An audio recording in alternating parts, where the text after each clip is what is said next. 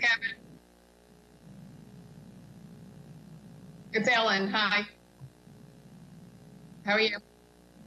Oh, it's not? All right, let me see. Huh. Okay. Okay. You see me now?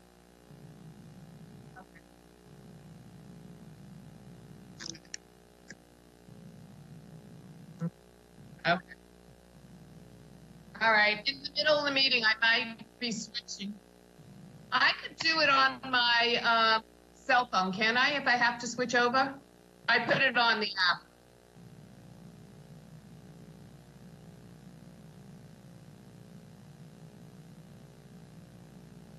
app. Okay, I see it. Okay. All right. So when I need to switch, I should just shut that and go into this. Yeah. Okay.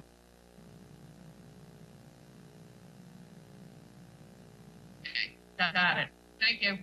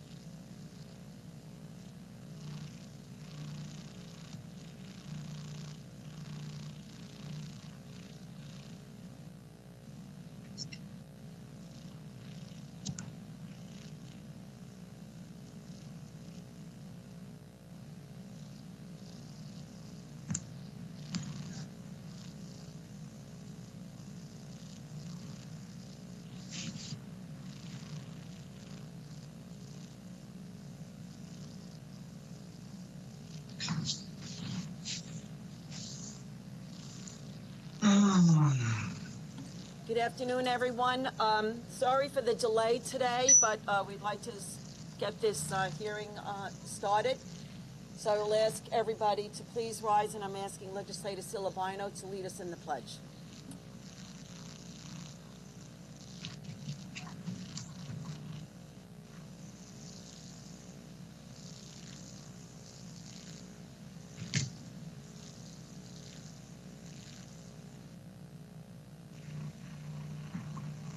Before everyone sits, I ask that you all please stand for a moment of silence.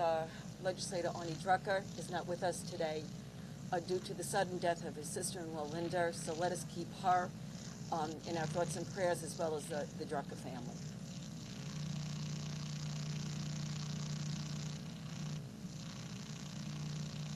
All right, thank you very much, everyone. And I will ask the clerk to do a roll call. Thank you. Presiding Officer Howard Coppell. Here. Thank you. Alternate Presiding Officer Denise Ford. Legislator Sela Bino. Legislator Carrier Solage. Legislator Debbie Millay. Legislator C. William Gaylord III. Thank you. Legislator Vincent Muscarella. Here. Legislator Ellen Birnbaum. Here. Legislator Delia DeRigi Witten. Legislator James Kennedy. Legislator Thomas McKevitt. Legislator Laura Schaefer. Here. Legislator John Ferretti. John is here. Arnold Drucker obviously is excused. Legislator Rosemarie Walker. Legislator Joshua Lafazan. Legislator Stephen Rhodes. Minority Leader Kavan Abrahams. Here. Thank you. Presiding Officer Richard Nicolello. Here. We have a quorum, ma'am. Thank you very much. Now we're going to call the hearing open on the public safety budget, and without further ado, we're going to ask Jed Painter from the District Attorney's Office to present. Thank you. Thank you very much. All right, I want to thank you on behalf of the District Attorney who sent me here, and I will present. I have it shared on this team screen. Hopefully this goes without any sort of issues, but just in case, I believe you've been provided printed copies as well for future reference as well.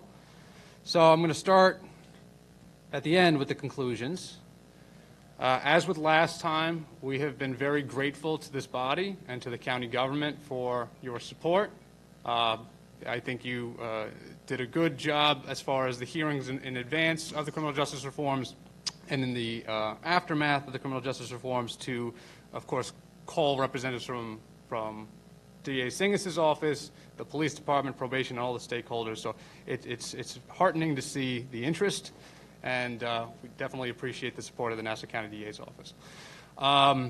We are facing unprecedented, but not altogether unfamiliar challenges. You know, we know how to deal with backlog that I'll get into. We know how to deal with certain criminal issues. So these are not familiar, but what is unfamiliar to us is handling with all these issues at once, and I'll go into what's really happening practically. But we will meet these challenges through reorganization of our workforce and our workflow. So, as far as the legislative changes, just so you know, I'm not going to go, of course, through all of the testimony that I had given to this body a couple times, but we had the criminal justice reforms that came online January 1, 2020, which was a system shock for our operations. I do want to do an asterisk there and say that changes to the asset forfeiture collection, which will come up once or twice during my presentation, that actually came into effect earlier in October of 2019. You had the re-reforms. There were some modifications, limited modifications, mostly I would say to securing orders, but there was a little bit of modification to discovery, which became effective in April and have been implemented throughout this summer because they only become effective as far as their effective dates rolled through the summer. And then we also have recently had the repeal of 50A, which has not directly but indirectly impacted upon our discovery operations that were already impacted by these previous legislative changes. As far as criminal justice reform, as mentioned before, I'm sure you're familiar, the spirit of the reform was faster and fairer prosecutions, and we at the DA's office have seen practical benefits of the reform, such as faster court scheduling, at least we started the year that way, more coordinated working relationship between police and prosecutors. I also mentioned before, I think there's a closer mutual understanding of the work that each office does, and that is a benefit, of course. We have seen a transition to digital case management, especially with the purchase of technology, and that was part of our funding request. Transition to electronic discovery. The federal government has been using electronic discovery in criminal cases for over 2 decades. We started this year. New York still does not have an overarching electronic system, but we developed it at the Nassau County DA's office, deployed it, and now we have a firm hundreds of users, attorneys and judges. So getting buy-in on that was critical, and it happened, and that is great. And then, of course, faster decision-making on cases. Don't want to overspeak this too much because at a certain point, too much speed is not good. Of course, you want to be diligent and examine the cases analytically. Now, going back to now the practical hardships. We have had financial strain, of course, and limited preparation timetable. I think you heard around the state that was the biggest gripe, for lack of a better word, leading up to it. The fact that it was enacted in April and then had to go into effect 8 months later. And we all know municipal contracting and hiring, it just can't work that fast, especially with technological innovation. There was lack of judicial clarity beside a presumption of openness, and what is meant by that is the prosecutors of the DA's office, and I think around the state, are very decent individuals who will always try to do diligent work. And without outer boundaries, even the most outlandish requests for discovery material, calibration records of 8-time removed equipment, if they're told to do that or think they have to seek it under presumption of openness, they're going to go seek that, absent some sort of clear judicial ruling or legal clarification that they shouldn't. So until there are outer boundaries set, the prosecutors are not keen to set them themselves. They want to be seen as diligent and professional and open and fair and et cetera. So until some more judicial clarity comes by about what the limits of discovery are, we are reaching infinitely. And then harmonizing interdepartmental protocols. While, of course, we are a county-funded department, we are the district attorney's office. We don't work just with the Nassau County PD. We work with Freeport Village, Glen Cove City, Long Beach, Floral Park, you name it. So every single one of these villages has been on its own independent computer systems, and harmonizing our pathways with them is 25 problems, not one. So those are the hardships. And I had mentioned at the February hearing that the complex cases seem to be what has taken the hardest hit. The minor offenses, while being of great volume, do have a little bit more of a checklist style approach, where there is a finite amount of discovery that attends to them. But when you get into pattern robberies, pattern burglaries, vehicular crimes, you now start seeing a lot more surveillance footage, body camera footage, investigative notes, more officers involved, more agencies involved. So the complex cases really take a disproportionate hit under the burden or under the yoke of the reforms as far as they're written. I had explained it last time, and I reiterate, it was as if in the 8 months, talking about the financial and temporal hardships, as if somebody had told us to take a Kia, disassemble it, and with the same parts and money, create a Tesla in 8 months. So we still don't have the money from the state, and we just made do. But that is the best thing when I talk to people not in the criminal justice system, that it was the remodeling that had to be done to make something faster and more efficient. Nothing against Kia, by the way, I drive one. So. I had also reminded this body that it's the ABA standards that prosecutors should not be carrying workloads that, by reason of its excessive size or complexity, interferes with providing quality representation, endangers the interest of justice and fairness, accuracy, or timely disposition, or has a significant potential to lead to the breach of professional obligations. Absolutely, this has been a main concern of the district attorney, is making sure that the caseloads, because they've grown in complexity, even simple cases have a little bit more, have, I would say, a lot more burden to them. You have to drive the caseloads down to give the same amount of attention to each individual case and make sure you're doing it the right way. Okay, so due to the reform of the criminal justice discovery process, I think we had talked about that securing order reform has its own outward-looking aspects to it. Discovery is what has the most fiscal and labor implications for the district attorney's office. The criminal discovery process, it's simultaneously, somebody tried to take control of that, okay. Simultaneously involves significant acceleration of production, faster timetable, but also increased production overall. So it's not twice as hard, it's exponentially more hard each individual case. It's not likely to be reversed, of course, and we are now so into the system that we are plowing ahead. But I wanted to phrase that in the terms of the stats that I'm going to prepare. So Plan A for 2020 was out, shifted over to Plan B. That involved, of course, investing in technological solutions, building a discovery compliance bureau. This body had funded the creation of and hiring of discovery expeditors to do so, and that is something that was able to be done. We now have 12 discovery expeditors plus 2 temporary staff, a paralegal and a bureau chief and an ADA, and they are doing a great job. And we had to focus on retention of staff because as the workload went up exponentially, and recruitment was falling, we were fearful that we would lose a lot of staff as they did in other counties of the state. We also needed to stand up shared tech, not only with the Nassau County PD and the sheriff and the crime lab, but the various law enforcement agencies, including state police, state DEC, et cetera. We had to work with the courts to accelerate court schedules, which was going off well. And then, of course, COVID, which I'll get to in a second, hit, and now it stalled. And prepare legal forms and arguments to find those outer limits and represent victims appropriately. And then, of course, keep cases moving, because we couldn't afford to have cases meet their speedy trial ends without giving them the best effort possible. So COVID-19, as far as its effect on operations, the court system had gone into emergency protocols in late March 2020, shut down almost everything, consolidated only emergency matters into 262 Old Country Road. Everything, surrogates court, family court, et cetera. The bulk of the DA's operations also went remote at that time.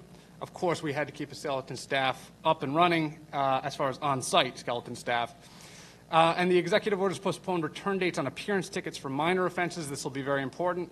Suspended jury trials and suspended timelines of even discovery. So that actually gave a little bit of reprieve as far as the tech investment that we were able to do. These timelines were gradually restored. They're now in effect as of the beginning of this month. We now have speedy trial, fully back. We still do not have desk appearance ticket timelines restored. Now, about intake, the county saw a minor crime decrease that I'm sure the police department can outline better than I could.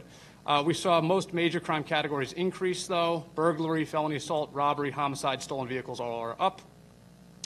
And put in prosecutors' terms, as I said before, the complex caseload has increased. As I mentioned before, the complex cases seem to be what is hardest for us to keep up with in discovery. That's exactly the caseload that's gone up, regrettably.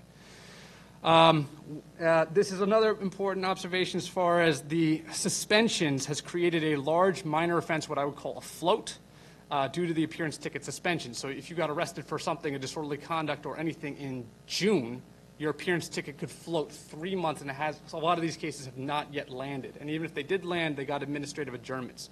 So there is a huge swell of minor case, unprocessed caseload that has yet to land from a season ago. So then we have to move on to Plan C. I will give a nod to how the criminal justice reforms helped prepare for COVID. Due to the technological upgrades that were financed, thank you again, and made in preparation for the CJR, examples being our OneDrive integration, our Teams integration, our shift to digital case management, the office was able to continue on case preparation remotely. ADAs could access, and support staff could access their case files remotely to work on what they could. And due to the digital networks that we built between the NCDA and the NCPD and those 25 other law enforcement agencies, we could still seamlessly assess the intake. So that was very good and would not have happened. I see Pete Kleins has just started sharing again. Pete, you got to close.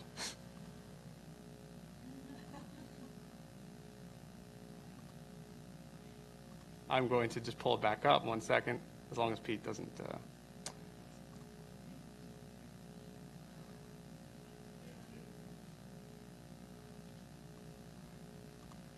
No, I'll be fine as long as somebody doesn't boot me off.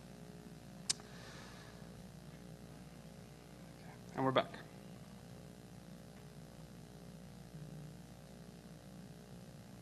While we're waiting, I just want to mention that Legislator Lafazette has been on the call. We just couldn't hear him when his name was called, okay? But Sure. he is in this hearing. Okay, and we're almost back. Okay.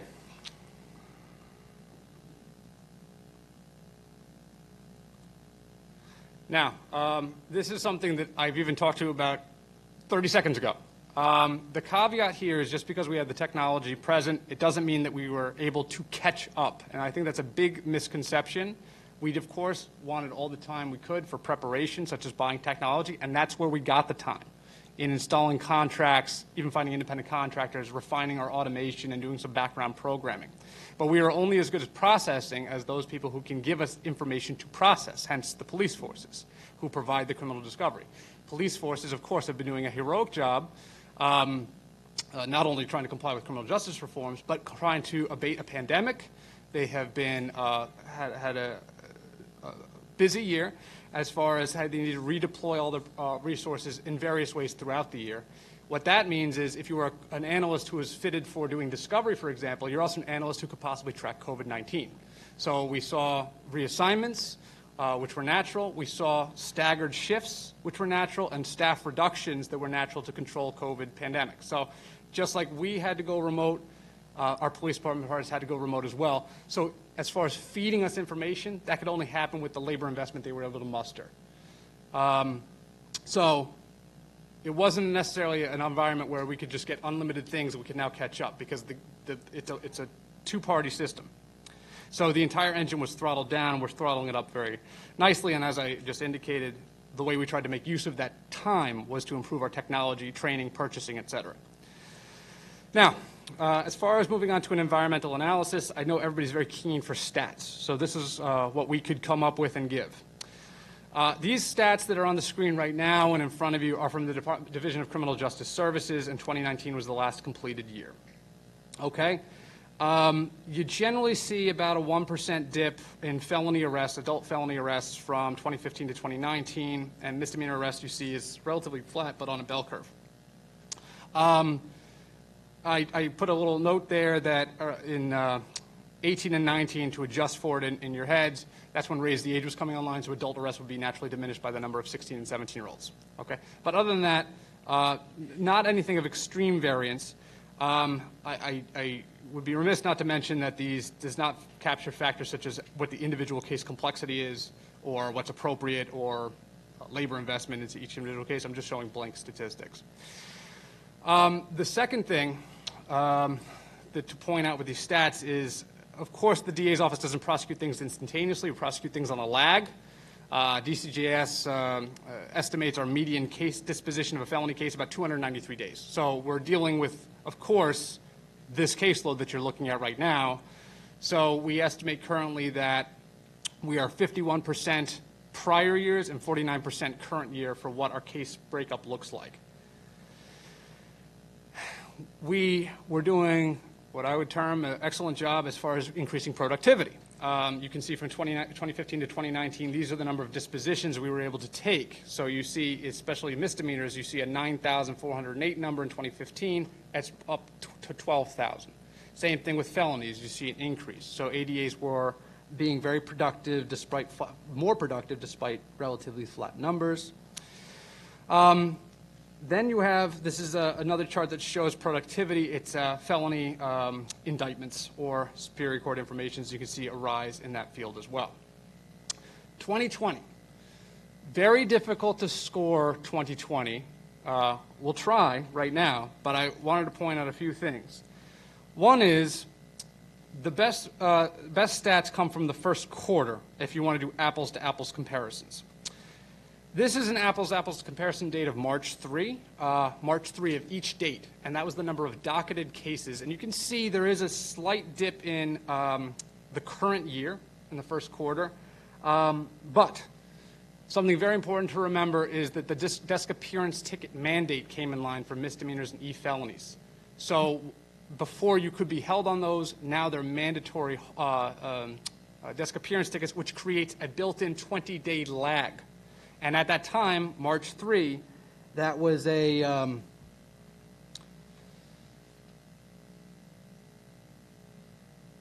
significant percentage of the year, 20 days. It represented 32% of the year. So there's no way to accurately inflate this statistic to account for the lag, but just keep that in mind when looking at the numbers. All right, as far as other environmental analysis, and Nassau County PD can speak to this better than I will, but as of today, it appears that the spike in crime peaked at March 9, 2020 with a 15.39 increase over 2019 year-to-date numbers. So there was a sharp rise of crime in the first quarter, and then it abruptly dropped consistent with the coronavirus prevalence. As of today, it's down 7.76%. As I mentioned before, there are statistics that, for Nassau County alone, I don't know if this data includes jurisdictions like Hempstead or Freeport, but other major crime categories are up. Murder up 22%, robbery up 6.5%, felony assault up 7%, burglary up 71%, grand theft auto up almost 20%. So those types of cases, again, I'm putting in our terms for the DA's office, those are the more complex cases, and therefore the backlog of them, that is very serious. They demand a lot of labor from the DA's office.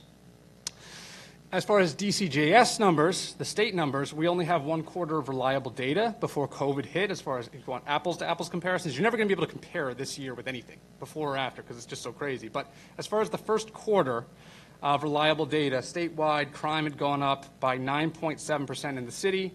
Rest of state, which would include us, went up by 10.1%. Violent crime in the city was up 8.2%. Rest of state up 3.1%. Property crime was up uniformly 11% around the state at the first quarter reading before I think coronavirus really started gripping the stats. We have seen a disturbing increase in the number of guns and shootings this year. In Hempstead alone, there's been a 31% increase in shootings year to date, from 58 last year to 76 this year, and the number of people struck by gunfire has more than doubled. We've seen drug use pick up. This stat that I'm displaying, I apologize, this is from September 4th, so it might be a little dated, a month. Since the start of 2020, fatal overdoses in Nassau have spiked 43%. Non-fatal overdoses have climbed 18% compared to 2019 numbers, and this was on the heels of us turning the tide. There was once a 40% drop in fatal overdoses. And reckless driving is also on the rise, unfortunately. This stat is a little bit more to unpack, but here goes. October 14, 2019, our Vehicular Crimes Bureau is prosecuting 47 crashes involving serious physical injury or death that occurred in that year, 2019. In this year, same date, October 14th today, we're now prosecuting 64, which is a marked increase. Each one of those is that very scary, random crime, completely random. You're on the roadway, and now we have a person seriously injured or killed. So a very big concern there about all these numbers going in the wrong direction. And now for the DA's purposes, backlog. I know there's some questions about what the backlog looked like. You have to always assess the DA's office, of course not in a vacuum and not numerically, but if you're going to assess backlog, you have to do it 2 ways. One is in case of influx, like crime rate, and 2 is outflow. Because if influx is diminished, but outflow equally diminished, you have the same exact number of cases that ADAs are carrying. But we have a worse environment. We have a case where influx is slightly diminished on minor cases alone, but dispositions have remained completely stagnant. And the best way to describe it is through the district courts. As I know they're small on the screen, but I think you have handouts in front of you. You can see the dispositions in January through August. And the right-hand column, 2019, shows how many cases we were able to dispose of on average, and the left-hand column is this year. And you see thousands of cases that, because of court operation suspension, are now not only not disposed of, but unprocessed. And what I mean by unprocessed is there have been no motions, there have been no hearings, there have been no trials, there have been no meaningful adjournments after which you update the victim on the status of their case. There is a huge unprocessed backlog. The ADAs might know about it, be able to prepare discovery on it, so to speak, and know their cases that swell and swell and swell, but there is no work, meaningful work, able to move those cases forward. So that is a very serious backlog issue.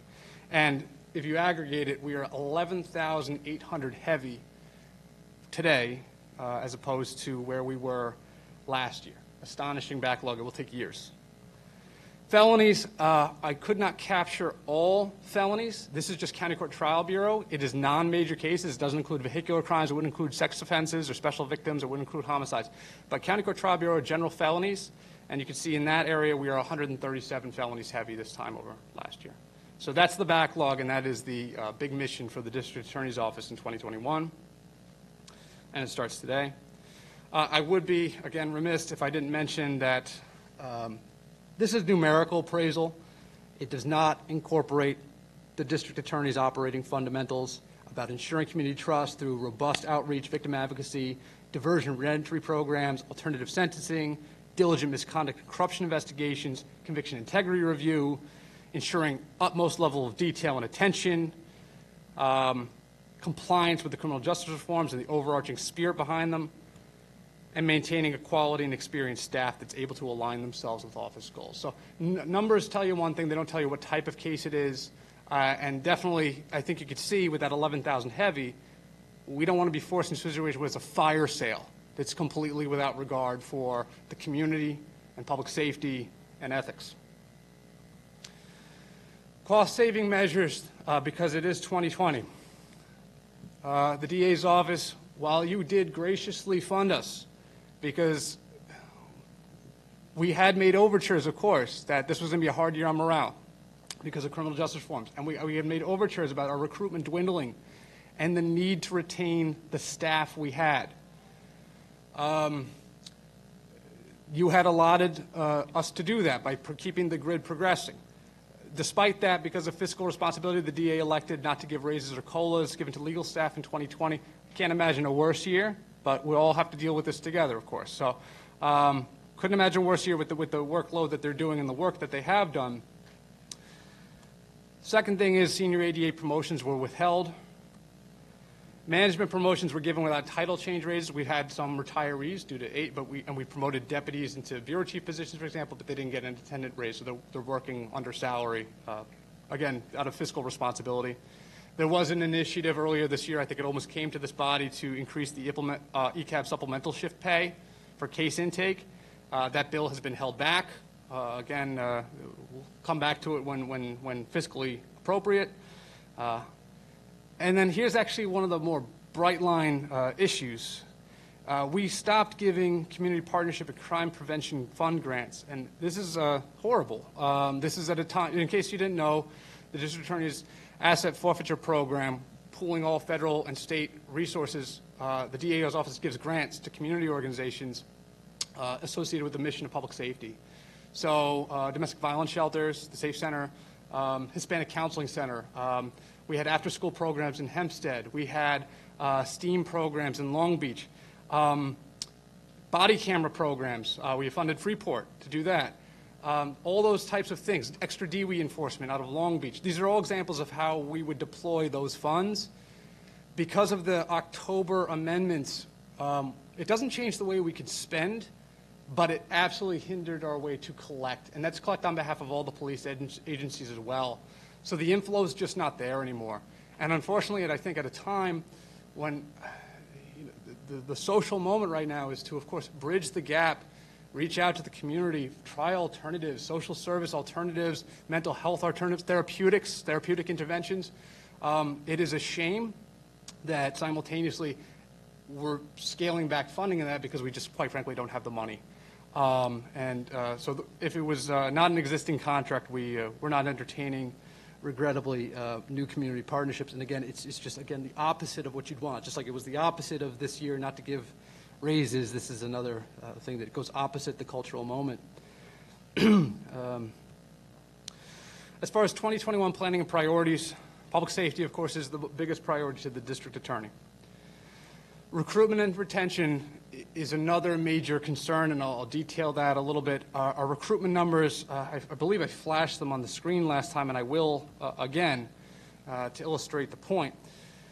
Full digital conversion, the district attorney wants to go paperless by 2021, tablets in the courtroom. We've already made inroads with Wi-Fi in the courts. That'll completely shut down, hopefully storage costs, file production costs, copiers, ink, lots of different equipment expenses for the price of nothing, and actually gives us access to the real files anyway. The physical files have long become partial reproductions of the full file which exists in the digital space, which happened in the last year.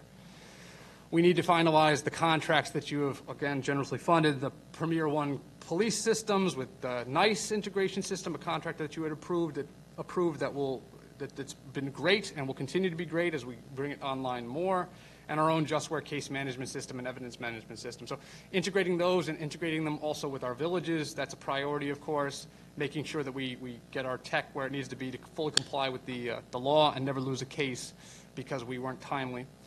We're also looking for the right case law, and the legislative developments will still chip away where we feel appropriate to anything that could possibly help. And policy-based solutions. Again, diversion and plea offer programs should be considered, but again, you don't want to be in a position where it's fire sailing, and you don't want a position where you're sacrificing discretion or the higher purpose because you're just so overwhelmed with backlog. So there's a smart way to do it, and the district attorney, I'm sure, will be able to carry that off. Now, recruitment and retention, I showed this last time. It remains true. People just aren't going to law school anymore for public service jobs. That just seems to be the whole state trend. Nassau's caught it a little bit more than the city as far as our recruitment numbers, but they are down. This represents the total number of applicants. So you have a much smaller pool to pick from, and unfortunately that means everybody has a smaller number to pick from. So you have the city taking huge bites out of the applicant pool that are coming out of the law schools, leaving even less for Nassau, Suffolk, and Westchester, and our peers. So as it's become clear that recruitment is dwindling, we of course have to shore up retention. So that was the major point of the last few presentations, and unfortunately we weren't able to deploy those raises to keep morale high. I also want to point out just a certain irony here.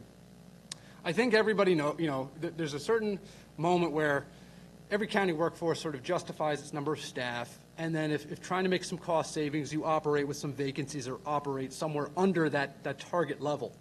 And it always comes with any other public safety organization that come in before you today, I'm sure will say, well, as we reduce staff, overtime's going to go up. And of course that makes sense. You reduce staff, the caseload, goes up for the people that are left behind, the overtime goes up. It's sort of an accepted cost of business where you have more staff, less overtime, less staff, more overtime. The irony here, though, the DA's office, they're salaried employees, there is no overtime for DAs. So when the caseload goes up and the bodies leave, the people left are just shouldering the burden, and there's no incentive. And I'm not advocating here for overtime. I just want to point out that the only way to sort of have some equity for when the staff level shrinks and the caseload becomes more complex and burdensome is by keeping them at a competitive rate of salary so that they're not motivated to leave us, because it's very clear from this chart that we are not able to replenish the talent as easily as we once were. So it's a big priority. And the recruitment and retention issues, of course, besides the morale and the workload going up, the good economy versus bad economy. Here's the one saving grace of 2020 for our operations is that it's been a bad economy for hiring. So I do fear that if the economy picks up, and I never want to bet on a bad economy. I don't think anybody wants to bet on a bad economy. But if the economy picks up, there are plenty of legal jobs that could pay better and could steal our staff away. I think what's happened is, because there have been no jobs, they've stayed taking it, no COLAs, no raises, more work, and they've done, as I said before, a heroic job doing that. I never want to, again, root for a bad economy, and the district attorney never wants to plan around a bad economy. That's just wrong. We need to plan for better days. which brings me to something that I believe, again, I mentioned last time, and the district attorney wanted me to specifically bring back to you for consideration, paid child care leave for district attorneys. We had submitted a proposal, and again, why it makes sense.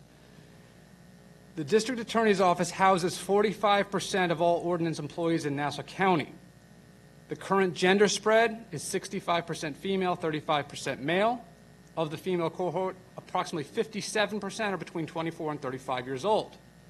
Ordinance employees currently use accrued vacation and personal time to accommodate child care leave. Now, this body wisely capped termination pay for ordinance employees in March of last year.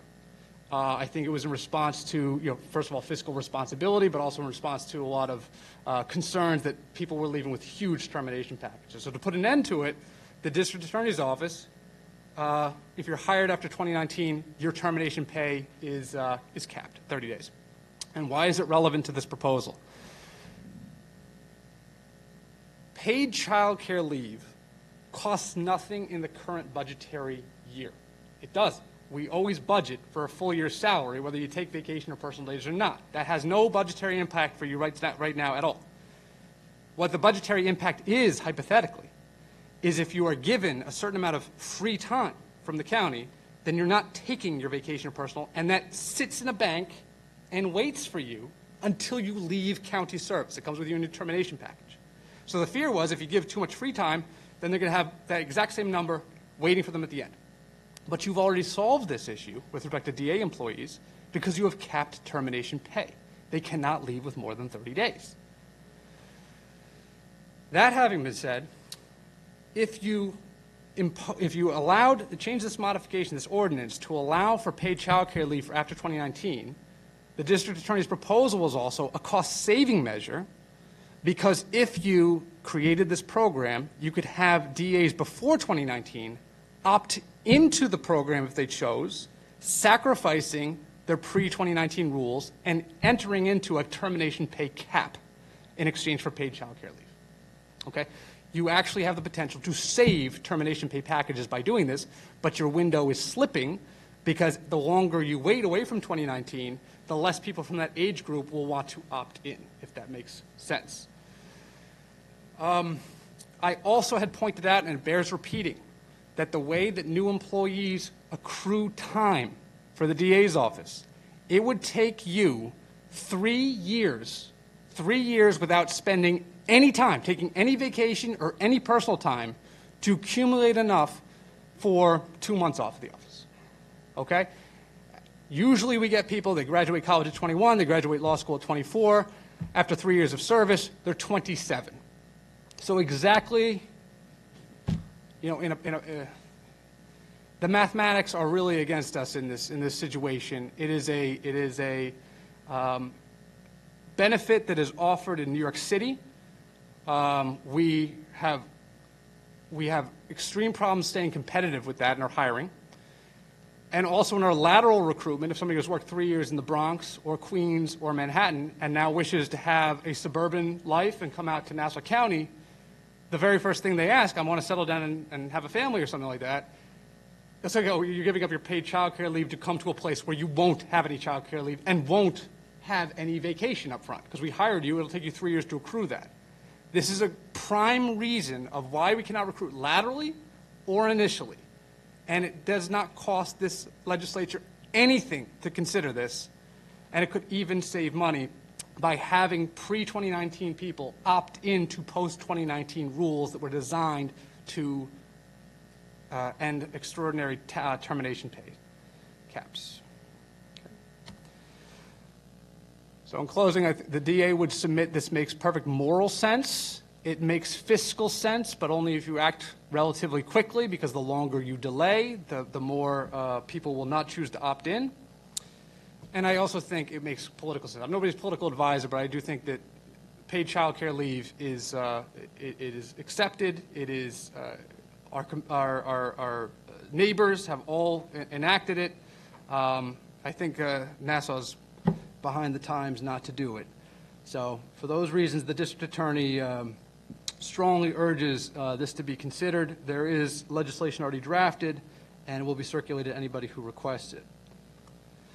The other alternative, although I hope paid childcare leave is strongly considered, would be upfront allocation of vacation personal time, because that's the second best for those lateral hires who want to come in and maybe just use some personal time to have a child. But it is a very, very distant second, and again, doesn't solve the termination pay issue as neatly.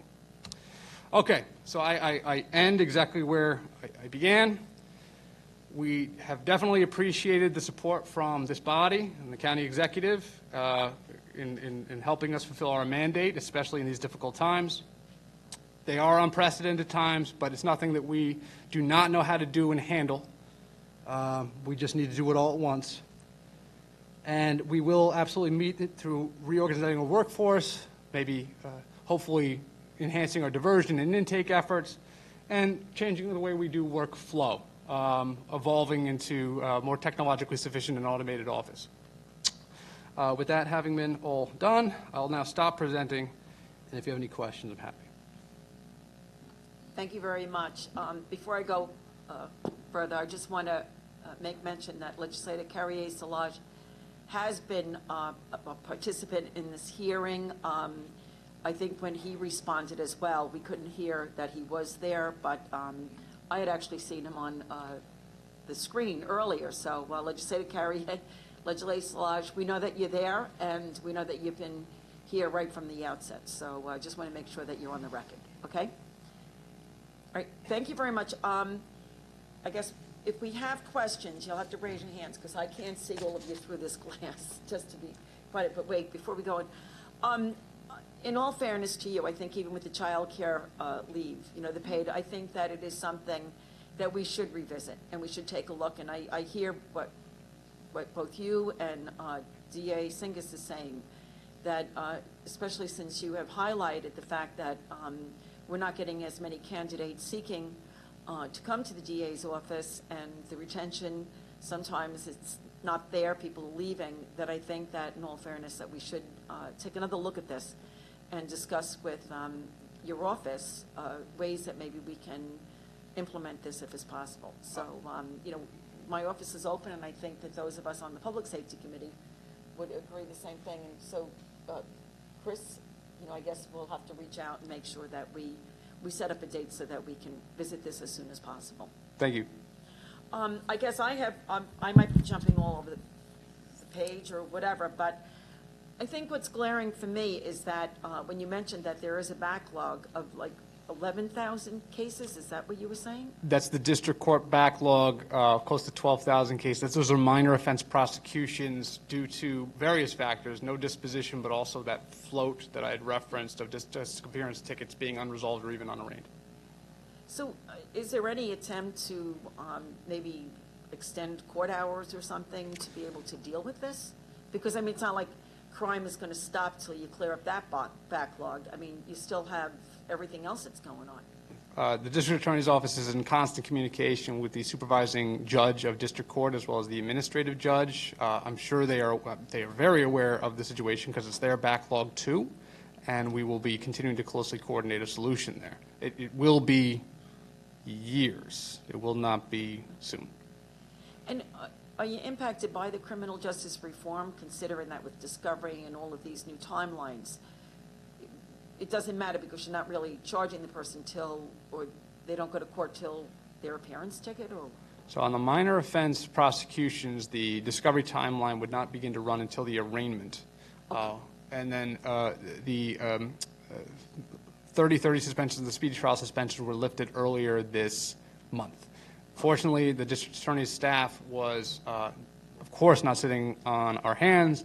We had certified over 10,000 cases as far as discovery packets served in the interim. So the DAs kept on doing their job. Okay, no doubt.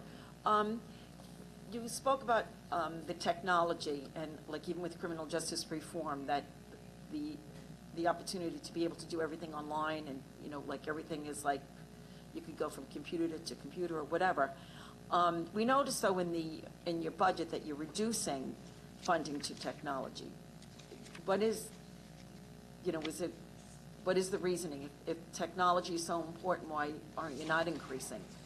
There were certain one-time fees that we did. We have reduced API developer costs. We did a large IT equipment upfront buy. If we need to, we would, of course, modify it. We will have subscription costs, of course, for storage of data now that systems are set up. But as of right now, we're comfortable with that number as a projection. Okay, and I think I'll let some of the other legislators, because I have some other questions, but I may be bouncing. Legislator Rhodes, you had your hand up? I did. Just a couple of follow-up questions, and thank you very much for your presentation. We certainly appreciate that. Just in terms of the actual head count, your current head count, I believe, is at 431? Yes, that includes, I believe, the 14 members of the new class that started yesterday. It also might include our new discovery compliance expediters. And then finally, it includes grant-funded positions like the CVAs that we hired, but those are not on a, that's a head count, but that's not a county expense. We're looking at, we have 10 hired under grant we got from OVS, and the state waived the match, and we're bringing on another 10, and the state will waive the match. So we might have a core of 20 crime victims, which is a great thing and doesn't come at any expense. Are you at full staffing under the fiscal year 2020 budget right now?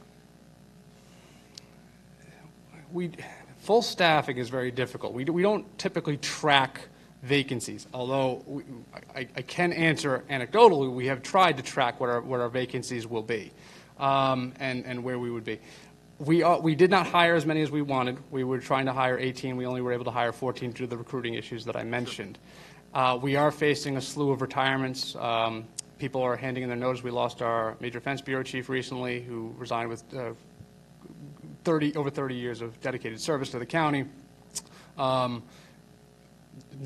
been replaced, but now the deputy needs replacement. We will be losing all of our leadership of our Financial Crimes Bureau soon. We are losing ADAs to retirement, honestly, left and right, and the need to replenish is great. I don't want to misstate the level of vacancy. I can only say to you that we are operating under optimal levels. Not majorly under, but under. Okay. So I do note, obviously, for the fiscal year 21 budget, the full-time head count is anticipated to be 448. Is there a level of confidence that we're actually going to be able to hire to get to that 448? You know, it depends on the title. Legal jobs are, of course, harder to staff because of the professional qualifications. We have better luck with our crime victim advocate hires. Discovery expediters, I believe, is only one of the number because you were able to fund us, and so we're only increasing that. We have done what we can with the transient staff. 2 people who have regrettably failed the bar. We had changed their title to paralegals and put them with discovery compliance to make do. So we're doing things to help sustain our levels. As far as hiring, the biggest challenge does seem to be legal. I have not seen or I'm not aware of as much hiring challenges with civil service titles at this point. Does the district attorney's office have any timetable for when they expect these positions to be able to be filled? Obviously, we want to provide you with the resources that you need, especially facing the particular challenges that you face due to criminal justice reform. But obviously, us providing the funding is only good if you can fill a seat and have somebody do the work. Yes. So is there a plan going forward or an expectation as to when you might be able to fill those seats? Yes. The crime victim advocates are being hired right now. And again, that's not a part of any funding. I know it's head count, but it's grant in, grant out, right. So that's not an issue. So that's undergoing right now. Our annual hiring class has already started. We've actually made an offer for somebody for the 2021 class. We have interviews going on all the time. They typically start in the fall, and that's also incorporated into our budgetary numbers. Discovery compliance expediter, if funded, would be filled right away. There's an urgent need for that. We also have bilingual staff positions that we're seeking to fill, and we will, again, try to fill those as soon as possible. So there are certain things that are planned out to meet a certain schedule, but that's been factored into the budgetary timetable, and there are things that are ASAPs. And there also might be, again, talking about these retirements, if we lose the financial crimes leadership, the bureau chief, we've lost 1 deputy, we're losing another deputy, and the bureau chief. So we're losing all of the leadership due to just retirement. It's just everybody served honorably and served completely. Those will be lateral hires that are going to be on an as we can basis.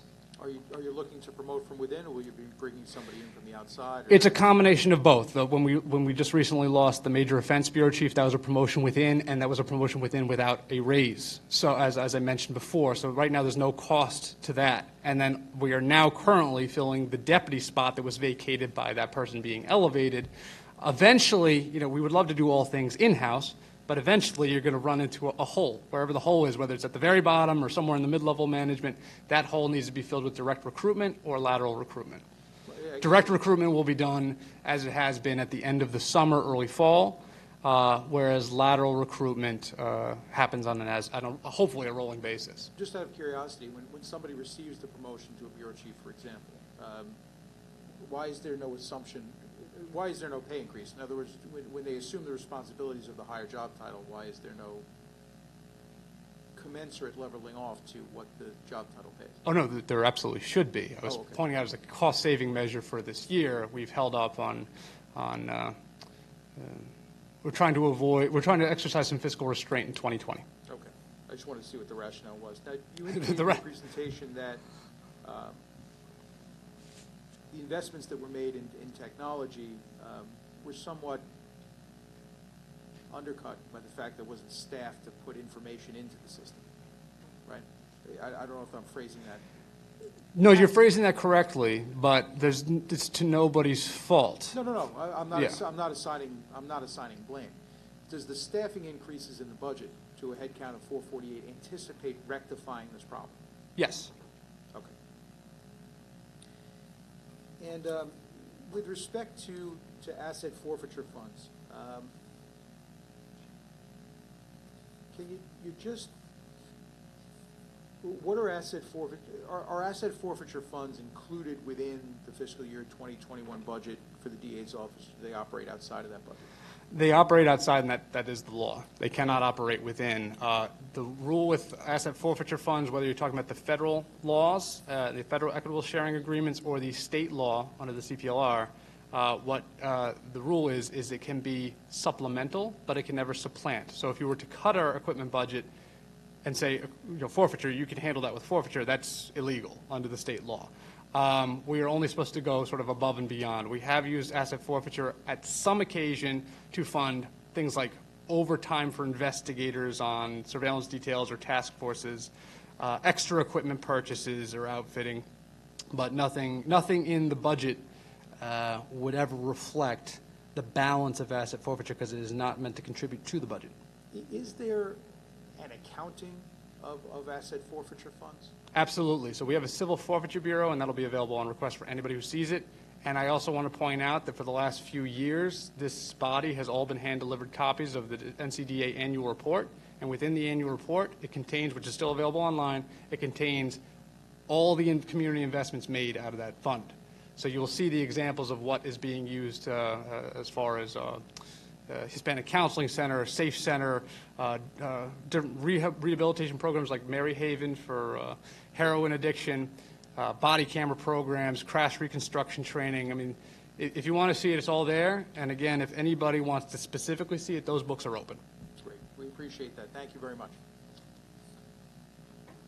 Legislator Millet.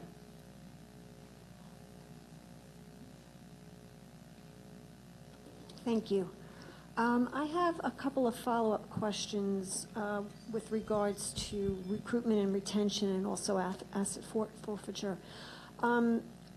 So I hear you very clearly that it's difficult to recruit and retain staff, and that's a big issue.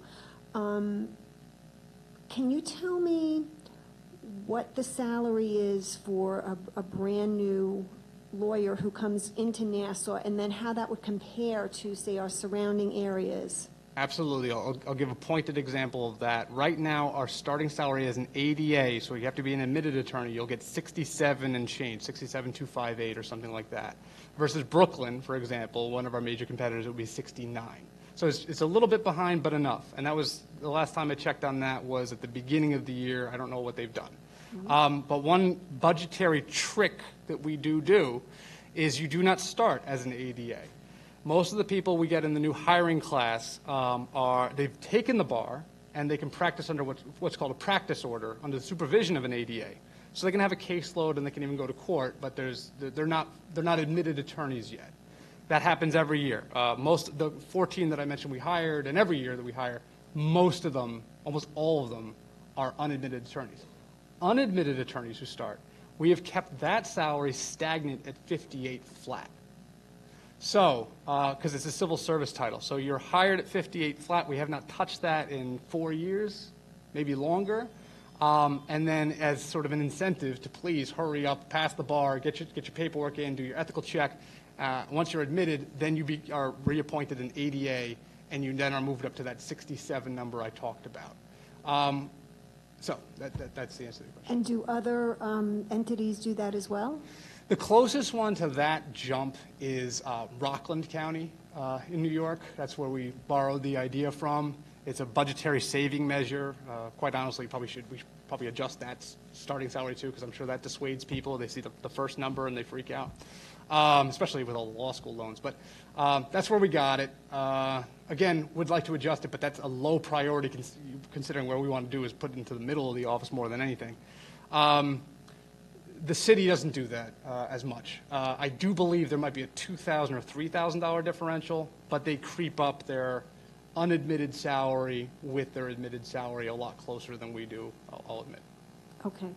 And then, say you were hiring someone with a couple of years of experience, so still keeping within the childbearing years that you were referring to, what would be the difference in salary there? So that's where it gets, of course, tricky between we need to be consistent with in-office, because you never want to hire somebody from the Queens DA's office for 3 years and pay them more than you pay a Nassau County attorney. That would be a mutiny.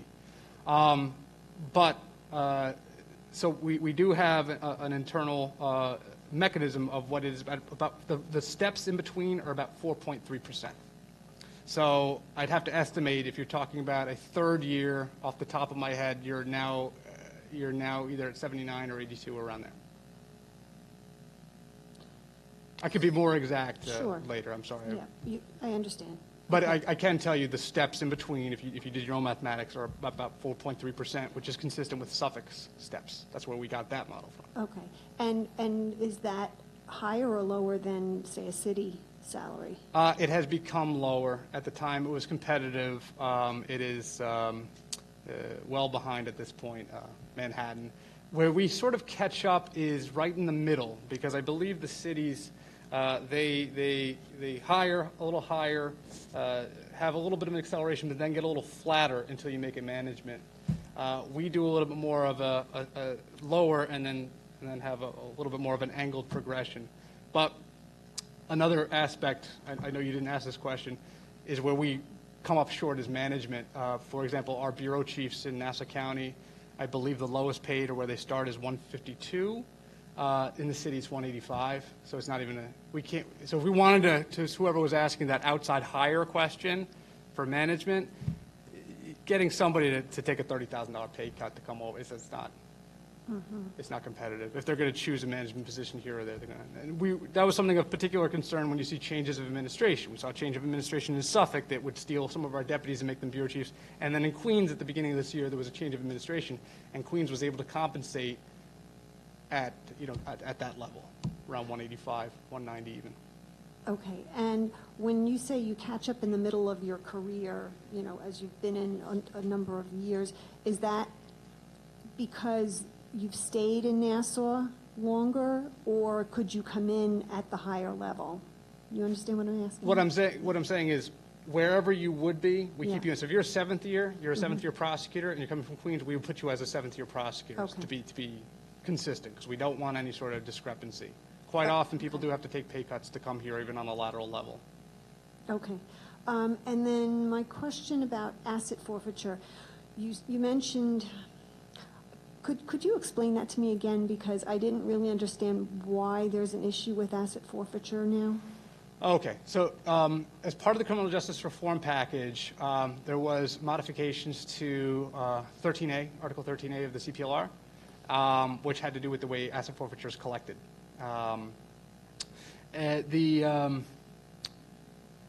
Those modifications became effective in October. Of this year? No, of last year. Oh, last year. Okay. So we've been dealing with them already. It's I could spend a half an hour talking about the legal complexities of it, but in short, the short answer is it has become much, much harder to identify assets and seize assets suspected of criminal activity. The way that the pleadings have to work, it is with much more enhanced particularity and traceability to criminal activity of such a level of, to almost make it impossible, to render it impossible in certain situations. So that's the very short answer. But basically, now when making a civil action against seized assets, they have to be particularly targeted, traced, and there has to be a certain standard of proof for where they came from and why they were legal, and they have to be specifically tied to a specific transaction. So due to those hardships, our revenue, if you want to call it that, has drastically diminished. I'll be able to have statistics for that at the close of this fiscal. Okay, thank you. Now I understand. Thank you. Thank you. Presiding Officer Nicolello? Thank you, Denise. Just a couple of questions. I wanted to compliment Jed on his presentation. I think it was certainly eye-opening, especially with respect to the what's happening in terms of the crime rates. My question has to do with the felony backlog. How do you catch up with the limitations that the court has? And is there a danger of us continuing to fall behind until the courts are fully open? That is always a danger, but I will point out an encouraging stat in that regard, that we indicted more cases in August of this year than we did in August of last year, because ADAs were so trying to get over the backlog and get cases in. So even with the social distancing requirements and all the scares of reopening up the grand jury, the ADAs really made good use of it. And I do anticipate those trends and that hard work initiative to continue. So hopefully that backlog can be sorted out. Most of the backlog, of course, would never be attributed to laziness. It's just lack of finding appropriate disposition time, in-court negotiations. A lot of defense attorneys would not wisely accept any dispositions without litigating some constitutional issues of, say, suppression or lawfulness of a confession, things like that. And those hearings have slowed down. They had stopped for a while, but have slowed down, gone virtual. So there's a whole host of reasons why the felony backlog has gone up. But again, I believe that the staff we have, hopefully that remains good and experienced and whole, is capable of tackling that backlog on a long enough timeline. It's not that we won't get to it, it's just that it will take time. Is there any danger that any of these felony cases could be dismissed due to not having a timely trial disposition? That is, of course, a major risk, but to the credit of planning, the cases that were moved in August and indicted in August were the oldest. So ADAs are continuing to prioritize things by age of case to avoid exactly that scenario. Okay. The only other question I had was on technology. There was a request for $475,000 in information technology expenses, which I believe was reduced substantially. What was that was requested, and what was the need? So we're concerned, obviously, in the age of COVID and criminal justice reform, that you have all the technology that you need. So tell us what the request was for and what the need was for. Yeah, we had significant expenses in 2020 due to COVID, not only the discovery reform, but the technology of going remote, buying the laptops with the cameras, the webcams, et cetera. We understand the budget constraints facing the county, so when asked to find ways that we could trim, that was one of them. We will monitor our needs and adjust accordingly with the county executive as appropriate. It just was something where we felt perhaps there we could make do with what we had, or even supplement, not supplant, but supplement with asset forfeiture if needed. Okay.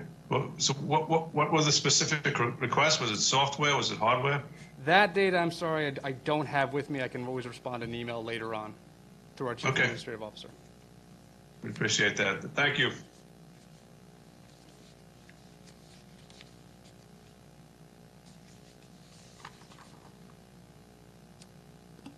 Legislator Salages? Thank you very much. Good afternoon to the chair, and thank you to Presiding Officer Nicolello for asking that question. I have a very similar question, not relating to the backlog in felonies, but more so to the backlog in misdemeanors that you mentioned in the range of 11,000, 10,000 cases. As you may know, there is a speedy trial clock for the people to prove their case. And recently it has come to my attention that the people have asked for an extension of time. As a result, these cases are not being dismissed and is creating a backlog. Further adding to the backlog, can you please comment on your position of your office with respect to the 30 speedy trial? Misdemeanors, of course, of the greatest concern because we only have 90 days on those from the point of arraignment. So you absolutely hit the nail on the head that those are the ones most in jeopardy.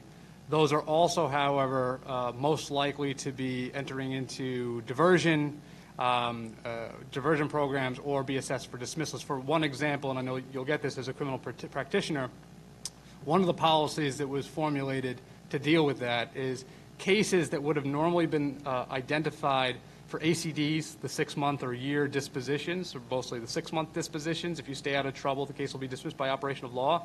Because a lot of those cases have been in the system for 6 months, if they have not gotten in trouble or arrested, we will move that to an immediate dismissal, sort of crediting the time of the adjournment. So that's one example of a strategy that could be deployed to help reduce the backlog and prevent even the arraignments from coming in.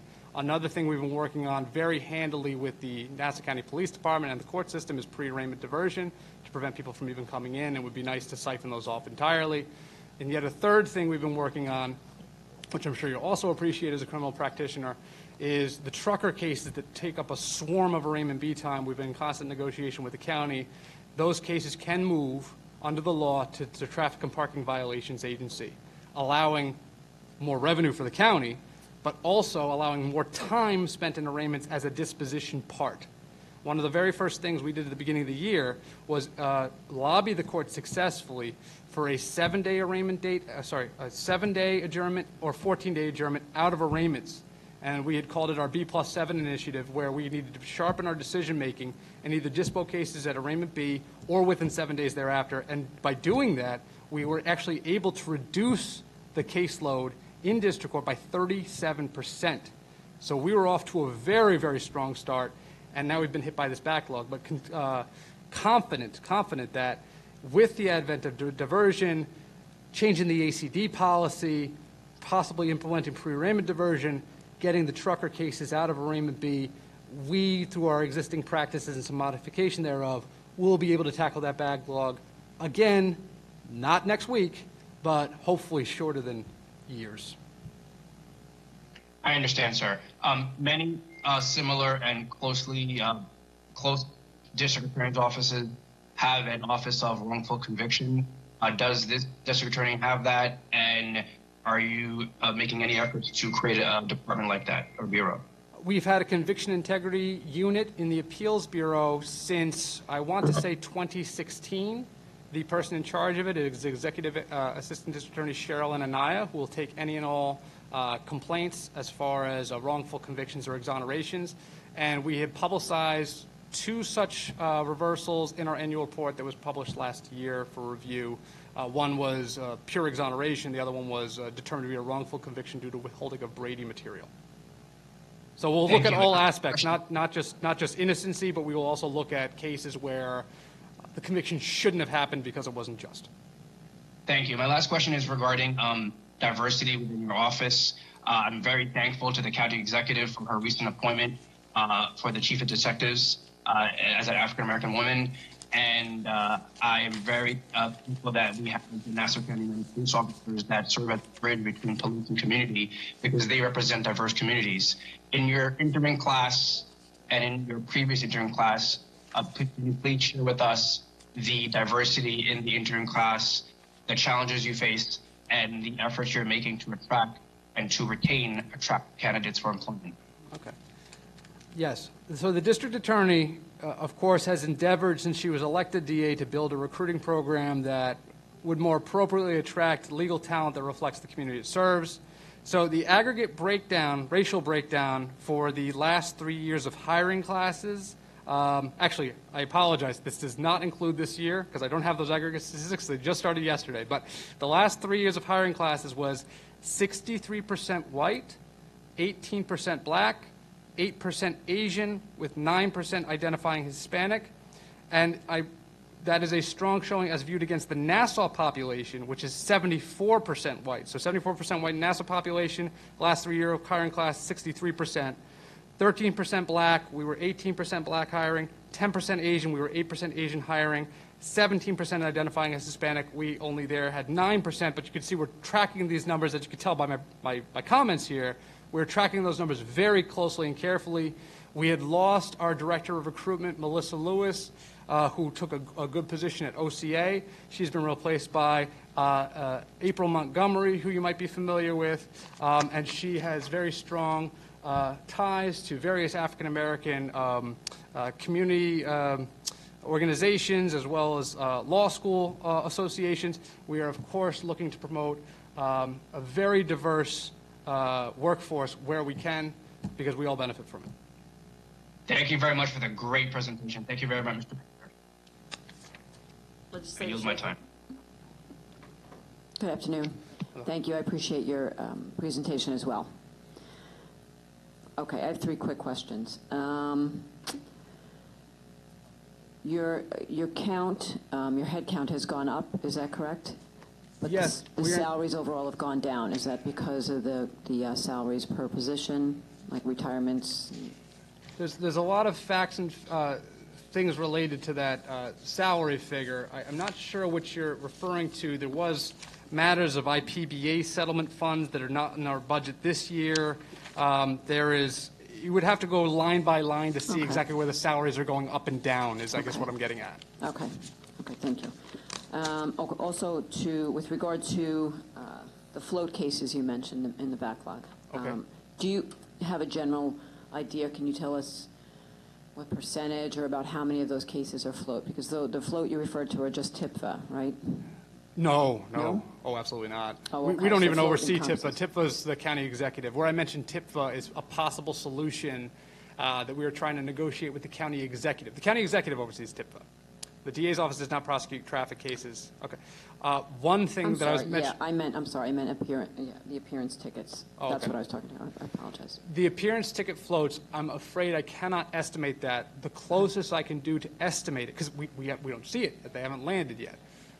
But what I could estimate for you is at the dawn of the executive orders that suspended the CPL timelines, in consultation with the police departments, it was a 20-day limit to limit density in the courthouses. They pushed it to 90 days, 3 months. So it is reasonable to say there's a 3-month lag in arraignments, and there has been since, of minor cases, and there has been since March, end of March. Okay. I can't give that to you in a numerical figure or a number, but we're a season behind. Okay, not a problem. Can you just give me an example of how the child care leave situation will work? Okay, so. For an employee. So, thank you very much for asking about that. So, the child care leave, which again our competitors have and we don't, and we should. The child care leave, because this legislative body in 2019 capped ordinance termination pay at 30 days no matter what, we are uniquely situated as 45% of that workforce, 45% of the ordinance, we are uniquely situated to save money. Right now, if you're hired in last year's class or this year's class, you already are subjected to that, so child care leave should be automatic because, again, it doesn't affect what we budgeted for salary this year. It never affects. Nobody's budget works that way where vacation and personal days are taken out of the budget. We're always budgeted for it. Where that savings happens or the expense would happen is if you give free time, then they are using less paid time. And that paid time would theoretically travel all the way to the termination date and into the termination package. If unlimited, it would hypothetically be inflated by exactly the paid leave you gave them, just later on. However, there is no risk of the DA's office employees having such inflated termination packages because they have been capped. And what I was mentioning before is, so that covers the class of 2019-2020 where automatically they should just get it. Before, in order to save money and make it enticing and financially appealing to this body and the county, is if you're hired in the class of 2018 or 2017 or 2016, you still have people, that now you're talking about 26, 27, 28, 29-year-olds going back to the class of probably 2011. All right, and even further, I mean, people can have kids whenever, but I'm just using some prime years here. So those people would have the choice with a comptroller authorized form filed with the county HR that they have elected to opt into the paid child care leave program. They would then get paid child care leave for 1, 2, 5 kids, but as the trade-off, they would sacrifice the pre-2019 termination pay rules and subject themselves to the same cap as if they were hired after 2019. Therefore, you would have no issue. And I can tell you, as a personal story, I have enough paid termination. I don't need any more package because I was hired before 2019. So personally, I don't know what it is. I never computed it, but I would assume I think I could take about 6 months off. I'm never going to take 6 months off, but that's what's waiting for me. But if I've already had 3 kids, but if I was sort of on the fringe still, that's the choice to, hey, I want whatever the month of leave is waiting for me at my termination pay, or do I think my child care is ahead of me, and do I want to opt in? What's more important to me? And I think the extra incentive for it is because the accrual has become so draconian that if you also hired this year or last year, and they don't even realize this, they realize it's probably a year in when they start, when it sort of hits them. It takes them 3 years without taking any days. They could never take a vacation to get anywhere close to a paid child care leave period. So, so I think it just speaks for itself. Right now, the district attorney's office, we are not family friendly in the context of leave. We are family friendly in terms of flexible schedule and part-time employment, reduced schedule employment. Wherever the district attorney can be accommodating, she absolutely is accommodating. This is just one thing that's beyond our control, and we're asking for help. Okay, thank you.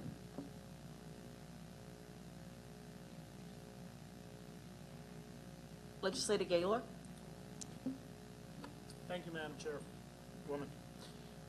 Good afternoon. How you doing? Hey, I'm well, thank you.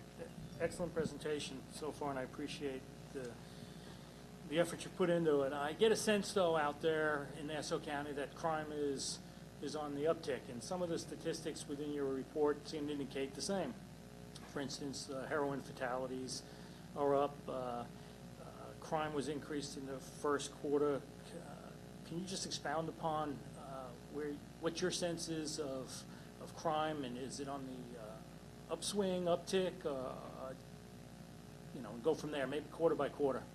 Yeah, so as indicated, I think we do ourselves a disservice. It's not a simple question, it's a complicated question. So you could easily say crime is down because crime is overall down by 25%. Where you get into trouble is when you talk about volume. So the major crimes, and I'm sure the PD can speak to this better than I can, those major crime categories that I mentioned in my presentation, felony assault, murder, commercial burglary, I think even residential burglary has finally pulled flat again. It was down, but now it's pulled flat again. Shootings, lots of those major crimes, those are up. It's what actually brings the entire major crimes average down. If you talk about the whole major crimes average, you're down about 7.5% today, as of today's date. But what brings that down is grand larcenies. Grand larcenies is by far the most voluminous type of major crime category in the quantity of grand larcenies that are committed on a given year. And when you have a reduction in grand larcenies, that's going to pull the whole stat way down. So because of that negative drive, it kind of counteracts on a macro scale those itemized categories I just talked to you about. And why are grand larcenies? The malls were closed. People weren't stealing designer jeans. So you see a huge drop in that category that gives you a perception that, yes, on the whole, major crime is even down, minor crime is even down. If you look at it graphically, you see a sharp uptick in the first quarter, and then just as you see the governor shutting down things, you see it fall, but now it's pulled back up. It's a parabolic curve as you look at it at the moment.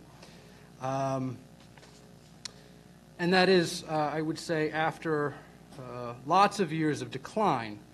2 years prior, index crime was down 12%, violent crime down 17%, property crime down 11%. In Nassau County, our crime rate was substantially lower at 991.5, was substantially lower than Suffolk's at 1293.4, and Queens at 1421.3. We're doing an excellent job controlling crime rate. Right now, this year does not lend itself well for statistical analysis. You can't compare it to the year before, and we won't be able to compare it to the year after. So statistics are hard to come by. I tried to do the best I could with the docketed cases and DCGS data that could be scrambled together. So excluding the grand larcenies, in all the other categories, crime is up. Except for, in major crime. Major if you're crimes. talking about minor crimes, those again are down, and I would expect for similar reasons related to the pandemic and business shutting, people being home more, malls shutting down, less opportunity, larcenies are down. So, I don't have reliable statistics on domestic so why violence. do you think is the cause of this? Why are people killing more people this year than last year? Why are more people dying from the heroin overdoses this year than last year and the years before? Is it because we shut down also, or from your perspective or the district attorney's perspective? It's very too early. It's too early to give any answers about any definitive long-term data. The numbers sort of have to speak for themselves. I've seen a lot of opinion articles going both ways, every single way. All I can do is observe the data and report it at this point, and we'll see. We'll see what happens after hopefully the pandemic subsides. We'll see what happens after the pandemic subsides, but those first quarter DCGS numbers were the first time things were not good for a long time. Crime had been on a steady decline in the state. Sure. Okay, so just changing gears here. On one of your slides, cost-saving measures, you're able to save money by not funding new community partnerships or crime prevention grants. You talked a little bit on that bullet point is, maybe we should be bridging the gap better between law enforcement and the community, especially in the mental health interventions and the therapeutic interventions. Just what does that mean? Mental health interventions and therapeutic interventions. Does the district attorney's office have a plan where they're intervening, or is this something in conjunction with other agencies, or what does that mental health interventions and therapeutic interventions mean? So absolutely. So the district attorney's office a couple of years ago established our Phoenix office, or as it's technically called, the Office of Alternative Prosecutions and Resources. And one of the main jobs of that office, sub-office of the DA's office, very aware that the menu of items as far as criminal sentencing cannot be limited to jail, probation, fines, community service. There has to be something better and bigger, more rehabilitative and more instructive to reduce crime rates overall, because public safety is the overall goal. So the Phoenix office was tasked specifically with evaluating outside partners, anger management programs, domestic violence programs, drug treatment programs, mental health treatment programs, all those different programs that already exist, whether through counseling centers or Family and Children's Association or any of there's many and many, hundreds of them in the landscape, not just in our county but other places. One thing that we noticed was there was a deficiency in the accountability of these programs. You had no statistics to measure. You didn't know, well, did they complete a program? How effective was it? What was the feedback? What was the feedback from the client? What was the recidivism rate? So Phoenix was established just to do that. One, to certify or decertify program partners who are going to participate in alternative sentencing, participate in diversion. They could possibly even go towards earlier in the case, and even be pre-arraignment one day diversion. And come up with those more holistic solutions that the jail and probation just can't touch.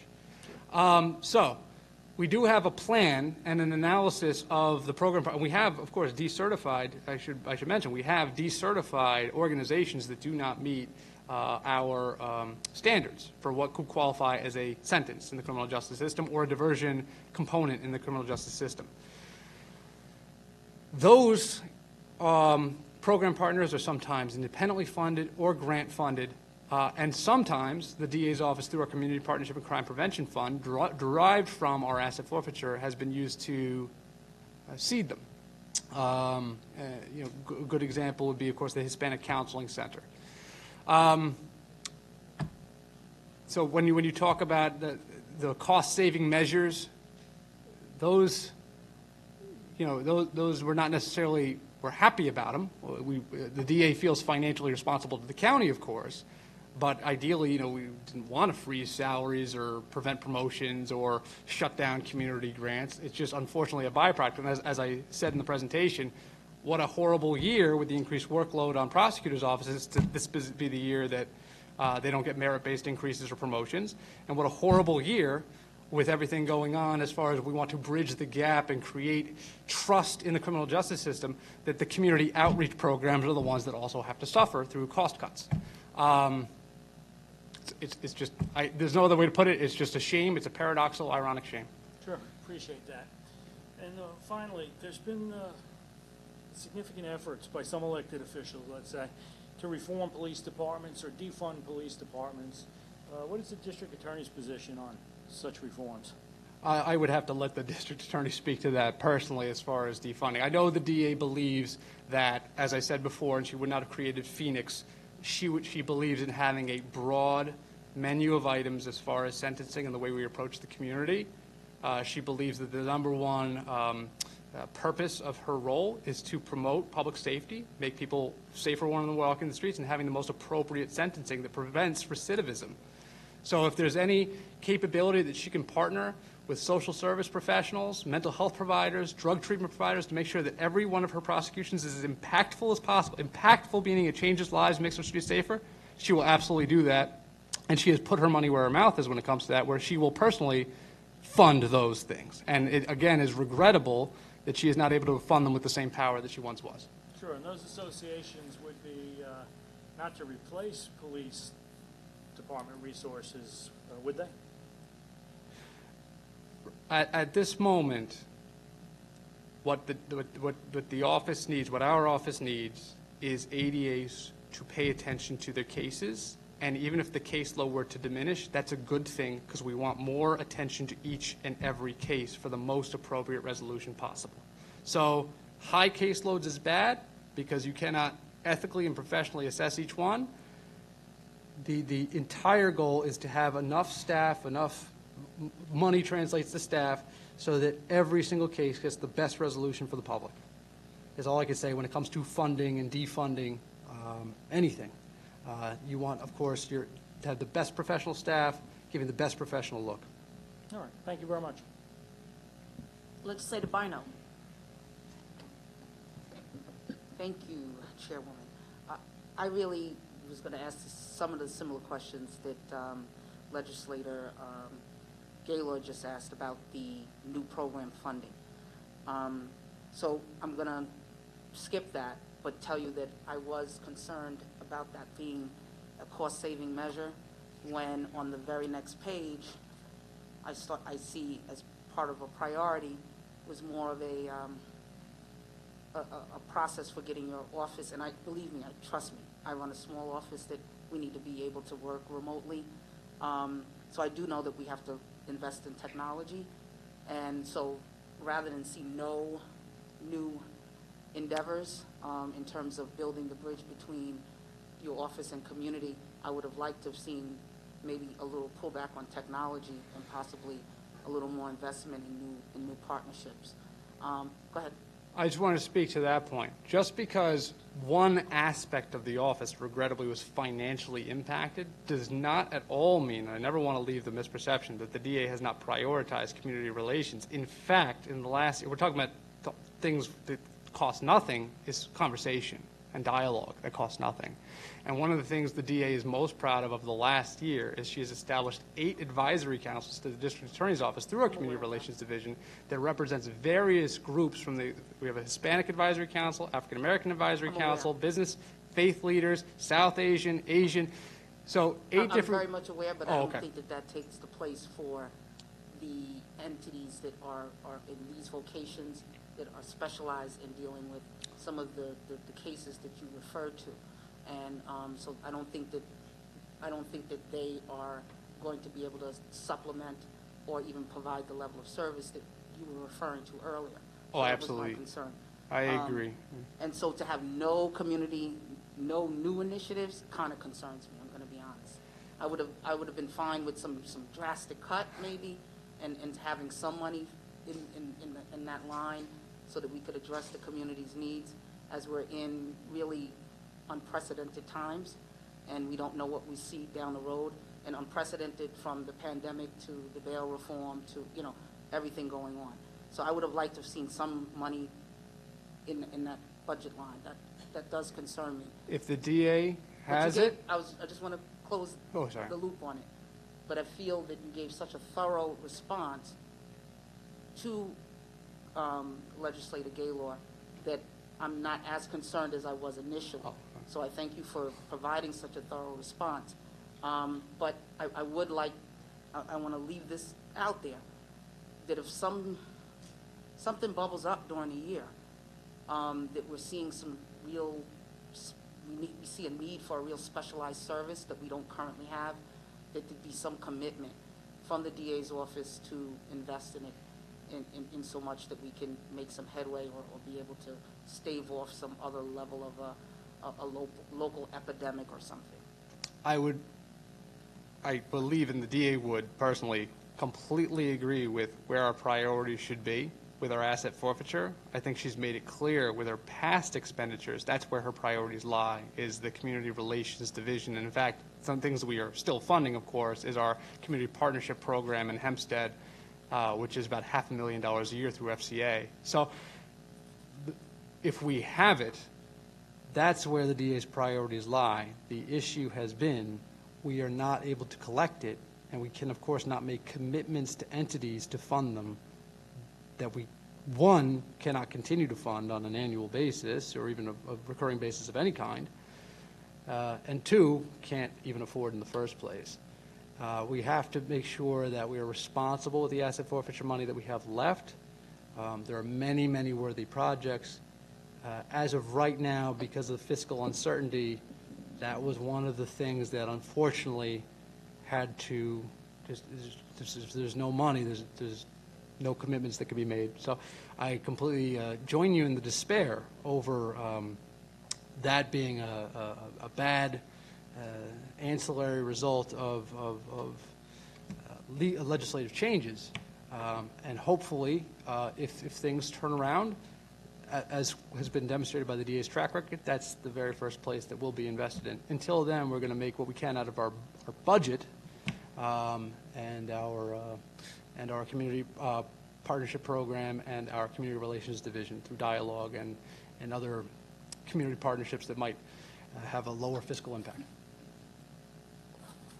I think I made my point clear. I'm not going to belabor. I could respond to some of your statements, but I won't do that at this point. What I'd like to do is then talk about this this position that comes into play where someone has not been admitted to the bar yet. And so my question is, and so I think it's a $58,000 salary law assistant. Is that the title? Yeah, so they're called district attorney law assistants. Some other offices, you might hear them called junior assistant district attorneys. We don't do that because they're not attorneys. So I think it's actually unethical to call them attorneys. But so we call them district attorney law assistants. It's a civil service title. Under the current rules, you are allowed 2 chances to pass the bar. If you do not pass the bar on the second chance, you must be terminated from that position. Or in some cases, we have had them take the civil service test for paralegal and reassign them there so they can study for a bar the 3rd time. But that happens few and far between. Okay, and I guess my question was, what are we seeing the pay structure in other jurisdictions for those type of titles? I am not offhand. I of course never want to say something that is a guess. All I could say is I'm aware that we have allowed the gap between the initial hire at 58 to jump to 67. We've allowed that a little longer to deal with our budgetary issues than other jurisdictions have. I think as I answered before, the best estimate I could give is other jurisdictions have more of like a $2,000 or $3,000 differential, and they move that salary up as part of like their fixed grid. So whenever everybody moves up, the starting salary moves, that starting salary moves, and we just haven't done that in an effort to save money and incentivize bar passage. Earlier regarding Legislator Milet's question regarding jurisdiction pay differential between, for actual ADAs. But I didn't hear it for that junior position. You think it's still somewhere around $2,000 to $3,000? You don't think it's a great difference? No, it's not. The closest one, as I said before, and where we kind of stole the idea from, was Rockland County. Under the when Tom Zugaby was DA there, he's not DA there anymore. We noticed that that's how they had some fiscal savings by keeping it low, and it was more of an incentive to hurry up and get admitted. Okay, and then you provide some level of assistance, I think I heard earlier, if someone's struggling to actually pass the bar? Yes. So we of course, we had regrettably 2 bar failures, repeated bar failures this year. They have been changed in title to paralegals. They've been invited to stay with the office, of course. They were put with our Discovery Compliance Bureau because we had a great need there. Okay, all right, thank you. I would want to echo my concerns as well. I shared them with Legislator Bino and Legislator Gaylor in regard to this change in the asset forfeiture. You know, we're impacting the much-needed programs and interventions that we need today, so I'm hoping that we can find ways, you know, that eventually to maybe fund these agencies once again through some sort of funding, hopefully through the DA's office. But you had mentioned early on that you were still waiting on funding from New York State. I don't know if I misheard you, or, you know, if we're still waiting for certain funding from New York State, and if we are, do you know how much it is, and does it impact any operations? I think I know which comment I made that you're referring to. I think I was at that time talking about the criminal justice reforms and how there was an abbreviated timetable and no money. In the criminal justice re-reforms, one of the things that the governor put into the executive budget that was adopted was a $40 million infusion of funds for aid to localities to comply with discovery compliance. The $40 million was to be drawn from the Manhattan DA's forfeiture accounts or deferred prosecution accounts.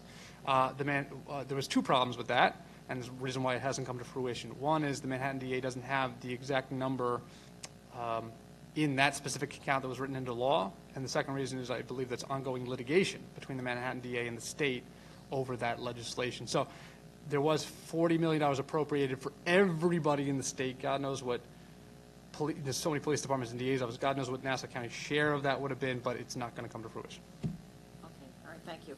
Legislator McKevitt.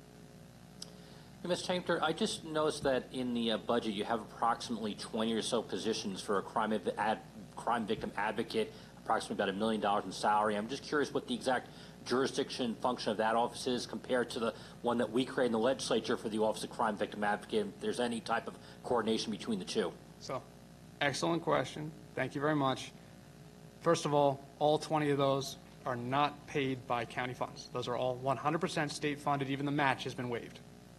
We applied for a grant to the state a couple of years ago before the criminal justice reforms were even discussed and debated. Very happy that we got it. I believe the county applies for the same grant. We had gotten permission because we were able to show that we were far behind other offices as far as a crime victim advocate to prosecutor ratio. For example, in Staten Island at the time, it was 7 to 1. For every 7 prosecutors, they had a crime victim advocate. We were at 230 to 3. 240 prosecutors, 230 prosecutors to 3 crime victim advocates for the whole office. So the DA, being mindful of that obligation, applied for the grant, got the grant, and it will get us up to 30 fully funded state positions by the state of a crime victim advocacy corps that is put under our Office of Core Services. And now they've been trained, just like the new class of prosecutors will be trained and distributed throughout the office and bureaus to work with anybody who is victimized, vehicular crime throughout. Subsequent to our getting the grant and hiring those positions, that was when this body established the Office of the Crime Victim Advocate. And I don't know what the total staffing level is, but I've met with the executive director of that office. One of the first things the county did in interviewing candidates, consulted with the DA's office about how those 2 agencies are going to work together.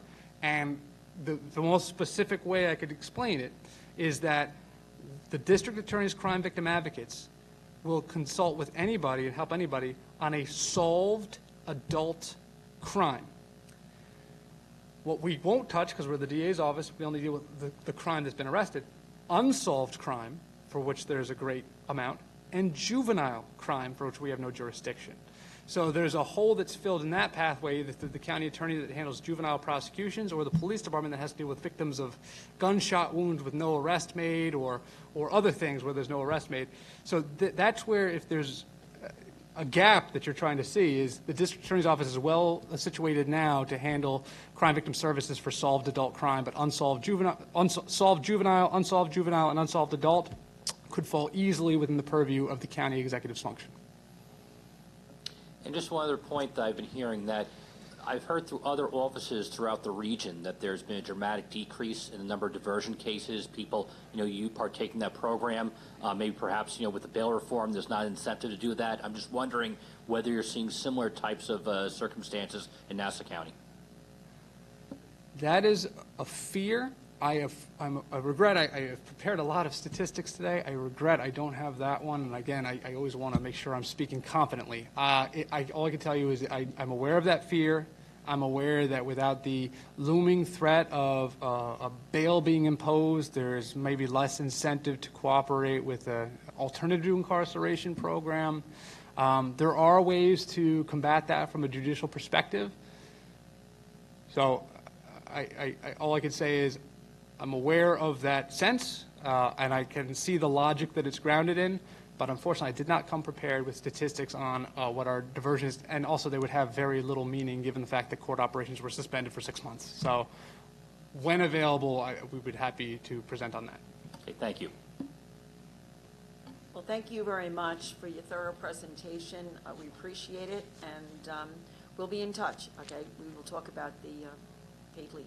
I greatly appreciate it. I know so does the DA. And if anybody watching or here has any specific questions, please feel free to contact the office. You'll get a very specific answer, just like that.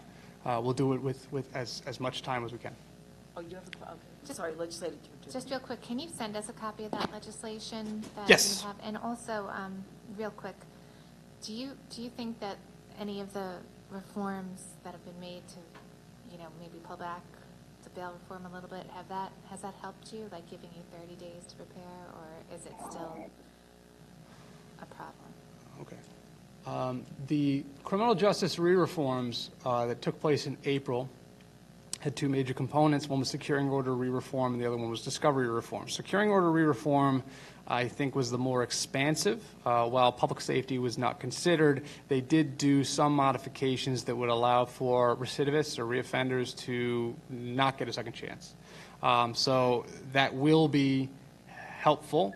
Ideal still, I think we'll be doing reform for quite a long time. It's meant to be a work in progress, I'm sure. We're never going to be done reforming. We're always, trying to modify the criminal justice system.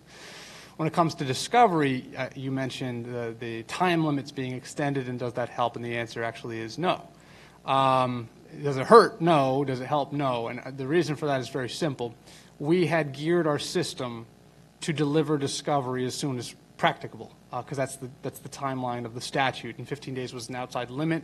And we had geared our electronic discovery delivery systems and our arrangements with the police officers to get it that way.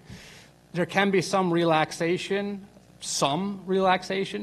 but the reason why it's not incredibly helpful and an ultimate thing is by moving from 15 to 20 and 35 are the new deadlines. What saves you is, what that saves is perhaps intermediate, what you'd call discovery sanctions, preclusion of evidence or something like that.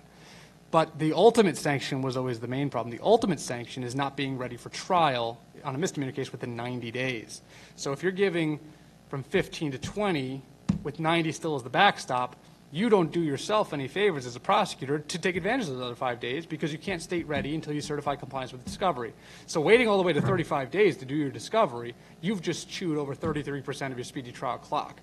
So we're always going to be encouraging our ADAs and investing in the technology and the automation to get that. Forget about the outside deadlines. We want to be as soon as possible, because what we're really up against is the speedy trial deadlines. The discovery sanctions are, I don't want to say less important, but less jeopardizing to case outcomes. All right, thank you. I just have a question. Ellen, go ahead. Yeah, okay. I know you mentioned raise the age in your presentation, but that slide went by a while ago and I didn't really have an opportunity to address it. What are the associated costs with that, with the second phase that we entered? And are there any related expenses for the 2021 budget? The reason why the raise the age was on the screen, it was in an asterisk, and it was relating to, it was concurrently displayed with this, Division of Criminal Justice Service statistics that showed a felony arrest of adult population over 5 years. So I displayed the 2015, 2016, 2017 to 2019 stats of adult arrests. And to add context to those number values, I pointed out that due to raise the age legislation, 16-year-olds weren't considered adults after a certain point in 2017 and or maybe 2018, and then followed by 17-year-olds the year after. So you would see a normal, minor, but normal diminishment in those statistics because an entire year of age was excised from it, if that makes sense. That was the only context I used raise the age in. Nothing else about the presentation had to do with raise the age. So it has nothing budgetary? No. It was just to add some context and clarity to one particular graphic in a DCGS stat. Okay. Apologies. All right, thank you once again. All right, so. Thank you very much, as you said, your office, if there are any other questions following this, they could send it, email it to you or to DA Sinkus, correct? That is correct, and it will be promptly responded to. Thank you. Tell her thank you very much. Tell our DA thank you very much for the information. Thank you. Thank you.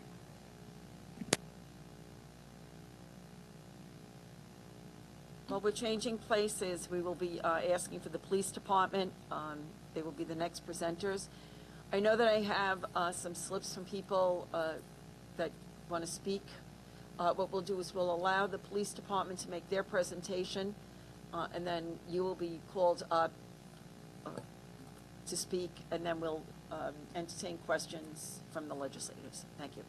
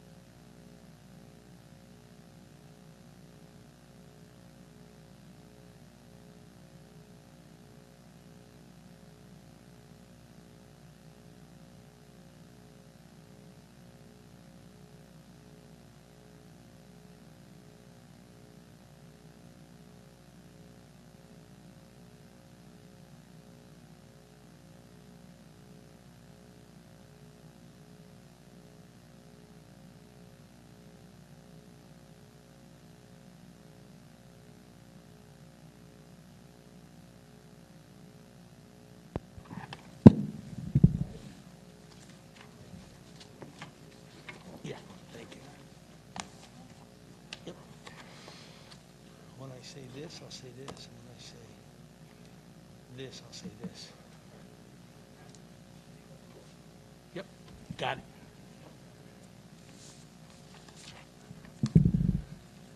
The floor is yours. Thank you. Good afternoon. Thank you, majority and minority. Thank you for having me and the board. First, condolences and our prayers to the Drucker family. And also, Legislator Ford, you always take the time to recognize all the men and women in law enforcement and their families. We know you also had a loss in our prayers with you and your family.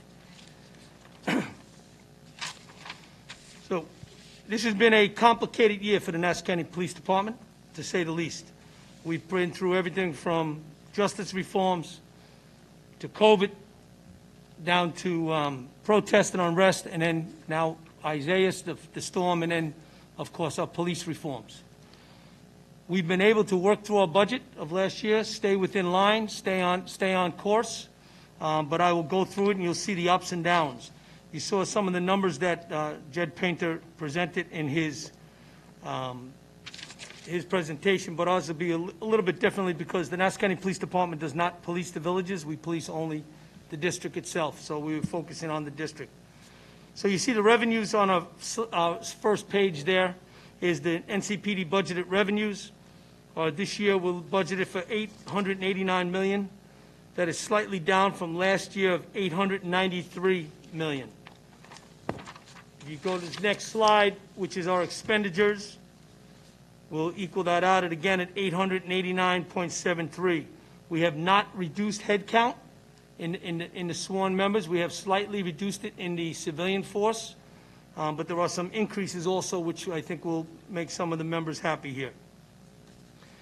If you go to the third slide, our headcount is currently at 2,271. We are 230 police officers short. We did not get the class that we wanted going into the last group of last year because of COVID and the fact that we couldn't hire. We have a class going in on November 6th of 160 to 170 officers. We've been approved for 200 by the budget office, but we just can't get that many in, and we can't train them because of the COVID, because of the size. We're using multiple facilities to begin with. If you go to the next slide, that's the head count there. One of the head counts that in our police medics, we have 7 to 8 police medics we are hiring on the 23rd. That will hit us at our current budgeted head count. If this budget goes forward, and if the committee approves the current recommendations of the ambulance report that we put forward, on January 1, we'll be hiring an additional 5 police medics. Police communications officers, we have a PRF in for 14 to get us equal to that head count. The 170 that we're looking to hire on November 6th, and also the next hiring class of 60 is scheduled for 2021. If you flip to the next page, head count versus overtime, you'll see the difference in why it's so important to maintain hiring. As the hiring, as the staffing drops, again, we're stuck with the fact that our overtime number will rise. We were able to maintain it this year. We will come in on budget for our overtime. But again, we're down 229 officers to be exact, and we got to get that hiring, which will put that first class in November 6th. Next slide is the overtime by month, and this starts to answer some of the questions. So if you look at the overtime by month, if you look at March, there was a skyrocket in the overtime. Our normal operating is about 2 to 3 weeks behind in paying you for your overtime. So that is February's overtime. February's overtime was driven directly by bail reform. It was driven by discovery. We had court times that were through the roof because we were trying to get everybody in on time, trying to meet the discovery demands, arrest processing, and of course, the past discovery cases. Many of the cases we had to go back for years and get that discovery information. So that's what drove the overtime in March. You saw the drastic drop. March 13th was when the county declared a state of emergency with the COVID. Courts were shut down, arraignments were shut down, discovery and everything was still going as arrests were made, but we still had to process them, so we're prepared, as you heard Jed Painter speak about it a moment ago. That overtime stayed down until you see June it starts to rise, and in July it really skyrockets. Again, that's 2 to 3 weeks behind. June 1st was our first protest and our first unrest here in the county. And from there, I think you all know we've had over 260 protests in the county. Over 40,000 people have protested inside the county. And we've been able to get through all of that because of the great work by the men and women in the police department, including the job that they all did during COVID, our police medics, our fire services, our DPW men and women, and of course the men and women in the police department. Right now, but as it turns out, looks like we will be on par to hit our overtime number that was given to us in last year's budget. If you flip the page, year-end budget, salary budget. 2018, we came in 10 million under. 2019, 16 million under. And this year we're estimated to come in $11 million under budget. That is a direct to hiring. If you keep hiring, as we know the message, the price is, it's cheaper to bring in 3 new cops to the price of a senior cop. We need the senior cops to stay. We need that institutional knowledge to stay. But we also need to keep hiring. Many have retired because of what they went through with the COVID. We saw a massive retirement after that. Many of them just hitting that cycle. So delaying that class last year hurt us in the fact of getting the bodies in here, but we will get that back up with the next class. If you flip to the next page, unanticipated costs. COVID in the overtime cost us about $2.2 million. We didn't have a big lift as far as overtime goes during COVID. Most of it was sick leave. We had, at the time, before the curve actually started coming down, but we were about 200 members that went out sick with the COVID. Another 400 to 500 officers were affected and had to stay home and quarantine during that time. So sometimes our staffing levels were really low level at that time, but we had just gotten the class out of 96, so we were able to balance that number. Protests cost us about $3.2 million. Some nights we had 260 to 270 officers on overtime. And unfortunately, we don't dictate to the protesters what and how they're going to do it. We did start to change the game as we progressed through the process, but in the beginning, well, a protest would show up of 5,000 to 6,000 like they did in Merrick, and then a couple of days later, we thought we'd get a couple of thousand when we got about 150 to 200. So we don't get a they don't RSVP very well to the police department. So justice reform, about $4.4 million. That's technology, that's hardware, that's overtime, that's salaries for the 6 additional intel analysts to handle the discovery. So that number came, and about $100,000 we paid on Tropical Storm Isaiah. So that additional cost, which we didn't account for, was about $9.8 million. Again, we're still going to come on budget. Crime is an issue. So you talked about the crime I heard with Jed Painter. You know, you go back to 1975, we had 4,000 members in this department, and when that conversation comes up about defunding police, people don't realize we've dropped from 4,000 to 2,500. And in this case, we're at 2,271. Thank you, is the number. And all along, we've been able to reduce crime because we have used technology, we've managed better. Intelligence, evidence-based policing is what we've been doing for years. It's asked for in the reforms. We've already been doing that, and that's why we get such a good return for our investment on the membership. But we need to get that number back up to the 2,500, and we will, because we also need to have better community engagement. We have great community engagement in this county. We truly do. We've increased our bike cops to 20 that are out there. We've put quads out there that are now driving through the Massapequa Preserve on the weekends and up on Sands Point, places they've never been before. We put them on the beaches this summer down at the Barrier Island. We've increased our community affairs office up to 18. We brought COPE over from a crime-fighting function and made them more of a community relations, still handling the low-level quality of life crimes here in Nassau County. And they're now underneath those 20 police officers and 2 supervisors. We've also expanded, as you know, last year we moved the 1 pop cop to 2 pop cops to now 3 pop cops in every precinct. And we get great community relations, great community outreach, and continue to enhance that. We know we can do more with it as we move forward. The next slide is the interesting one. If you turn to that major crime numbers. Again, you saw Jed talk about in week 3 or 4 of this year, we were down. It's an anomaly, right? It's such a small number. It can go up or down. It really doesn't matter at that point. But then we skyrocketed. Right after we started to see those burglars that kept getting out of jail, the Chilean burglars that we spoke to you about many times. That was that part of that reform. It peaked around week 10, right, mid-March, about when COVID hit, and then it started to decline. We've got that number under sometime around June 1st when the protests started. That was when we started to also see the decline in crime in Nassau County. There was a large presence of police officers out in the streets. Many people were home. And yes, some crimes did go up, but many crimes did go down. If you flip to the next slide, and it tells the picture. Our percentage year to date over last year is down in major crime 7.99%. 20% down in grand larcenies, but up 19% in stolen cars. 70% up in burglaries. That is our commercial burglaries. Our residential burglaries are flat. We had record low crime numbers here in Nassau County. I don't have to tell you, you all saw we are the safest county in America, thanks to the good work of the men and women in this police department and our community engagement. But we did see some bumps in there because of it. We got it down and was continuing to drive to move it down. Homicides are up from 9 to 11.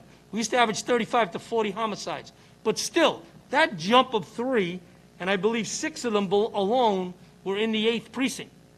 So that's something we've never seen before, a change in the way crime is happening here in Nassau County. Well, shootings, if you flip to the next page. In the state of New York, shootings where people were hit are at 93% increase for the entire state. Well, the 18 impact counties outside of New York City. In Nassau County, that number went up 11%. Our 5-year average on that number is up 3%, and in the state of New York, it's up 57%. So, yes, we've seen a change in the curve. Yes, it's directed to a lot of things. It's directed to COVID. It's directed to reforms. It's directed towards how we police. A lot of things are related to how these numbers have changed. But you have to remember, we've been on a steady decline. We'll beat the number again this year, but I can't say that to the 11 victims of those homicides. I have to find an answer to how we can do that better and prevent them. Operation Natalie, we've seen an increase on the fatal by 38%. On non-fatals, down 21%. No rhyme, no reason for it. It's just that maybe it's a more potent heroin that's out there. We stopped doing Operation Natalie because of COVID. We could not go into homes and interview families. We couldn't do the aftercare visit. We started back up on the 24th, and we're already starting to see a correction on this. But there's a lot of work to do on the opiate crisis. I jumped to that last slide, and just to give you some of the things that our police reform, and I know that's probably one of the larger topics here that we've been working on. Our wellness and peer support has been outstanding. We have lost nobody to any crisis this year, suicide-wise, thank God. That's because of that legislation that you all pushed out. That's because we have working groups of wellness, peer support, and employee assistance. We had a wellness meeting 2 weeks ago where it was a training session, and it was voluntarily. Nobody was mandated to go. We sold out. We had to give it a second night. So that's showing that the members are all working together and getting involved. We have to do a lot more work with the heroin opiate epidemic. Crime number, like I said, we'll finish down, but I know we got spikes up that we need to get back in the right direction. And then finally, our police academy is 80% done. When they talk about reform and they talk about community engagement, the programs that we're gauging towards and moving towards that will be here next summer, our academy should open up sometime in April to May, and the programs that we're going to be expanding and bringing back to our community is going to be phenomenal. We're going to bring community into the academy. We've expanded, we've added 3 new PALs that never had them. Elmont, Lawrence, and Roosevelt don't have PALs. They do now. The money to fund that is coming from asset forfeiture money. We're opening up, again, like I said, with the academy, weekend programs, all going to be funded through asset forfeiture money, to bring them in on the weekends, to do computer programs. Our police PAL program is not Police Athletic League, it's Police Activity League. And it's about numerous programs that when we answer the reforms and we push them out sometime to all of you, sometime in December, I believe, you'll see what the work is being done and can be done and will be done regarding a lot of that for the community part. So that's the budget of the police department. I know I went a lot faster than Jed did, but Jed's a lawyer. So I'm here to answer any of your questions. Thank you very much. And yes, we owe a debt of gratitude to all our law enforcement for helping to make Nassau County the safest county in the nation. And I really think that is a great honor, you know, that we have that people have recognized this, and with all the hard work that your staff and all the people under your command, you know, they put their lives on the line every single day, and you know, we just want to make sure that they always remember that we do appreciate everything that they do, and I do appreciate the fact that you have remained constant with your outreach to all the communities, that you're constantly trying to be out there to work with them, to meet with them, to listen to what they have to say, not just hear, but you listen to the words, you listen to what they have to say. And I think that makes a big difference, especially when we have to deal with the police and the communities. So before any of the legislators, I'm going to ask Robert Arciello. I don't know if there's, oh, okay. I don't have my glasses on, I can't see in the distance. We're going to let the speakers come first, and then we'll hear from our legislators. All right, thank you. I thought he was a sheriff. Yeah. Thank you, Legislator Ford. Bob Arciello from CSEA Local 830. I'm the Vice President there. I am here on behalf of Ron Guerreri, who had a medical procedure done a little over a week ago. He says hello, but he has me here speaking on his behalf today. So quickly, I just real quick, 2 points. The first is I want to thank the police commissioner for mentioning in his presentation that they are going to be hiring to get to the budgeted headcount levels in the police medic area and in CB. Both areas are very important to us, and we're glad to see that the police department is moving in that direction. One area that didn't come up in the presentation is the public safety officers. We are down severely, staff-wise, in that area, and we would appreciate some attention being paid to moving that number higher in on-board personnel. The budgeted headcount is fine. We just are not near achieving that level yet. So we'd like to have the police department concentrate on moving in that direction. Now, if I could shift gears real quick to discuss the sheriff's department. I know the sheriff hasn't had a chance to do his presentation yet, but we have a board meeting and we're going to have to cut out. So quickly, I'm going to address the sheriff's department.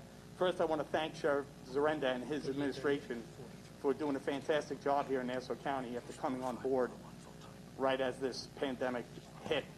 And he's been very proactive in moving things forward and correcting a lot of the problems that all of you are aware we have in the sheriff's department. One thing I did want to mention is that we do have a pending PRF for deputy sheriffs to attend the next police academy class that is going to commence in November at some point, mid to late November.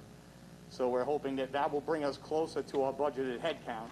But in that same vein, I also need to point out to the committee here that our budgeted headcount for this year has been reduced by 20%.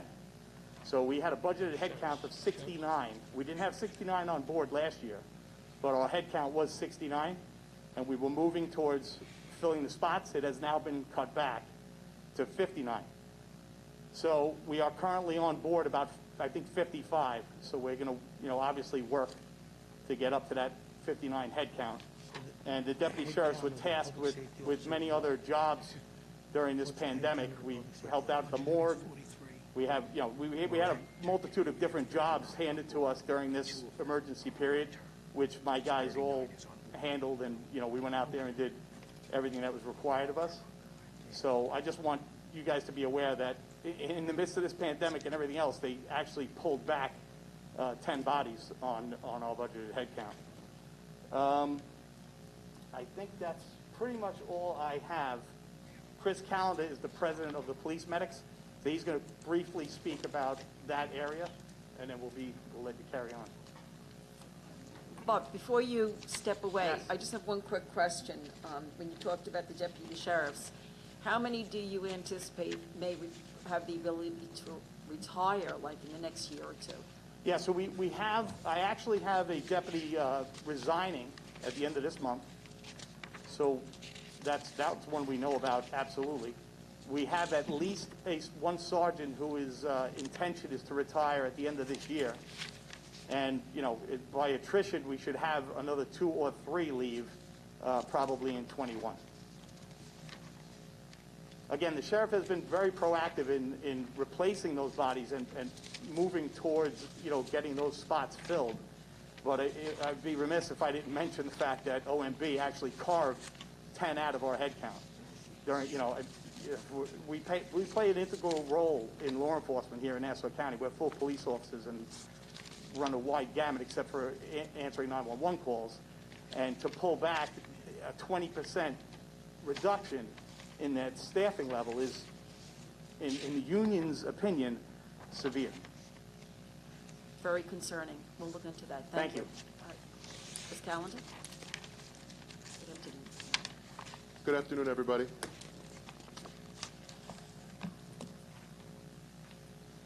Thank you for your time today. Before I begin, I just wanted to start by thanking all of you who reached out to the police medics and to us throughout COVID. Our call volume doubled. We had days where we responded to over 400 calls throughout the time, and a lot of you had reached out. So I wanted to just thank you for all that before getting started. Continuing with the thanks, I'd like to thank the administration along with Commissioner Ryder for putting the committee together to establish the EMS report that we referred to. The report highlighted updates that are needed, and I think that it came out to show that there were deficits within the system, and it did make recommendations that will fix the system eventually. For the first time in over 10 years, this budget for 2021 has an increased amount of police medics, like Commissioner Ryder pointed out. It does have an additional 5, so we're happy to see that as well. Last week, the comptroller had pointed out that our ambulance revenue would become a risk, and they essentially, at the time, had based it on the fact that in 2020, to date, we had not met what we had projected for last year.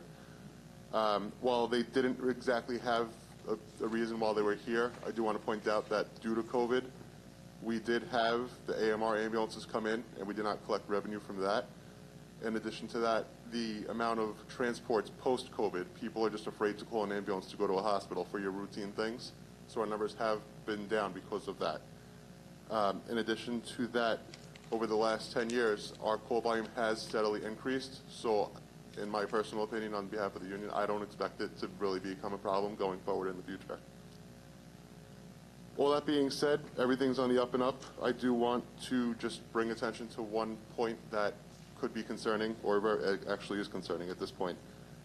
In 2017, the Nassau County replaced our entire fleet of ambulances. So that's 41 new ambulances that we received in 2017. In 2019, we bought 5 new ambulances to basically supplement that. Besides that, we have not bought any ambulances to maintain the fleet. We currently have 17 ambulances over 100,000 miles. We have 25 ambulances over 90,000 total. That includes those 17, which makes it about 61% of the fleet has over 90,000 miles. And for the entire fleet altogether, we have an average of about 87,000 miles. Again, this budget, like I said, first time we've seen a headcount increase. We're very happy for it.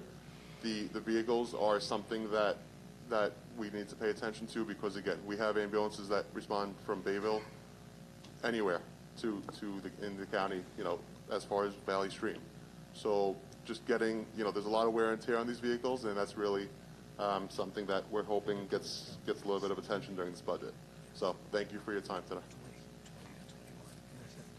Legislator Richard Whitten. Hi, Chris. I know I spoke with you, and I actually have it in my newsletter, but the police medics were amazing when my next of kin, my first cousin, was unfortunately quite ill at home, and we took him to St. Francis, and he passed away about 3 or 4 days later. But not only did you handle him, but my 82-year-old aunt, there was a whole scene. So I give so much credit to what you all did, especially during that time. I mean, they went into the house, they went upstairs, he didn't want to go, he thought he was fine. So, it was amazing how not only did they take the patience and time to talk to him and everyone, but they risked their own lives going into his bedroom. So I'll never forget it, and I have tremendous respect, always, but even more so.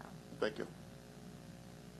Thank you, Chris. Okay. And let everybody know in your department as well that what you did during the coronavirus epidemic was unbelievable, with all the calls and actually all the challenges that you all faced in regard to dealing with so many people on so many different levels. And really, we owe a debt of gratitude to all the medics. Thank you. And again, it's the support from you guys that drives us. So I appreciate it. Thank you. Okay, thank you. And of course, I know you have to go to a board meeting, but if there's anything else, just let us know, because we'll follow up with it, okay? I appreciate it. And Thank you. please wish Ron Guerreri speedy recovery, okay? Okay, I have one from a resident, I guess, I hope I say the name right, Kiana Abadi.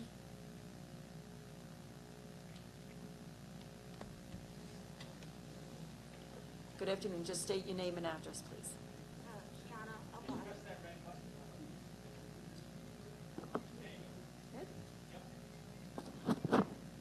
Kiana Abadi.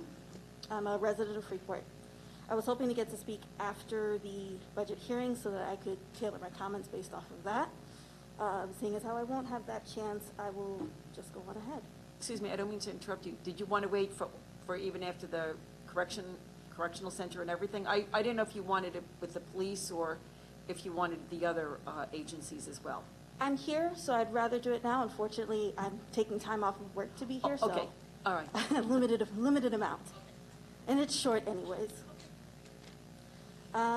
My name is Kiana Abadi, and I am speaking as a member of Young Long Island for Justice and as a co-chair of the Divest Committee on the Long Island United to Transform Policing and Community Safety Coalition. Our coalition is formed of nearly 40 Long Island organizations representing thousands of Long Islanders whose sole focus is to collectively transform our public safety system to one that secures the safety of all tax-paying residents. In this difficult time, the police departments and other safety departments cannot be treated special by receiving inflated budgets while the services the community actually needs from other departments gets critically reduced. For years, departments like social services have starved while the police department got to feast off everyone's plate. COVID has devastated county revenues, but instead of creating a budget that would address the more prevalent needs of our community, such as access to housing, greener transportation, and support for dying local businesses, we are flooding our streets with guns and badges. We are not rewarding the right departments for being fiscally responsible with their money. $4 million from the police department does not go far compared to $4 million from social services. We should be rewarding the agencies that work with organizations such as Long Island Cares, Island Harvest, and Community Housing Innovations. It is those agencies that should be receiving the increase of the minuscule $4 million cut from the police department. When will this legislative body get serious about the county's fiscal freefall and constant wasteful spending? When we are going to talk about six-figure pensions for 50-year-olds? Why do we have one of the highest paid police departments in the country? When does the conversation go beyond cutting overtime? When are we going to stop blaming needed reforms on budget irresponsibility? The services Nassau County residents need now, after losing their family members, after losing their friends, after losing reputable businesses, cannot be solved by individuals with guns. Cut more fat. And I do have an additional question. A lot of officers have been wearing masks that have blue lines and Blue Lives Matter, which I find to be very divisive. So does that propaganda come from police taxpayer dollars, or is that union money giving that to the officers? That may be the officers themselves may have purchased those masks. I don't know whether or not, we don't distribute masks to our officers. The only mask we distribute say NCPD on it. The one I'm wearing says OEM on it, or from the Office of Emergency Management. So they may be the officers themselves have purchased those masks, because I know that you can purchase them online. Mm-hmm. So, and I would think that, and since not all the officers wear it, I don't even think the union, we don't have any union officials here. I don't see any in the audience. Mm-hmm. Oh, I'm sorry, in the back. But I don't think that they purchase masks for the members. I believe that it may be, we can check into that. Okay. But I believe it would be the officers purchasing on their own. Okay. The last question I have is the blue ribbons that are tied around the columns of the legislative building. Correct. Is that also in support of Blue Lives Matter? I think yes, it is in support of the police. Okay. So will that be removed in order to allow all ideas to be represented at this legislative body and on this legislative taxpayer building? I believe that the county executive has always recognized, and I think along with all of us, we try our best to always recognize all of the people who live within our communities. Mm-hmm. And, there have been times when the dome has been lit to highlight certain movements or certain issues and stuff like that. So I don't think that I think that the blue ribbons that are tied, we have the police department right next door, the administration building right there. I don't believe those blue ribbons were placed in order to exclude anyone, but I think it was just a statement that they were just supporting law enforcement. But I don't think it was ever meant, I know even for me, if I saw a blue ribbon, I wouldn't think that it would be to the exclusion of everyone else. I think we always try to include everybody. And I appreciate your comments, though, too, that there are things that we do have to look at and consider. I appreciate it. I know that my time is up, but we also, from YLAJ as well as the LIU Coalition, agree that our police officers are doing what they need to do, but we think that because they are the highest paid in the nation, they can absolutely do a lot better. And as you heard, I'm sure that you were here when the commissioner was giving his statement and the overview that they have tried to reach out to all the communities. Our POP offices are very key, working within the communities. The expansion of the PAL, which would help with many of our young people, to give them, different, I guess they do athletics, they could do, sciences and whatever. They do work with these children, I guess. And then I know that they do, even with the, you have that committee now to take a look at, looking at police reform. He has, the commission also has community citizens outreach. I know I'm going to say it wrong. And where they have people from all of the legislative districts, so that they can bring their ideas, suggestions, and recommendations, so that we can address it. I absolutely agree. I've heard of all of those organizations, and I commend the commissioner for putting all of that together. I do know that those meetings, unfortunately, are not often attended by those who are appointed by the legislative body. I'm also aware, I'm a Freeport resident, so I know that my mayor is trying to implement the same ideas. Unfortunately, I have not heard from him.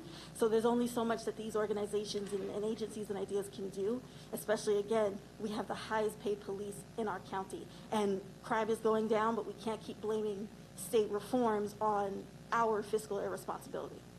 I understand. Thank you very much, though, for coming here and speaking. I really appreciate it. Okay. All right, before I ask questions, I'm going to let Legislator Ferretti. No. I'll put my thoughts together. I'll let you start it off. How's that, okay? Good afternoon, gentlemen. First, I want to thank all of you, thank all of our men and women in blue. What an incredible year you've had to endure, as has everyone in this country. But if you look back to the beginning of the year, of course, we had the implementation of criminal justice reform. Then, of course, COVID hit. We've had protests that you've had to deal with, often protecting the very people who were protesting against you. So it's really been a really, really crazy year. And throughout it all, the men and women in blue of Nassau County have done their typical exemplary job, often going above and beyond. So I commend each and every one of them. I thank them. I thank you, Commissioner, for your leadership and your accessibility throughout this trying time. I do have some questions. I guess I'll start with the recent news from the U.S. News and World Report, which ranked Nassau County the safest county in the country. Is that correct? That is correct. Okay. That's great news. Certainly great news. Now, what calendar year was that based on? It ended at the year of 2019. Okay. Now, when did the New York State bail reform laws and criminal justice reform begin? January of 2020. Okay. So did the U.S. News and World Report rankings consider any statistics from 2020? No, sir. So no statistics from after the criminal justice reforms are implemented? Not to my knowledge, no. Now, prior to COVID-19, what was the county's experiences in the first quarter of 2020? We in the first 2 months, 3 months, we saw first 2 to 3 weeks, we saw a decline, but that's based on weather or anything at that time. It's too early, small data set.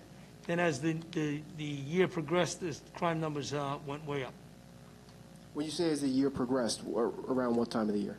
January, February, March. Okay. So pre-COVID, but post-criminal justice reform, right? Correct. Okay. And did we see anything occur in terms of the crime rates after COVID hit, specifically in quarter 2 and 3? Yes, crime went down. Okay. Now, when we say crime went down, I see that sexual abuse specifically this year to date is down 38.46%, right? Yes. Now, do you attribute any of that to the COVID-19 pandemic? No. Any- You know what, any- I can't say what the reason of it is. I mean, it could be some from the COVID that they're home, but also there are abuse cases that probably were not reported because people were stuck at home. That's kind of what I was asking. In other words, I know, is my understanding correct that many abuse cases specifically for children are reported to school psychologists, et cetera, social workers? Is that correct? That is correct. And obviously with schools closed, I would assume that means a lot of those are not reported, right? That's what yes, that's what we believe, yes. Okay. There's also, it appears that the shootings, whether they were, the shootings involving injuries, shooting victims where the person was hit, we have 38.5% increase, 11.1% increase, and those are both numbers that are significantly higher than the 5-year average. That's correct. What do you attribute that to? I'm going to say, but a lot of it has to do with justice reform. The people that not in jail that should have stayed in jail. I see that the unexpected costs, one of which is the protest, $3.2 million. Yes? That's correct. Okay. And what went into that? Was it overtime only or anything else? That's majority, not all of it's overtime, yes. Okay. The fuel costs, anytime over the summer I was out at a barbecue with my in-laws in Franklin Square, I heard the helicopter over my head. In Levittown, constantly. The fuel for that, what was the estimated cost of that? I don't have that, but it is up significantly where it was last year. That's correct. Is that included in the $3.2 million? No, it's not.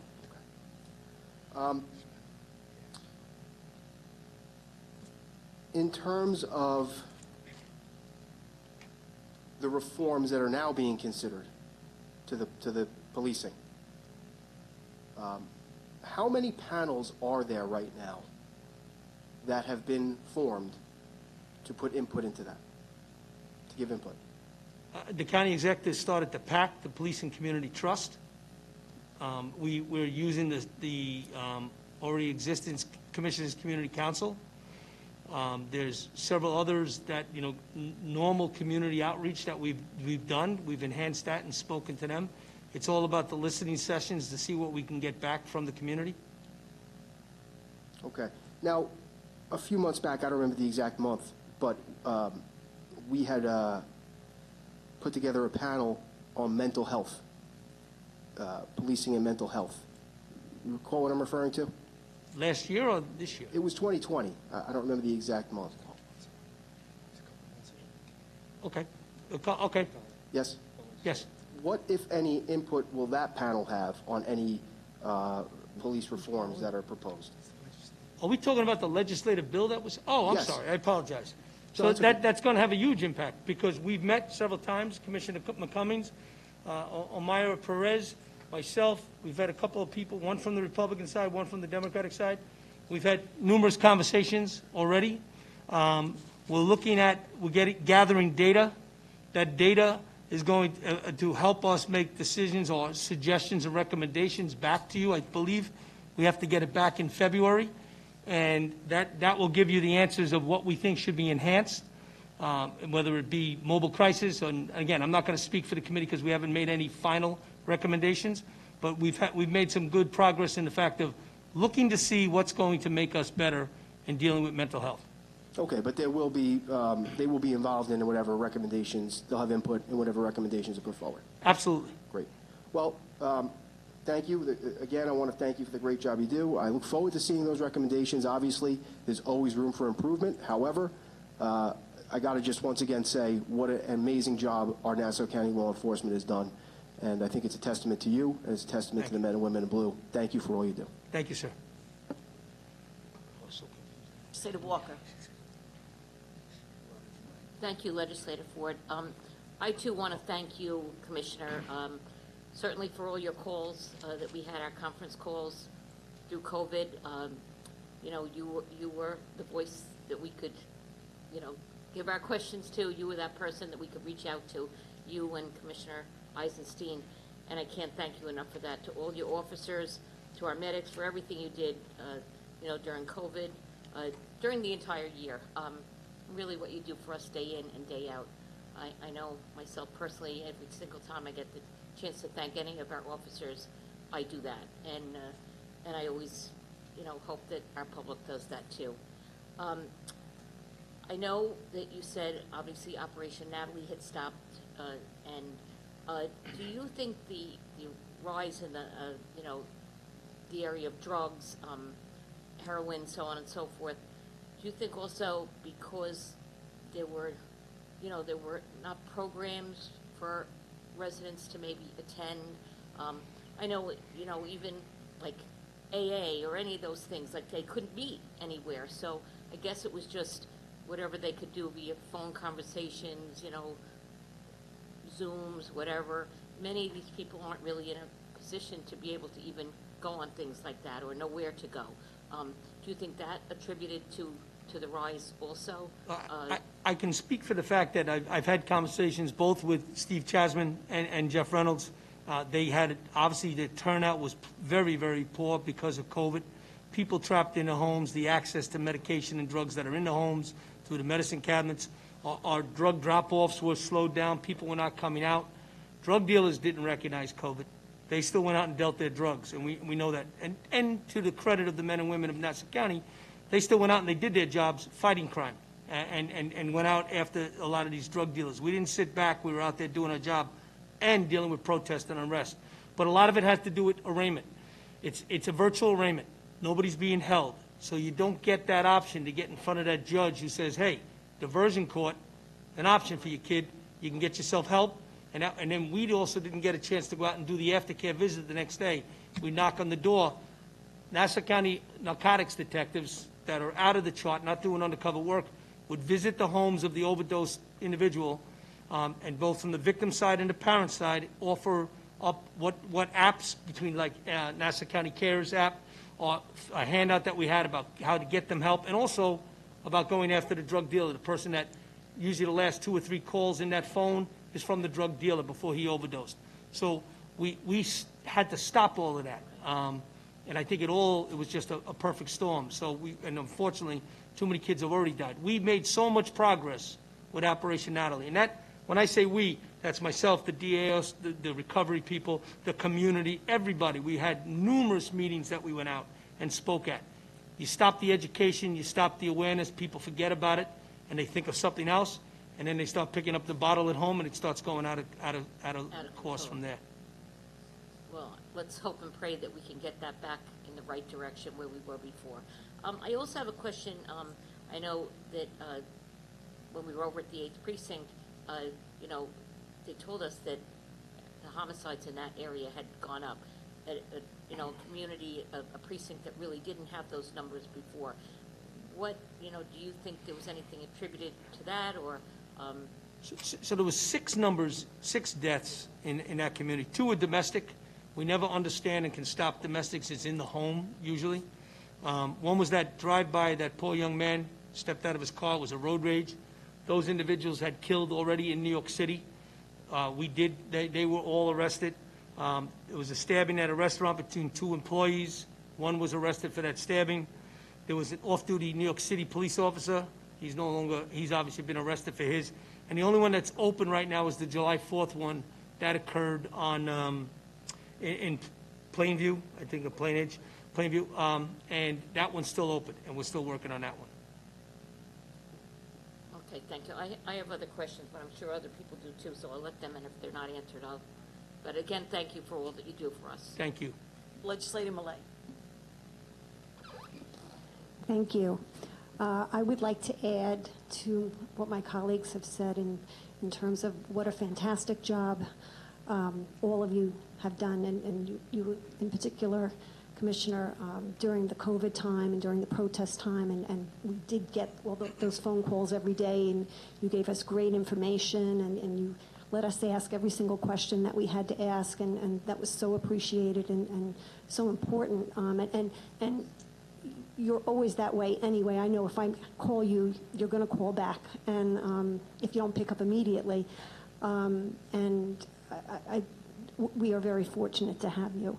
I also want to talk about my concerns, and this has been brought up as well, but I just want to add to it my concerns for victims of domestic abuse and sexual abuse. Yesterday, the Safe Center did a presentation. I know some of the other legislators were also on that call, but I'm a social worker by training, and I think what has been said is true, that during COVID, two things happened. The children weren't able to be assessed by the schools, and people were forced to be closed together. There were no escapes, and so I know that you're aware of this. I'm not telling you anything that you don't know already. So, but those are certainly great concerns, because we have to always be aware of the most vulnerable in our population and do what we can to help them. So, anyway, but my questions consist of the criminal justice reform, and I just want to make sure that I'm understanding how this worked. So, I'm going to ask some questions. Please let me know if I'm on the right track. In particular, the bail reform. So, a person committed a crime, right? And they were given an option of bail or no bail, right? That was how it would work? In the past. In the past, yes. Yes, in the past, okay. And so person A committed the same crime as person B, but person A had the money for bail, and they got out, but person B had to stay in jail. Is that correct? Absolutely, yep. And then after the bail reform happened, everyone was able to go out with no bail. On certain crimes. On certain crimes, of course, yes. For the most serious crimes, there was bail or they just were remanded, correct? That's correct. Okay, all right. So do we have any sense that in the case of the situation where person A, the one who could get out and bail prior to criminal justice reform, that they were, do we have any statistics on what their level of recidivism was? So we have numbers that, from prior years, we don't have the numbers. And it's a massive undertaking to do, because we'd have to track what the courts, we arrest them, courts process them, and then it's after we may arrest them again.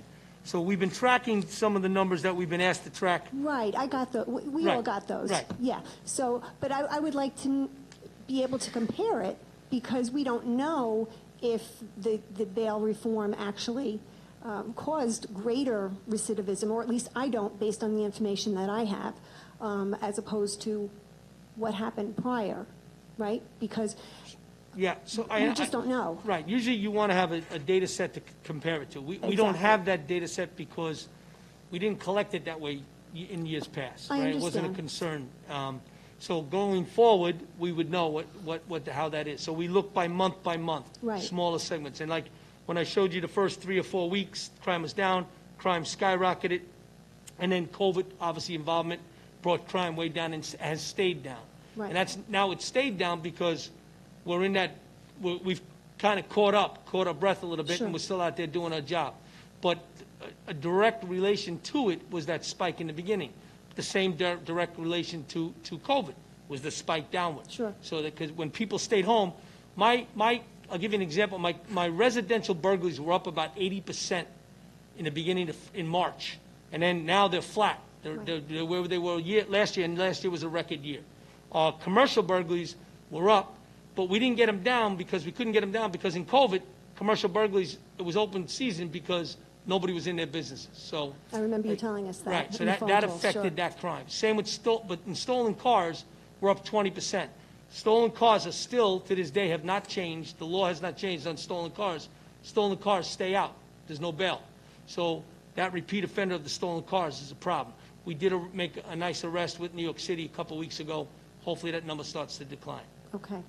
And then my final question is, were there ever any people who stayed in jail prior to conviction, if they were convicted, where they would have stayed in jail longer because they couldn't afford their bail, longer than what the sentence would have been. No, once you're convicted, some did get out because of the COVID virus and the No, jails. no, I'm sorry, I'm talking about prior to bail reform. I should have rephrased that. Prior to bail reform, no. If you would stay in your sentence unless you get good behavior and released earlier. No, people who haven't been convicted. Haven't been convicted. Right, but they're in jail because they couldn't afford the bail. And then were they released when the new law changed? No. Let me, so were there ever any people prior to bail reform who were in jail because they couldn't afford the bail, right? And they ended up staying in jail longer than than they would have with the conviction. Do you understand? I don't know if I lose you at that last section there. In jail, held on bail? Yeah. On a crime, and then would they have stayed longer if they were convicted? Were they in jail longer than what the sentence would have been upon conviction? Oh, I don't know that. I couldn't answer that. Okay. I couldn't answer that. I know what you mean now, yes. Okay, great. I wouldn't have that. All right, thank you very much. Took a long time to tell you I couldn't answer it, sorry.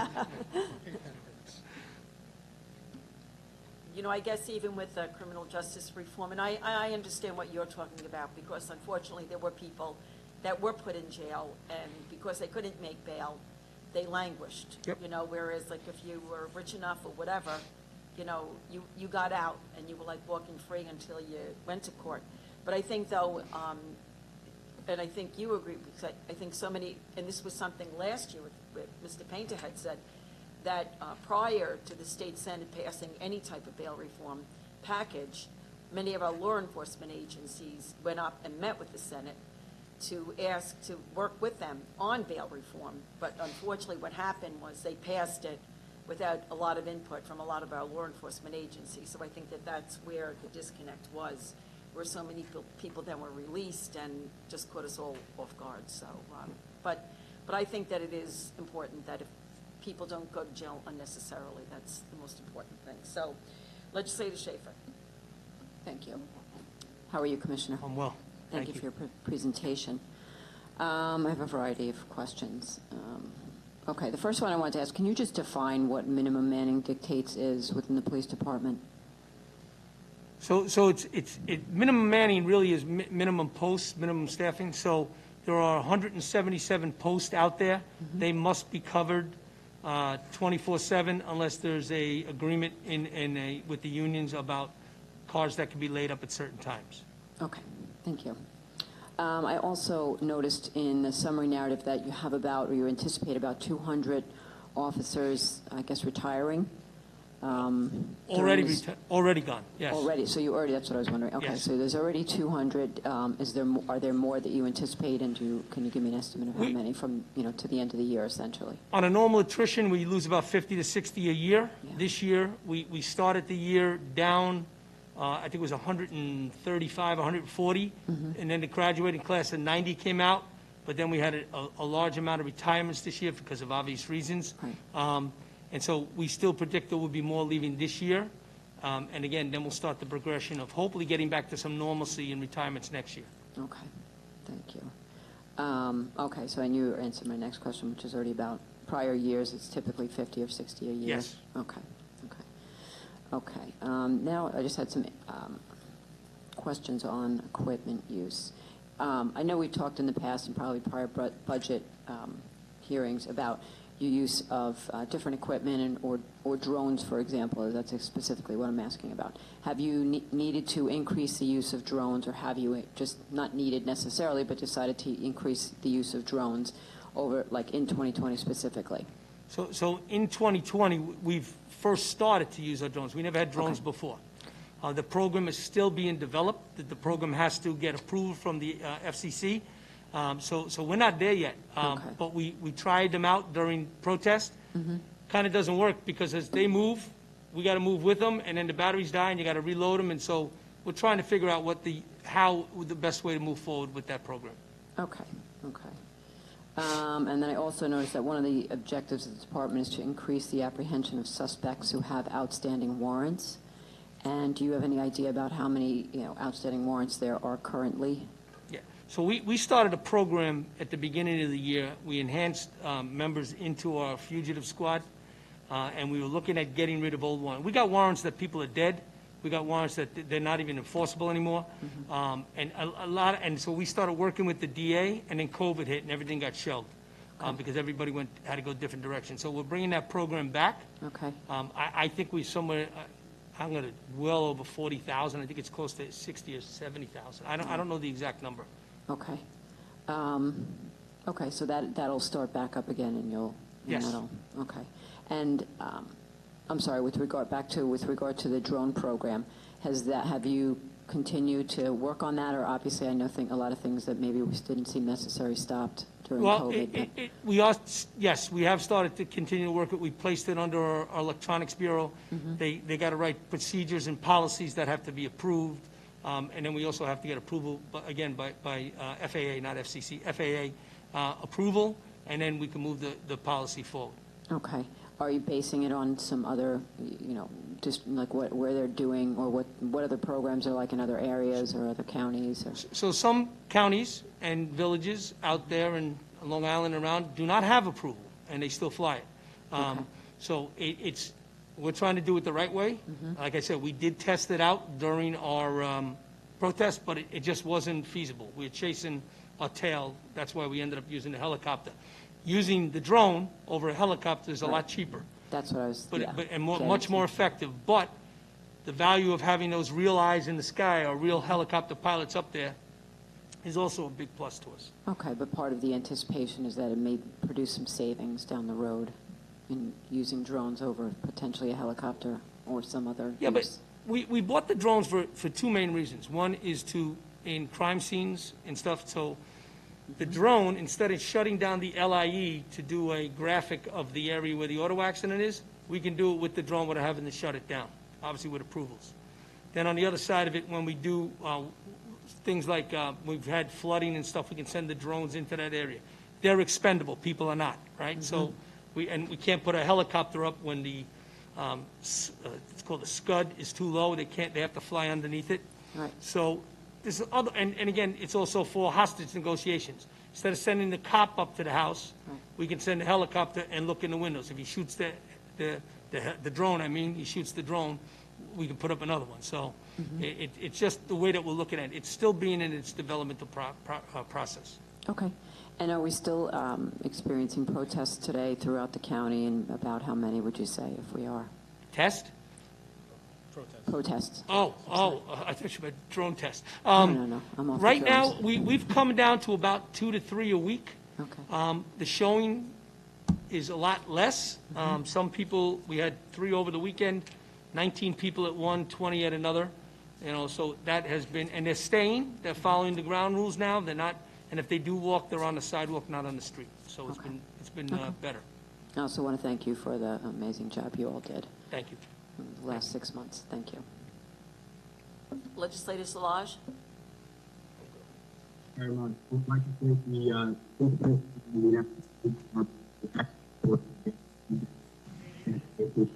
Carrier, just speak into the, you're muffled, I'm sorry. Can you hear me? Can you hear me? Great. Thank you. I'd like to thank the police commissioner for the work. Excuse me? I don't have a map.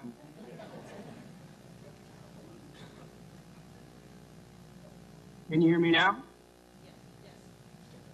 That's better. Thank you. Commissioner and the police department. Excellent. Okay. Hear me now? Can you hear me now? Yes, stay like that. Can you hear me now? I would like to congratulate Chief Sewell on recently being the first black woman to be named detective in our country. This is well deserved. Carrier, we cannot hear you. Yeah. You've got to lift your head up. When your head is up, we can hear you. Yeah. So just lift your head up. All right. Well, how about this? I'm going to Yeah, can you hear me now? No. Carrier, we hear you, but it's all garbled. We hear you when your head is up. When you start facing down, maybe you're reading, I'm not sure. Then we lose you. I'll read my questions like this. Can you hear me now?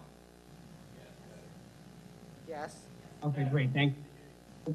Congratulate Chief Sewell on recent the first Black woman chief of teachers.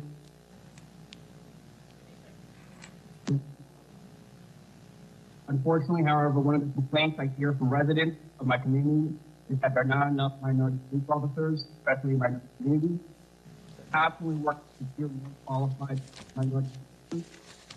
Does the budget allow for a increased diversity? Thank you. I think I got the gist of it.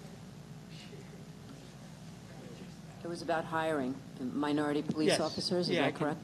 Excuse me, wait, Legislator Solage, Legislator Delia Yeah. DeRigi Whitten is going to reach out to you, and then perhaps you can convey through the phone your question or your statement, because we're losing the essence of what you're trying to say, and I think you were speaking about the new chief of detectives, Sewell, right? Did you mention that? Yeah. Okay, because you keep going in and out, and we don't want to miss what you have to say or ask, all right? So we're going to try to work out something. So in the meantime, if it's all right with you, while we're setting this up, I will allow Legislator Bino to go, and then you will follow her. Is that all right? Okay. Legislator Bino. Thank you, Chairwoman. Good evening, Commissioner and all assembled to support you in your presentation. Thank you, very thorough. I also would like to thank you for all that you did during the pandemic and the protest, and also during the tropical storm. Your ability to communicate and stay engaged with probably all 19 of us during these situations is amazing to me. I really appreciate your accessibility and your thoroughness when we present the question to you. I'd first like to start out, you know that from my beginning of my tenure here as a legislator, I've been working toward ensuring that police and community engage at a high level, and I appreciate everything you've done to this point to ensure that. You mentioned earlier that there would be police athletic leagues in Inwood, Roosevelt, and also Elmont, or Lawrence. I think it was Lawrence, Elmont, and Roosevelt, Right. yes. So there were a few communities missing there, namely in my district. So I just wanted to know if there was any thought about bringing anything into LD2. Yeah, so there are 3 expansions to the PAL. There are 18 currently out there, and Westbury is one. And we actually had a conversation with the mayor. We use the school gym right now, and the superintendent's phenomenal in Westbury with us. But they built this nice, beautiful gym, and they went and bragged about it. So now we're seeing if we can get our feet into it and use it. So we're in contact with him now to expand on it. But we have the investment. We have an officer assigned to Westbury, and they have a very good program in Westbury. They used to have a boxing program that was part of that building, so we're trying to bring that back also. Have we ever considered doing anything specifically, I have a concern or a real affinity to the community of Lakeview? Because quite honestly, they have nothing there, right? They go to school in Malvern, or the West Hempstead folks go to West Hempstead School. There's really nothing that really is birthed out of that community, specifically for that community. I was wondering, I know the library, in fact, has ample space. I don't know if there's something that could be done there, or just across the street, there's a town park. Yep. That we might be able to utilize. They don't have a big inside athletic area like the Village of Westbury Gymnasium or the Yes We Can Center or any of those other centers, but I think the opportunity to engage with that community, even if it's not as formal as the police athletic leagues that you're going to set up in other places, would be extremely valuable. So, great question, because Lakeview belongs to the West Hempstead PAL, and that's that hockey rink that's around the bend of the pond down there. Okay. But a kid from Lakeview, how's he getting down there, How's he right? getting? Right. So we got that. That's why we also are expanding we're going to expand the programs. We don't need a physical building. right? And many of these places, we don't have a building. And that's Roosevelt, we don't have a building right now. So we're going to expand the programs into including Lakeview to get to Lakeview instead of Lakeview coming to us. So we're going to go to the kids in Lakeview. We've already spoken to the library. It's great programs in there. And I think the fields are great, and what we can get out of Malvern High School just expanded unbelievable, their fields and everything else, so we're hoping that we can use some of the school's fields. Great. Thank you so much, Commissioner. You're welcome. And so I also wanted to just touch upon the police medics. I'm not even sure you're the right person to discuss this, but I know during the presentation from OMB, they had indicated that there was funding put into this budget to be able to deal with any CBAs that would come out of the three police union contract negotiations. Only 2 are remaining at this point. I know we settled the detectives. My question is regarding the police medics. Was there any funding built in to be able to deal with that particular department? I know they're under CSEA, but they're also being negotiated. So my understanding is that all of the unions and their potential contractual agreements going, there is money built into the budget. I'm not the budget person to break it down for you, but that's my understanding that they are built in there. And we are, again, you heard, if the recommendation goes forward on the police medics to expand it, we'll be expanding an additional 5 medics into it. And Chris Callender and I have met several times about also putting some floating tours out there, even if they're covered by overtime, to cover a lot more areas, especially during the summer months.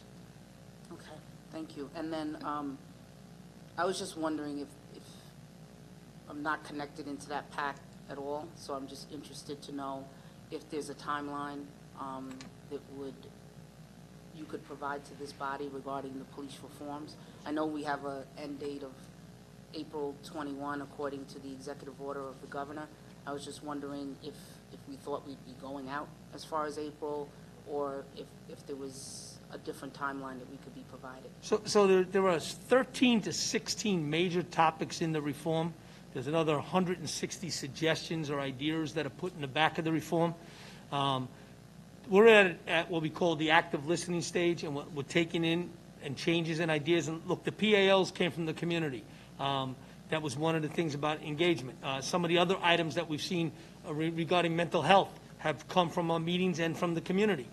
A bigger issue than I even imagined is our mental health issue and the recommendation that we've been hearing. So our objective is to keep the listening going. We're gathering up information. And again, I've been accused of I'm drawing up a plan without listening to the community. What we're doing is we got to lay the groundwork first. What are the 13 items? What are the 3 that we've continued? What are those 160 points? And then say, this is what they are, this is what we do. That's fact. That's exists now. What are we going to do and change? What's going to be modified to make it better or enhanced or to reach the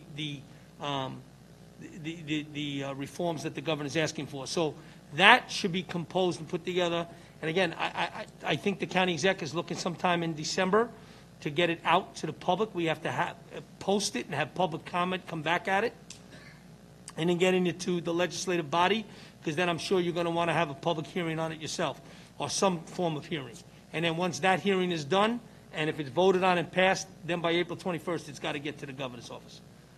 Okay. Are we finding any difficulty in collecting data that would be necessary for these conversations? So we all work in the county. So data collection has never been that easy because of the technology side of things. But what we have done in the police department, we are enhancing our data. We've collected the data. It's getting the data out. That's always been the problem. So some of the data that we just posted up or should be posted up to date is about our complaint tracking. It's something publicly we've never put out, but it's part of the reforms.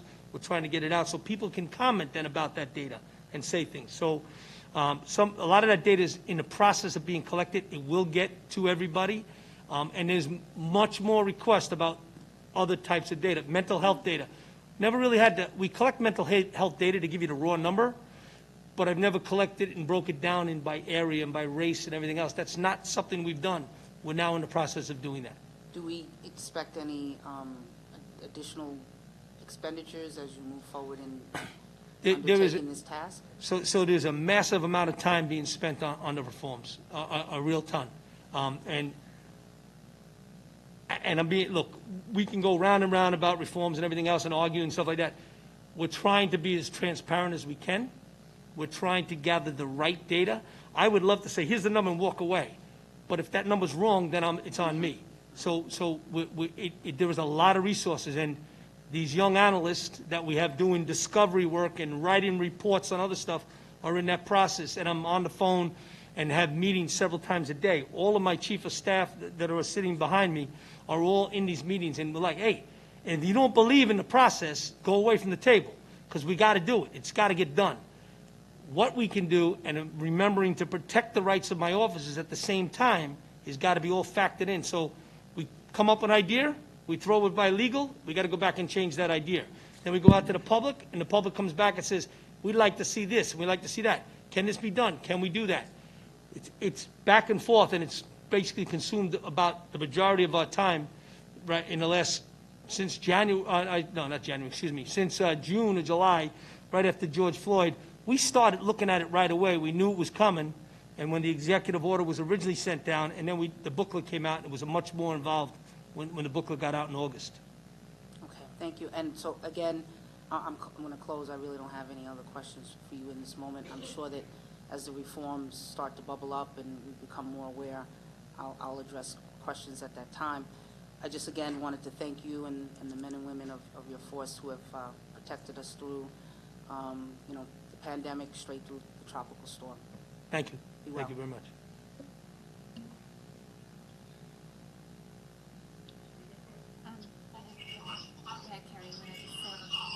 Yes, hello. Hi, thank you for the accommodation, and thank you to legislator Majority Whitman. I think you're getting feedback on the phone. Okay. Good. I put my phone on mute, the other phone. All right. He's got to shut off he's got to shut that off. There you go. Yeah. All right. Okay, are we better? Yes. I would like to thank again, the police commissioner for his presentation and the police department for all their great work, especially during the pandemic. I would like to congratulate Chief Sewell on recently becoming the first black woman to be named Chief of Detectives. This is well deserved. Unfortunately, however, one of the complaints I hear from residents of my community is that there are not enough minority police officers, especially in minority communities. Is there funding in the current budget that would allow for greater recruitment? And of the 2,271 officers, if you could please give us a breakdown of the department in terms of ethnic background, I would truly appreciate that. I'll give you the numbers first, and I'll tell you what we're doing. And again, this is all part of reform, and this is what's been coming back to us from the community. So we have in a total 3,525 employees. That's sworn and civilian. 5% are African American, 87% white, 6% Hispanic, 1% Asian, and 32% female. And if you looked at it from the civilian side, it's 6.5% African American, 87% white, 4% Hispanic, 2% Asian, and 70% female. So the different work descriptions attracts different people. Our numbers are based on civil service testing. Civil service standards, the test that's given out. We've been under the consent decree back since 1980. There's been private company that comes in and designs our test every 5 years to make it better so we can get more diversity in the police department. I can go round and round about my discussions with the company, but they're not good because we haven't changed the number. And so the testing is not done the way it should be. So let's talk about recruitment. What we've done is we've created a pre-app that's going to, and again, this is part of reform, so I'm jumping a little bit, but we've created a pre-registration app that kids can go up with their phone and take a picture of it. Application pops on their phone, takes literally 3 seconds to fill out, and we will notify you when the next test comes. So when we're out there doing our recruitment. We've created a new recruitment pamphlet. Many of you have seen the recruitment pamphlet with the cops in front of the police headquarters, a very diverse group. We brought all of those cops back, I think it's like 10 years later, 12 years later, and they're all lieutenants, sergeants, captains all different detectives, all different ranks in that same group, and we retook that picture because we realized the importance. We put our bike cops on there. We put our bike cops who are both African-American, the two that are down assigned to the corridor, and they rotate a different day into the community on their bikes. Because the cry from the community is that, look, we appreciate the police, but we'd like to see an African-American officer down here who they might relate to better. Perfect, no problem. We got that. Our recruitment process, we're enhancing how we recruit. Haver Espinosa, all you remember Haver, what a great job Haver used to do in recruitment. It rolled into now we have John Holmes and Jimmy Patinato. What they're doing right now in recruitment and using social media and everything else, I guarantee you we're going to see better diversity in the next test. But that's somebody who takes the test. How do you keep that person now that they've taken the test? We started a mentoring program to take the test, a mentoring program when you get the results of your test. So all of the organizations within the department have volunteered to take an email. So if a kid from a community in Roosevelt is not sure how to do the push-up, and he call up and he says, hey, I'm just not sure how you do this push-up. That mentor can say, look, go to this site, there's a video on it, tell you, if you're having a struggle, reach back to me and we'll get you through it. When they get in and they pass the physical part, I'm not sure how to get this paper because I don't got a dad or a mom at home that's pushing me. Okay, here's what you're going to do. You're going to reach that mentor and he's going to help you and tell you what to get. We don't want to lose a good candidate that passed the test and scored a good score. We don't.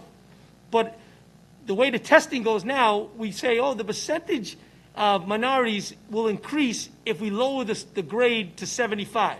Okay, go ahead. But you know what's going to happen? We only hire up to maybe an 80, and then the test goes cycle through. We don't hire that many. It's not that big of a department as like New York City. So between our mentoring program, our application program, our pre-registration, and our new recruitment process, we believe we're going to increase it.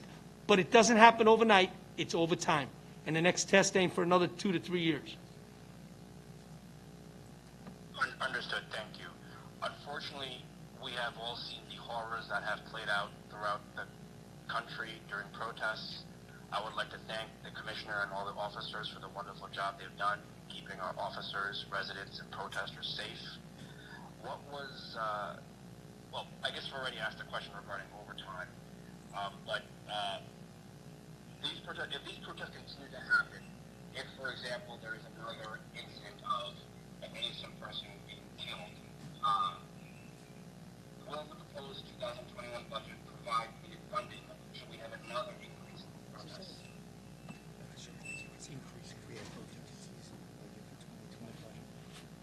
So I've had several briefings already with the FBI regarding the election season. And when the election season comes, there could be unrest and more protests. Yes, we have our plans in place for that. There's never a contingency for a storm that comes in. And that could be another storm that comes around when it comes to the protest and the unrest. It's built in there. My job is to manage that budget. We've seen the last 4 years, we've come in under budget. So we're handling it right, we're doing it correctly, but we're not jeopardizing safety. And again, you know, the unrest, and I gotta say it because we're not Minneapolis.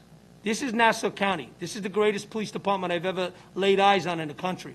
The men and women, I've walked with them in every single protest. I've been out there. I've been out there with the COVID. 7 days a week for weeks on end. They stood up and they stood strong. The ambulance bureau, like I said, the police medics, our fire service, our DPW men and women, outstanding work. We get over 1 million interactions with the public a year, and we get 0.05 complaints against them. That's a stat that says something to credit to these men and women. But we can be better. We know they're underreporting it sometimes, and we can get more reports in. Because we don't want a bad cop, and we don't want a Minneapolis situation. So we are prepared for anything that goes forward. These young kids that are out there, I walk with them, and you know, one side, they're yelling and screaming and cursing at you. There's a sign on the lawn that says, thank you, first responders. And I say to the kid, how you feeling? He goes, boss, I'm on 13,000 steps. I'm doing real good today. So that's the mentality. They know what they got to do. They're professional, and that's a credit to also the training that they go through the police academy. But we will be, and we can be better. Thank you. Speaking of officer misconduct, do you have the statistics or the information on county has paid out over the last couple of years in terms of settlements for police misconduct, and how can we reduce that number? I do not have that number, and how, we've, yeah, we're always reducing the number. Thank you. And my last question, by the way, because of the audio issue, I've emailed my questions to a member of the legislative staff. But my last question would be, one of the national concerns regarding police departments is the quote unquote militarization of our police forces. I don't believe that the NCPD falls under this category. I understand residents' concern that nationally we have seen police forces use equipment that many believe is for war, not for community policing. Does the NCPD have a plan to use their equipment budget for this type of equipment?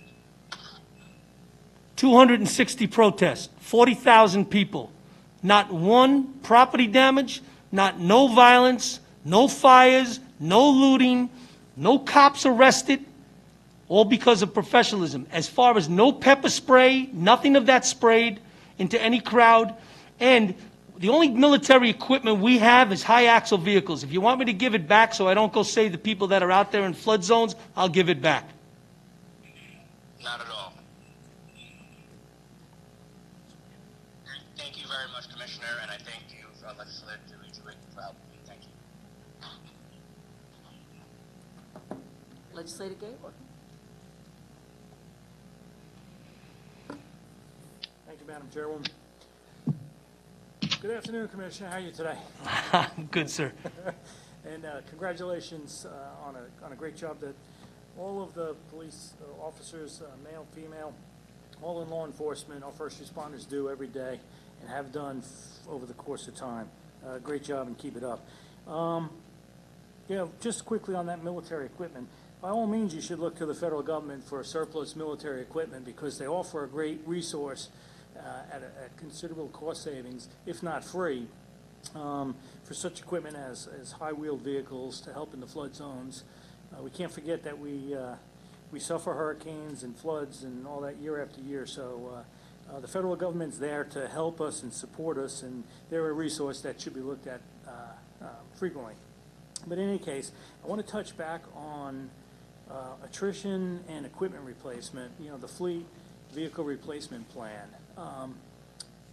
We heard from the Ambulance Service Bureau the high mileage on their vehicles. I would imagine that we're coming to the end of service life on a bunch of ambulances, police cars involved in accidents, mileage. What is the fleet replacement plan generally? So we generally like to replace about 56 of our marked police cars every year, 4 to 5 of our police ambulances every year. 2019 budget just never happened, right? So the capital project never happened. So this year we're asking, and hopefully we're going to get approved in our capital budget. We're looking at 80 marked police cars, and then we'll fall back to the 56 number, and we're looking at 4 brand new ambulances in that ask also. Okay, and will that include the 2 he asked for in 19? You're going to yes, sir. Try to get 6? Okay. That'll be part of the amendment. Yes. Excellent. Major crimes. So we had a little bit of discussion there and some of the increases. What's the overall plan, or to attack the major crime areas to bring those numbers down in line? So everything we do is intelligence-led. Everything is evidence-based. So leveraging the technology and using the resources, giving the proper data. Again, it focuses on that 90% of the crime done by 10% of the population. That's our focus. So we're going to continue to push intelligence-led policing. We're going to still leverage our technology. We're going to get involved in a lot of community engagement because that's part of this reform, which is okay because it's a good thing too. And again, 100% crime went up in certain areas, right? We saw that, and there's a lot of reasons for it. I can't put my finger on one thing this year because of COVID, because of what's happened, the unrest. I can definitely sway towards reforms in the beginning of the year. But we have to stay focused and stay on point. you know, and it kills me when we lost so many in the Operation Natalie after all the good work we did. We got to get back on it. And so that's why several weeks ago we said, hey, you know, to our new chief of detectives and our chief of detective division, that we got to get back on point. We got to get Operation Natalie up and running. And they did. And narcotics is out there doing the interviews. And we're seeing an improvement. We're doing enforcement again. We still got problems. Courts are closed. We're not getting them in front of judges. They're still doing virtual arraignments, and they're walking out the back of Station House and headquarters and on their way because of that. So it's a big problem for us. And again, we're hoping the courts can open up and get back to normal business soon. Good, that's encouraging, thank you. Warrants. I think you said there were 60,000 warrants to be served, roughly? No, not served. I'm sorry. Execute. Yeah, you're right. I know what you mean. Yep. Yeah. You know, how big is the warrant squad? So there's 4 detectives that work in the warrant squad, but each precinct detective has their own bulk of warrants. But the fugitive squad goes after the bad ones, right? And they're all bad. But the system's broken, and that's why we started to try to correct it last year. You can't have people that are dead in the system. You can't have people that don't live here anymore. What's the sense of even going keeping that warrant in there for that pettit larceny, and they're 90 years old living in Arizona? So we were working through that to get that number down. Unfortunately, with the new reform, the way it was, them warrants are going to go up because of the way we're still chasing it. Yeah, okay, well, that's tough, but under your leadership, I'm sure we'll come up with a plan, and we'll try to figure that out, okay? And again, special thank you to all the men and women in blue for what they do day in and day out. God bless them all. Thank you, sir. Legislator Kennedy. Thank you, Legislator Ford. Hi, Commissioner Ryder. How are you? I'm well, sir. First of all, I just wanted to say thank you for everything that you do, everything the men and women in blue have done for us to keep our community safe. I can't say enough. I just want to say thank you for everything. That it's been a difficult time for all of you. I just had a quick question about the criminal justice reform. Just one question. I know that the judge's discretion has been taken away in large part, and I'm just curious if someone is arrested over and over and over again, going through a revolving door. Is there any kind of anything thrown up about somebody like that, that maybe that person should not be automatically released if it's just that they keep getting arrested over and over again? Or is it just, it's part of the reform and they just go straight out? When they reformed the reforms back in March or April when they came out, now a lot of these repeat offenders we can hold. The problem becomes, again, we're not doing arraignments. We're not bringing them to, so it's a lot easier to release, right at the virtual arraignment, and hey, make sure you show up to court. We do and probation has one of the toughest jobs here in Nassau County right now, following and tracking these people, and, they need help in what they're doing. The bracelets died, and nobody's charging them. They're trying to track them, and these guys are going out on us. We're trying to find them. So the process got a little better on the reform, but it still needs to be given more discretion back to the judges and more discretions back to the DAs to hold these people. Thank you. Just one other thing. We're talking about the DAL complexes coming to Lawrence, Elmont, and Roosevelt, and we have one in Massapequa, and I just want to say it has been it's been there for a long time, and it's been an incredible place for everyone in the community to go to. I can't say enough about it. The police officer who run it, some retired police officers who volunteer there, kids in the community with some opportunities during the summer to come there and work there. The number of people that have said incredible things about it, and that's just from my perspective because I live in Massapequa, but I'm sure it's like that in all the PALs. Just fantastic, and I'm glad to see that it's branching out into other areas, and I'm sure it will into more. Thank you for. Well, that's a tribute to those volunteers and the police officer does it. But one of the greatest programs that you have over there is the disability program for the kids that are disabled, and they still get them involved. My kids volunteered for that for a couple of summers, and just very moving to watch these kids who don't get that opportunity to play flag football in a wheelchair.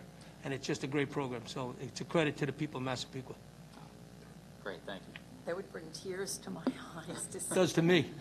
To be quite, but I'm getting a little jealous because I don't think I have any PALs in my. That city, you live in a city. No.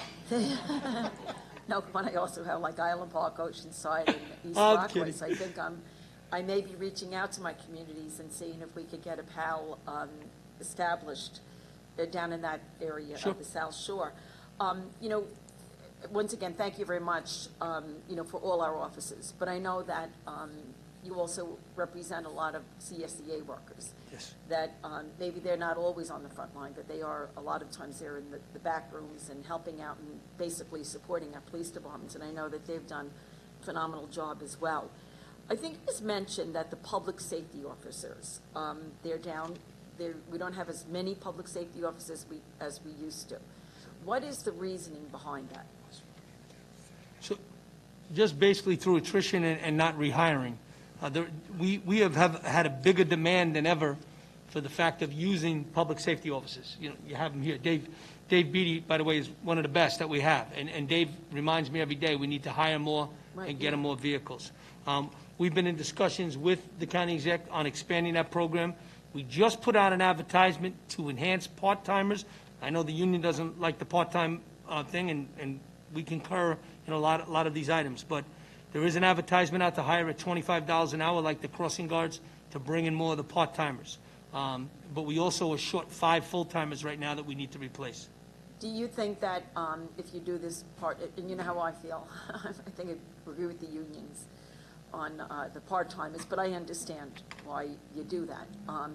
But will that, if people come in as a $25 hour part-time public safety officer, will there be a program in place to help them that if they want to then move up into full-time, that you will allow them to do so? So it's funny, that's across the board with a lot of the positions that we've spoken to with the union, and we've had some great conversations about it becomes a breeding ground to find out this guy's good, or this guy, maybe we don't want to make him full-time. And instead of hiring, going through the hiring process, getting them on board, and then dropping them in the academy or dropping them later, we'll find out about them a lot more if they come on as a part-time. So yes, that is something that we are discussing with both the CSEA. All right, thank you. Now, my favorite topic, school crossing guards, okay?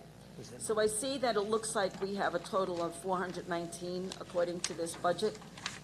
You have 132, I guess, full-time, and 287 part-time. Correct. Okay. Are all those positions filled? Yeah, that is the number that is filled. That is correct. Okay, so is there any chance that eventually we may start looking toward perhaps increasing the number of full-time school crossing guards and reducing the number of part-time school crossing guards? I will have that conversation with the county exec and the budget office. Yeah, because I really think that, when we look at this, they do such a great service. And for one, I always see them in my neighborhood and actually in other neighborhoods driving around. And they're always out. I mean, cold, rain, snow, whatever, they're standing there on that corner, and never missing a beat when they look and see these children coming. And I've seen them even crossing adults as well, so I really hope that you can. Jed Painter talked about, I guess with the changes with their asset forfeiture, and because of it, they're not able to utilize funding to give to various organizations, such as the Hispanic Counseling Center, which may be these agencies that can help with some of the younger people and maybe work with them to give them a better opportunity or a redirection so that they, like maybe they'll stay in school, or they get after help school, whatever they do, okay? I know that you utilize your asset forfeiture, and you do an excellent job on it, by the way, Is there any possibility that if you have extra, is it possible that you can give to some of these organizations, or are you precluded from doing that based on how you receive your? So extra is a bad word. Okay. But Well, if you have a few dollars lying around. So we do work with the DA's office and helping, both ways. They give us forfeiture money when we're doing DWI programs. We give them money for other programs. We're putting in now most of our money into that community engagement, those bike cops, new bikes, new quads. all of that stuff to get out there in the community. And of course, our PALs, that's the biggest expense that we're starting to put a lot of money into. So Which actually we hit the same restrictions as they do on the state level. The only difference is I have, a majority of my cases are federal. So it makes it a little bit easier for me. Okay, I'm glad to hear that then. Something, oh, I know that we talked about communications, you know, like where you're going to move from the 600, right, the 500 megahertz to 800 megahertz. And we're looking at that, like, you know, how important it is, and to be able to, like, maybe next year or however we're going to start changing these things. Will that require, and I know that even when you talk about, like, the police reforms, that there may be additional training. You may have to, like, basically maybe retrain officers or bring them back in to enhance the training or whatever you do. Have you considered all of that, knowing with those elements, when you looked at the overtime that you're basing for next year? Has that been worked into that so that, you know, because if an officer needs to be taken out for a day or two, you may have to backfill that person. So has that been worked into your budget? So one of the most important things that we need to do, and I've been saying since I've been here, is train. The beauty of the DAI contract, it has 5 of those days that give back, and 2 of them go to definite training, and the third one is an optional training, depending on where we need it and what's the training need. Next year, with the reforms, I have to do a lot of diversity, implicit bias type training, and that's going to be paid for out of forfeiture money because it's a new option. The ones that don't have the training day. In the DAI world, they have the training day. If the SOA contract goes, I'll have training days. And depending on what the PBA does, I'll hopefully get a training day. So then I'll be able to train more and do more of it. When it comes to the radio communications, it's not like when we changed over to the P1 and entering into computer, you had to learn how to use it. Radio's a radio, you push the button, but there will be some mild training, and there's a good possibility we will have to break out some training time in there. Okay, that's good to know. And I thank you very much for all the work that you've done on behalf of all of the people that are under your command. And also, like, even with our medics, because I know that they've always felt like they were the stepchild somewhere along the line. And I really am thankful that you have advocated for the increase in the number of medics that we have. And I hope that when we look at the vehicles that you're going to be bringing in, that you do, you know, get them the ambulances that they need. And, you know, so I think that's it. Oh, I'm sorry. Legislative Rhodes. I guess I'm closing it out. Commissioner Ryder, sorry, you almost escaped. So close, so close. Again, many of my colleagues have sung the praises of the police department and all the amazing work that you've done throughout the COVID pandemic, throughout the course of the protests, and I really do on a day in and day out basis, and I certainly join that chorus. And I know there's a question before about the ribbons on the outside of the building. You know, you see those ribbons on the outside of this building, in our neighborhoods, on my own front door. You know, I get the benefit of leaving my house each day, knowing I'm coming home. The men and women that wear the uniform, the Nassau County Police Department, don't necessarily get to do that. They kiss their wives and kids, husbands and kids. Never being able to make that guarantee that they're going to be able to make it home at the end of the day because of the risks that they have to take to protect each of us. And it's not just our police officers, it's our correction officers, it's our first responders, it's our police medics. You know, all of our first responders that take that risk and make that sacrifice. And that ribbon sitting out there isn't to single one cause over another or suggest that one life is worth more than another, but it's to recognize that service and sacrifice, and that here in Nassau County, we appreciate that service and sacrifice. Doesn't mean that everything's perfect, but it means that we respect the men and women that go out there and do the job day in and day out and do their best to keep us safe. And my hope is that we always will. One of the, you know, we spoke about the topic of police reform. Can you just give us I'm trying to understand the interplay between PACT and other facets of how we're coming up with the suggestions for police reform. I had sent a letter to the county executive back in July, you know, asking who exactly was on the PACT committee and you know, what was being discussed. We had received a couple of emails towards the end of last week. We were CC'd on some emails that were sent to the county executive from groups and organizations that felt as though they should have been included on the PAC committee. And one of the concerns that I have is, all right, what community stakeholders are there, and we're making sure that the community stakeholders that are a part of this process are representative of the entirety of the community. The response I got back was, there's no legislative oversight of our executive development of the plan, since legislative activity occurs upon filing for legislative approval.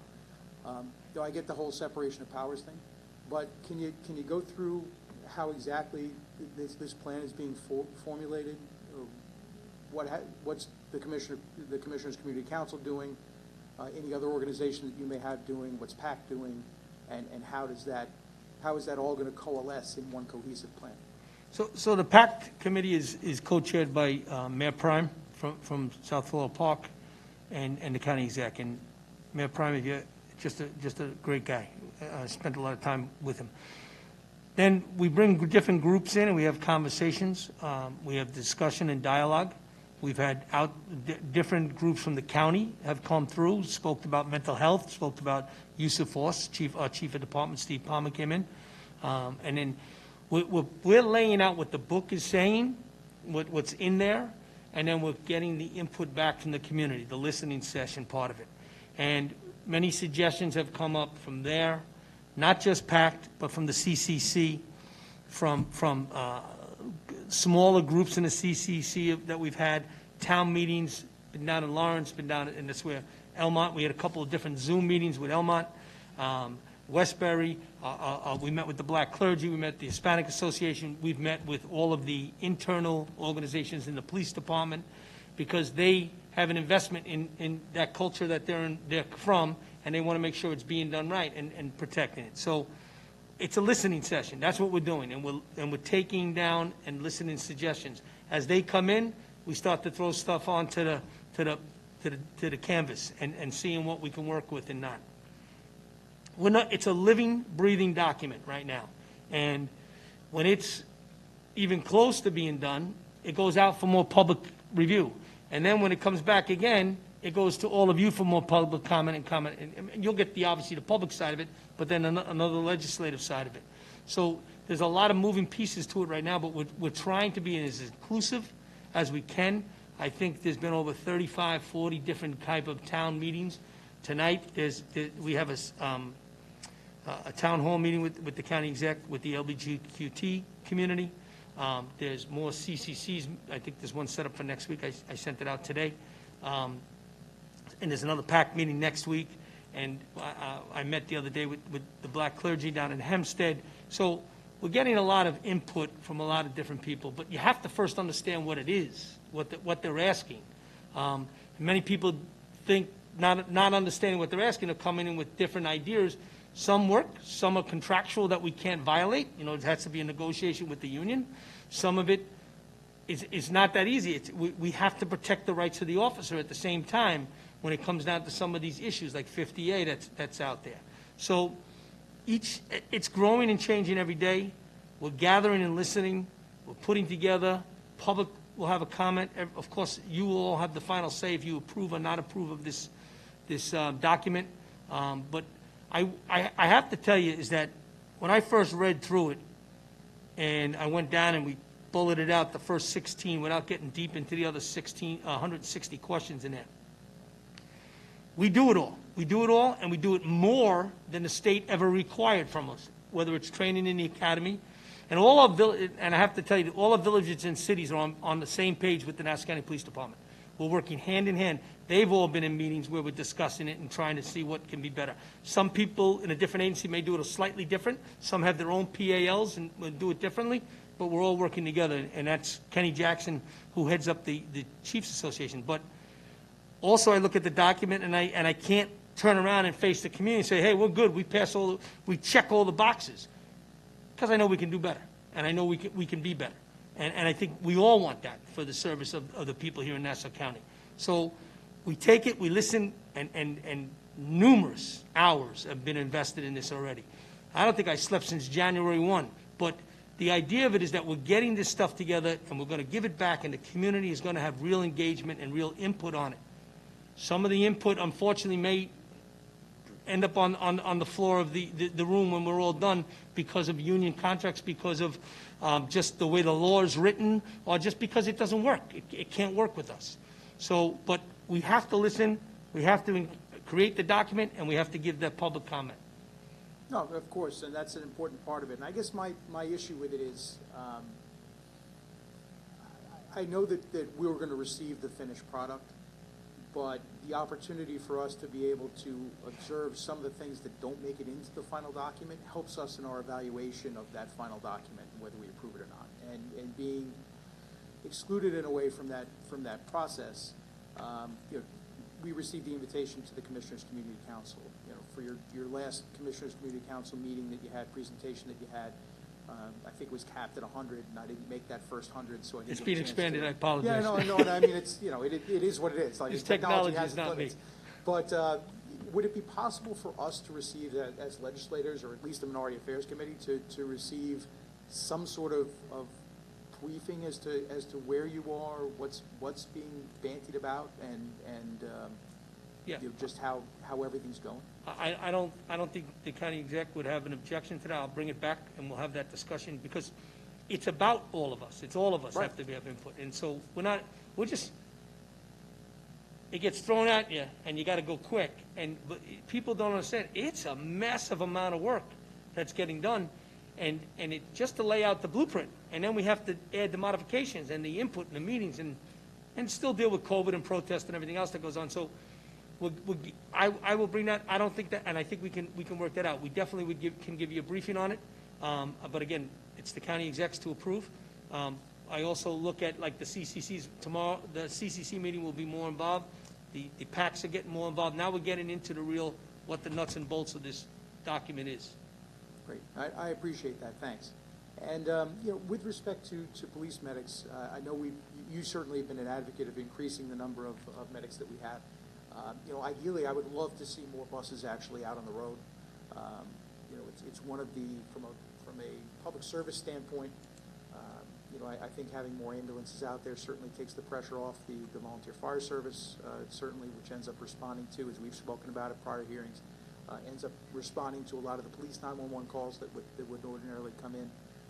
Whatever we can't make falls back to the volunteer service, which does not have the ability to charge for that service, unlike the police department, so it's a huge budgetary drain on them, even though they're happy to provide that service.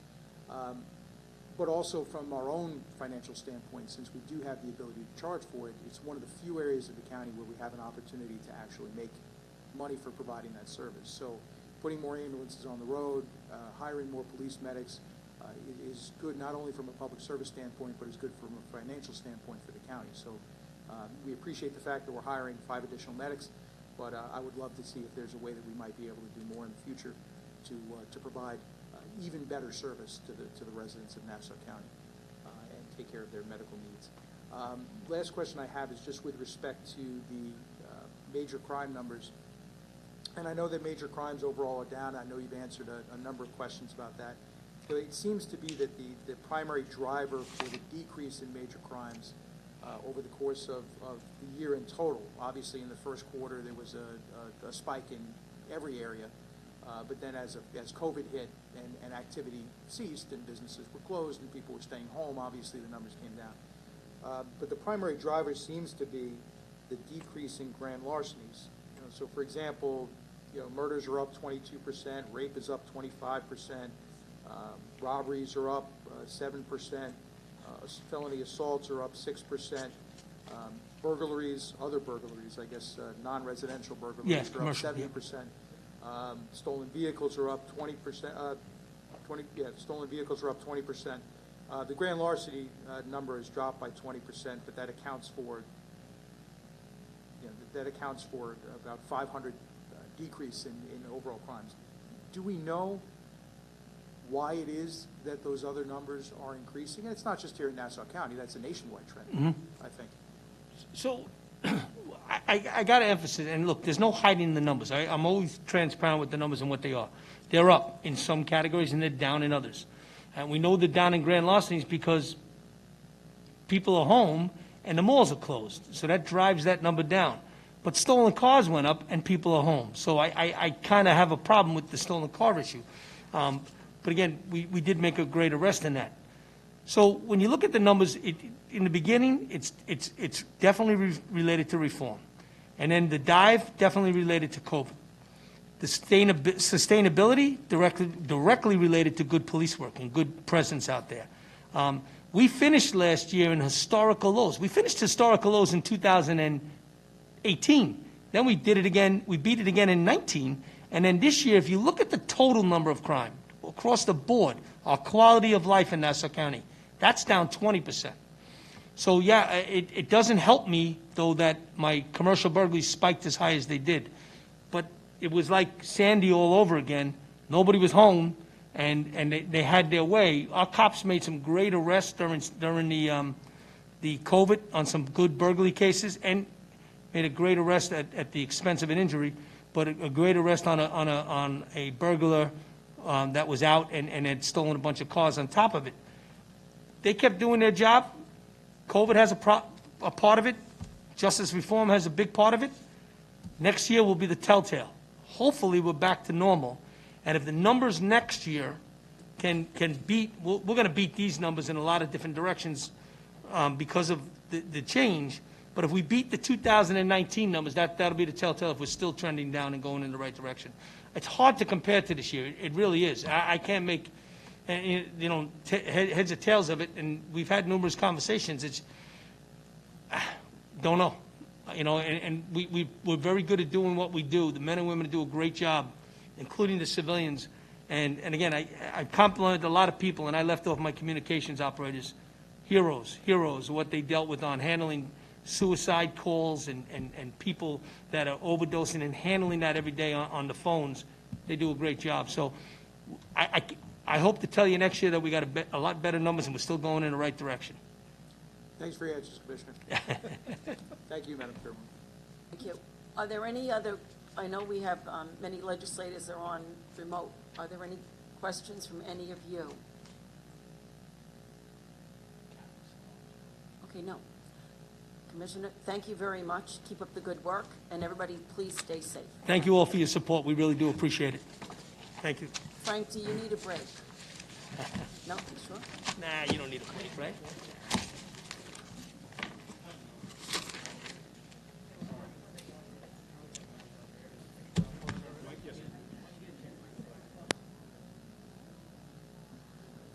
Sorry, before I leave. The next speaker will be from the Sheriff's Department, James Zarender, our sheriff. Thank you.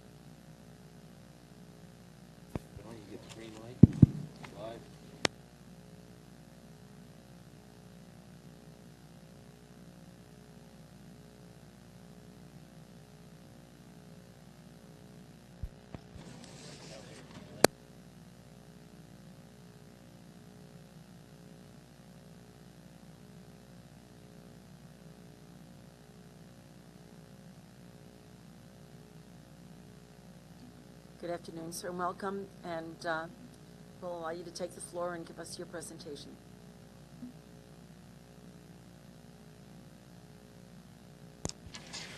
Okay, good afternoon, Presiding Officer Nicolello, Minority Leader Abrahams, and the members of the legislature. My name is James Zarender, and I'm the Nassau County Sheriff. From a global pandemic to bail reform, my entire staff have been hard at work responding to challenges in a rapidly changing environment. Each challenge was met with thoughtful analysis, careful execution of plans for which I am deeply grateful. My team and I have worked with OMB to put together a budget that reflects the time we are in while also meeting the needs of our department. The fiscal year 21 expense budget of $145.5 million is declining by approximately $8 million. A small decline from fiscal year 20 due to the decline of the inmate population in our jail system. We currently have a COBA head count of 745, and our fiscal year 21 budget provides for the hiring of 40 additional correctional officers. Our overtime is slightly decreasing due to the decrease of the jail population and our efforts to consolidate. As mentioned in the budget highlighted above, the inmate population has been the biggest factor in guiding many of our decisions.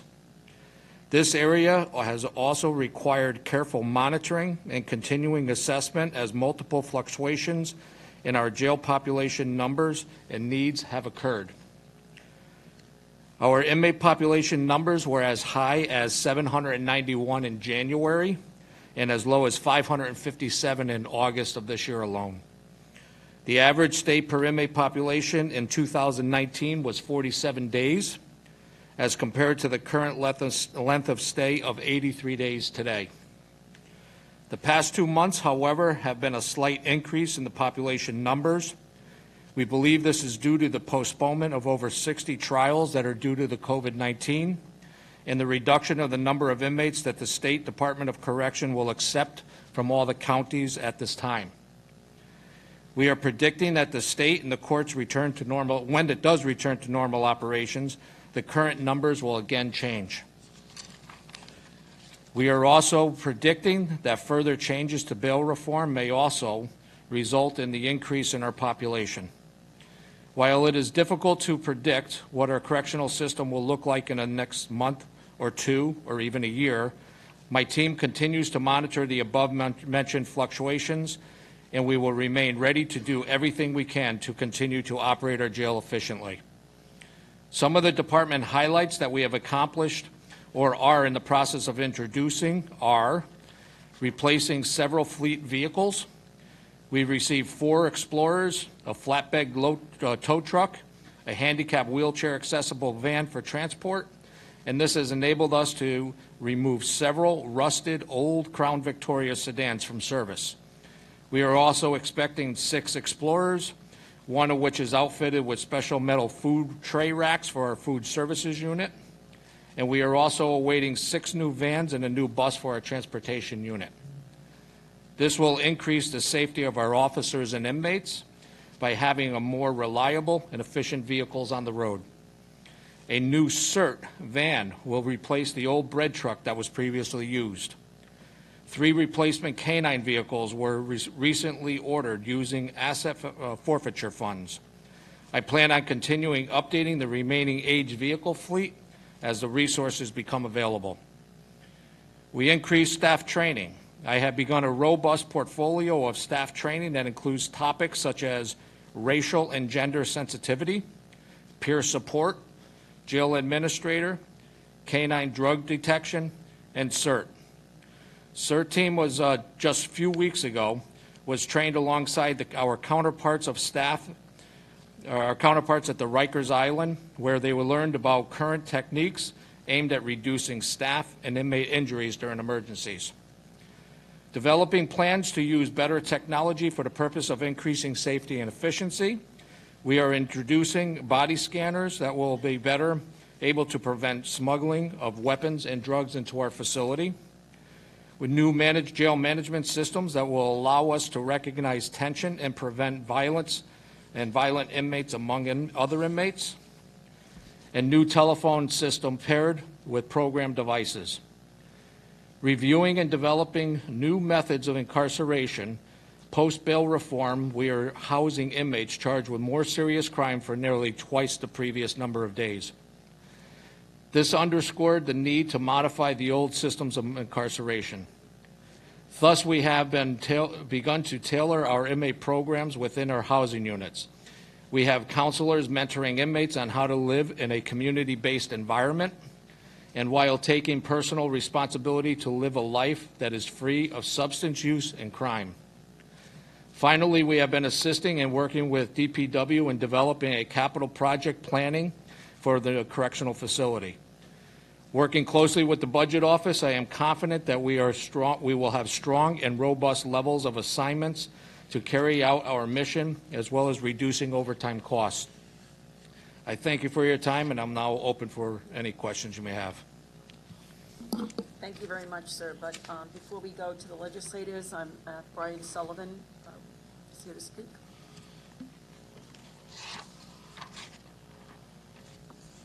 Good afternoon, ladies and gentlemen of the legislature. Good afternoon, Sheriff and your staff. I have a few things that I'd like to go through just to touch on.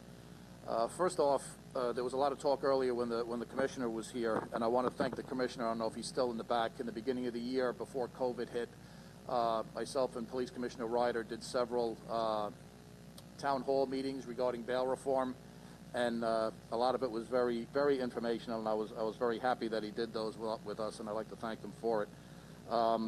Again, also with all of the conversation about COVID,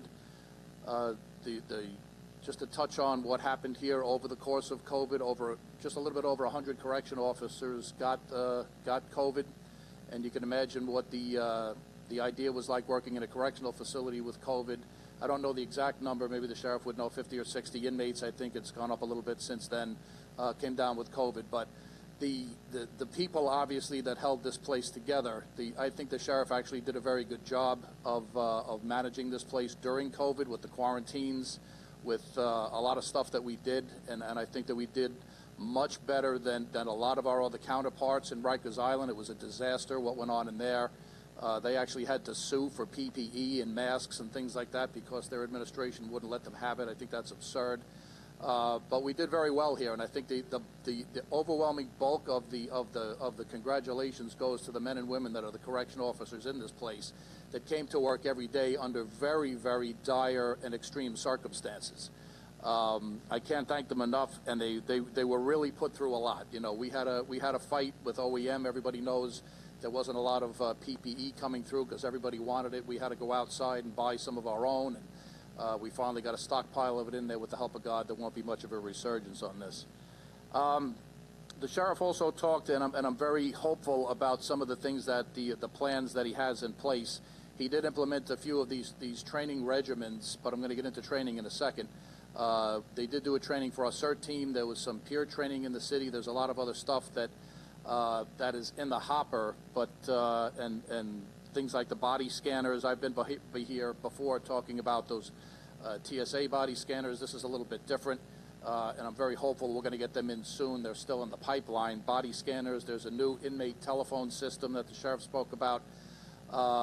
That's a very good investigative tool also, and these are all things that I sincerely hope are going to get implemented.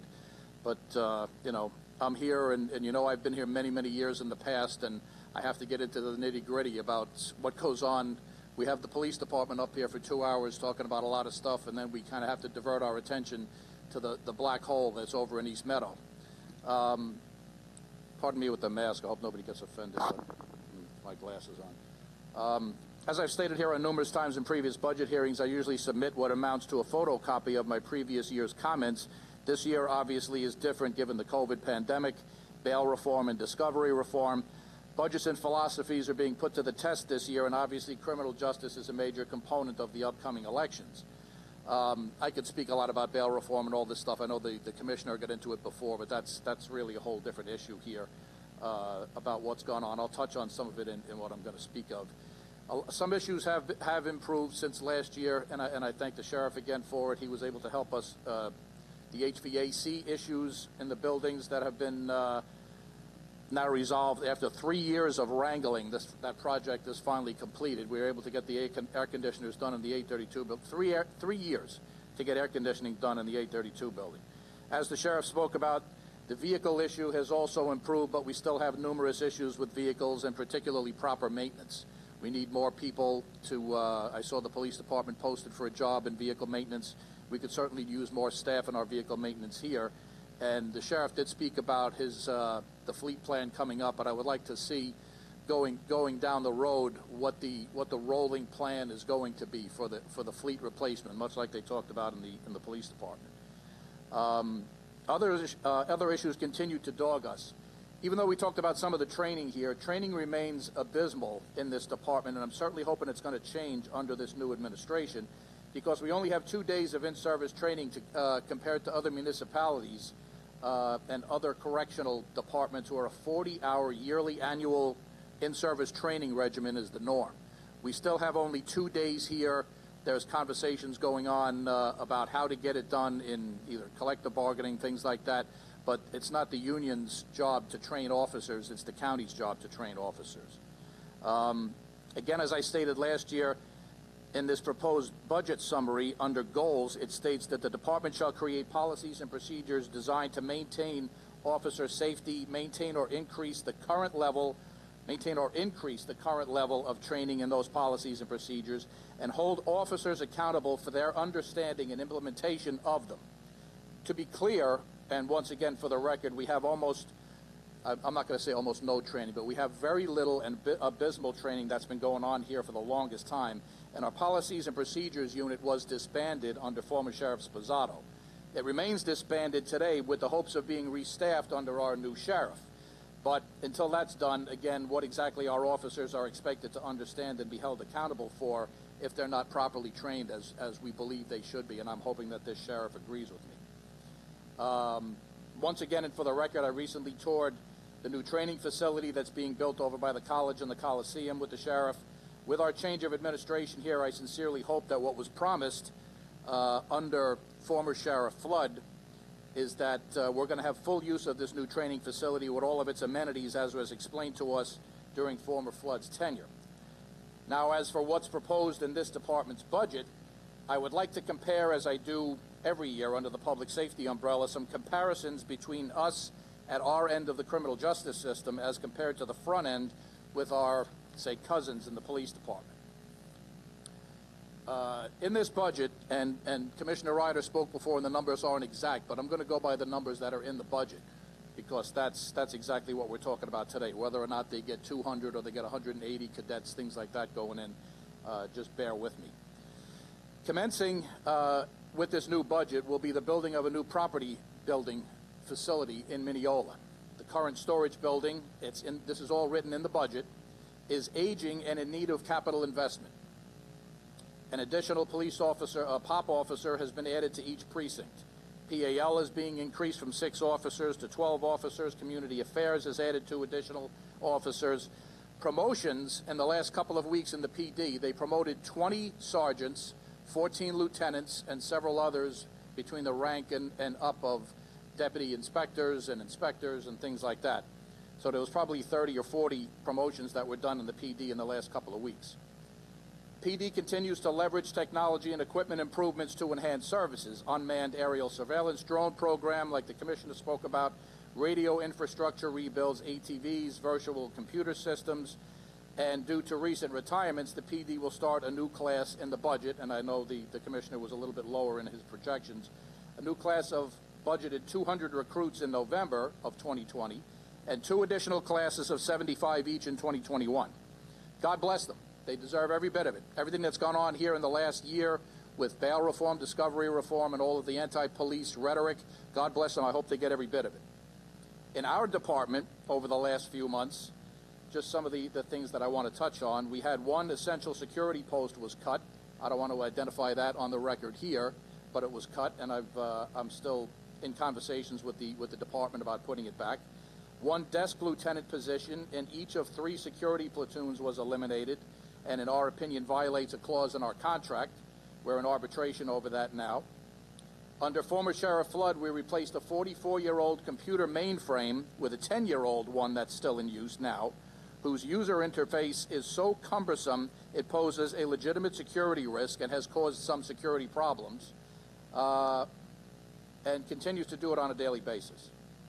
With regard to promotions, the captain and lieutenant's promotional exams were not given earlier this year. They should have been given a year ago in October, but they were delayed until March of this year, and then they were delayed again because of COVID.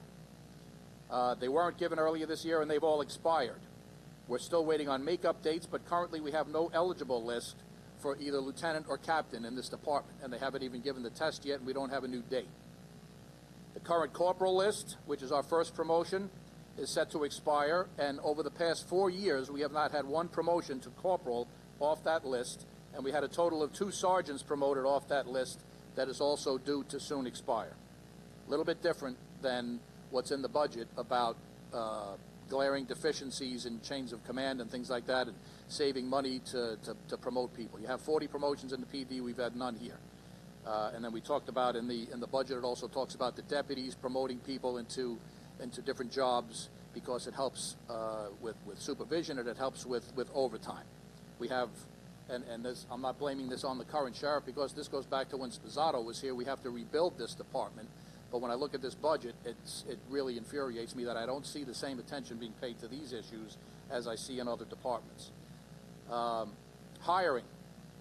There is, as I said, the PD, they're talking about 275 and 75. This budget is looking to hire 40 correction officers, which doesn't even keep pace with our rate of attrition. We're down about, I want to say, where the heck did I have that number? We're down 49 at the end of this month, and there's 10 or 20 more due to retire by the end of the year. They usually retire around December, so you're looking at potentially anywhere between 60 and 70 retirements this year, and they're going to hire 40 correction officers slated for next July, which is going to be great right in the middle of the summer. Just like the commissioner said, it's counterproductive to proper security and overtime regulation when you're hiring like that and you're not promoting correctly. Again, under budget goals, funding for programs in the PD that have the laudable goal of reducing crime and protecting the safety of the public are completely antithetical to correctional goals of simply reducing the cost of incarceration, which is written all over this budget, and overburdening an already overstressed probation system who are not equipped to monitor individuals released from custody. And again, the commissioner spoke about that earlier. These budget theories all should work hand in hand, but they obviously do not, given with the way the world is today. How do you increase spending to enhance public safety initiatives on the front end of the justice system while reducing everything on the back end? It flies directly in the face of logic since we provide drug, alcohol, and mental health treatment programs in our correctional facilities, but the budgetary objective in corrections is to get people out of the system under bail reform and back on the street as soon as possible under this insanity of all these new reforms, with no safety nets for either the offender or the public. Now, Jed Painter spoke earlier today, and I attribute this because I'm not going to stand here and just go, na, na, na, na, I told you so, but we have diversion courts, we have programs that are in our facilities. This is all out the window, and so far this year we've had a 43% spike in fatal overdoses. All crime stats are going up, blah, blah, blah. Some of these people, if these 43 people were put into programs, diversion courts, or held in our facilities and forced in by judges who could have had discretion into drug and alcohol programs, some of that 43%, that number might not be that high. Next, projection for future inmate headcount going into next year, in my opinion, are not realistic. Look at what just happened since the tiered reopening of the spike in COVID in this county. The inmate headcount, which was cut in half or more since January of this year and dipped as low as 560 inmates during the COVID pandemic, has now increased by over 100 to I wrote 680 here. Our count today was actually 698. It's my understanding that budget numbers are based on housing approximately somewhere between 700 and 725 inmates. I think it's around 715 in the budget, to be sure. The court system hasn't even become fully operational yet. There's no trials going on, any of this stuff. This number is sure to increase, causing increased costs, and I certainly don't want to be standing here 6 months from now hearing things about cost cutting or post cuts because the inmate head count was not realistically accounted for going into the budget next year. Lastly is the issue of housing federal inmates. This is an actual proven revenue stream. I've been here countless times over the past several years talking about housing federal inmates in our facility. This budget proposal states that the 2021 proposal accounts for the housing reimbursement of 15 federal inmates, which is described as flat compared to the 2020 projection. 2020 projection for last year was us to hold 25 inmates, which to me I think is way low to begin with. But last year's projection was 25 federal inmates with a reimbursement, and it's in the budget backup for a reimbursement of $900 and something thousand. They've decreased that from 25 to 15 for next year with a budget revenue of $1.5 million. I think somebody in the budget office has to get their abacus out because the math doesn't work. You're going from 25 to 15, saying you were getting 900,000 from 25, which is actually 1.5 million. But now you're going to drop it to 15, and you think you're going to get 1.5 million. It describes a $1.5 million target revenue for those 15 inmates. First, like as I said, the math is wrong. We currently house 27 federal inmates under an agreement with the federal government that provides reimbursement of $165 a day under that current agreement per federal inmate. We've been here before talking about this revenue stream, which is a lonely one in our department because we are not normally a revenue-producing organization. In a budget projection that is rife with questions about revenue sources and whether or not Nassau County is going to be receiving any federal or state aid after COVID, I have one question. Why is this department and county refusing, first of all, to increase by as much as possible federal inmates as a revenue source if we're looking for revenue, particularly since we have plenty of room after COVID reform, after bail reform and COVID, because we lost inmates under COVID. And most importantly, why is the county and the sheriff's department outright refusing to accept any federal inmates whatsoever from the federal government? I have it on direct authority, and I say it that way, from the federal marshal of the Eastern District himself, who I met with yesterday, that our department has not only refused to take any inmates from them going back to March of this year, but in fact going back to July, after the county was already reopening from the COVID pandemic, they refused on numerous occasions direct inquiries to take federal inmates at all, and given the marshal's office no indication that we anticipate ever taking any going forward. The sheriff had a forum back in July, which is something that's completely new and foreign to us here. The sheriff made himself available to all of our members, and he laid out his plan for what he'd like to see this happen in this department. And one of the goals that he laid out was to bring in federal inmates as a source of revenue. And I don't know, I think budget hearings and unfortunately being an appointed sheriff, he has a voice that he has to answer to. The numbers seem to have changed a bit. As such, Suffolk County stepped in and made a new deal for better money with the federal government, stating they'll take as many as they can give them. Suffolk is now reaping the benefit of this program, while in Nassau, we're standing on the sidelines, once again. I'm currently, obviously, as you all know, it's in the papers, everything else. We're in contract negotiations dealing with a county budget that's full of question marks on revenue, looking for concessions, and they're outright thumbing their noses at a revenue source that our neighboring county took full advantage of. What's the question here is my inquiry. Why are we not taking them? Is it because of the pandemic? Apparently Suffolk has no issue with that. There are screening processes that have to be adhered to, and we're processing in inmates anyway. Why are we turning away inmates that will produce much needed revenue for this county? So now not only are we not getting any new federal inmates under this program, the 27 feds that are here now will dwindle over time, and that revenue that we're currently seeing will walk out the door with them as they leave us. I don't get exactly what the plan is with that, and that's it for me. I'll leave it up to discussion. Thank you. Thank you very much. Presiding Officer Nicolello, you want to? Yeah. Oh, thank you, Denise. Appreciate that. I wanted to follow up on that last point of Brian Sullivan with respect to the federal inmates. At one point, the county was actively seeking federal inmates, if you recall back in the earlier days, as a budget item, as a revenue item. So I know that there's $1.5 million in the budget now for this, but are we turning down inmates from the federal government or being offered by the federal government? So this is James Arenda for the record. Yes, we have during the COVID time. Just as early as 3 weeks ago, if you read the papers about the Metropolitan Correctional Center in New York City, where they hold the federal inmates, they've had over 100 COVID positive cases just recently. I'm nervous about taking in any federal inmates as of this time, just because I don't want to affect our staff and our inmate population and have another crisis right inside our facility.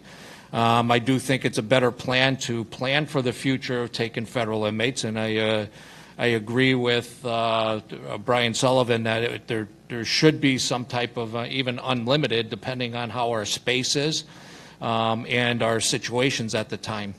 I believe that if we can handle federal inmates, we have staff that are trained in handling any type of inmate, and I believe it's a good function. Just right now, I'm not sure it's the smartest thing to do with bringing COVID back into our facilities that we're trying to prevent.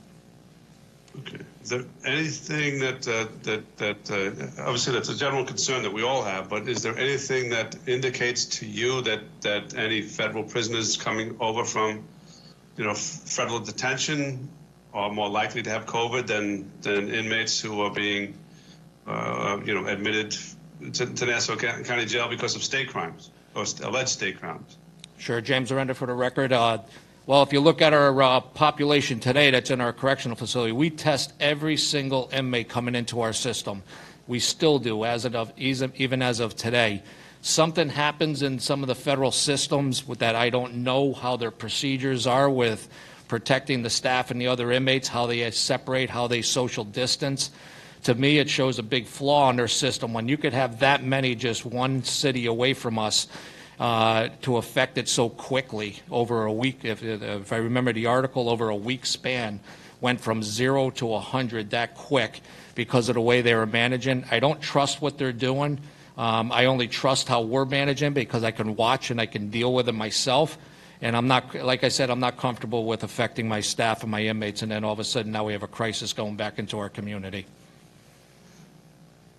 Okay, so obviously, we are still in the midst of the pandemic, but if the situation improves in 2021, and you are able to satisfy to your, to confirm to your satisfaction that the precautions in federal facilities are sufficient, will you revisit this? Will you look at this again about potentially bringing prisoners in? I definitely think we should. Okay. Have you spoken to your counterparts in Suffolk? Because they seem not to have the same concerns that you have. Yes, and I actually met with him yesterday. And just to let you know, they're not testing for COVID positive coming in the door. We do. I make sure I get accurate numbers. I watch it every single minute. I'm very confident we have exactly the right procedures we do to prevent and to be able to monitor our population for COVID. It's a different situation where we are in Nassau because I think we do a better job. Okay, just a couple of more areas. Again, Brian mentioned the bringing on additional corrections officers and training, et cetera. And my understanding that from the Independent Budget Review Office is that up to 75 will be lost this year through attrition. It's corrections officers. That's a lot of experience, and that's a number that's higher than usual in the past. So, what are the plans to begin hiring new corrections officers and putting them through the training facility?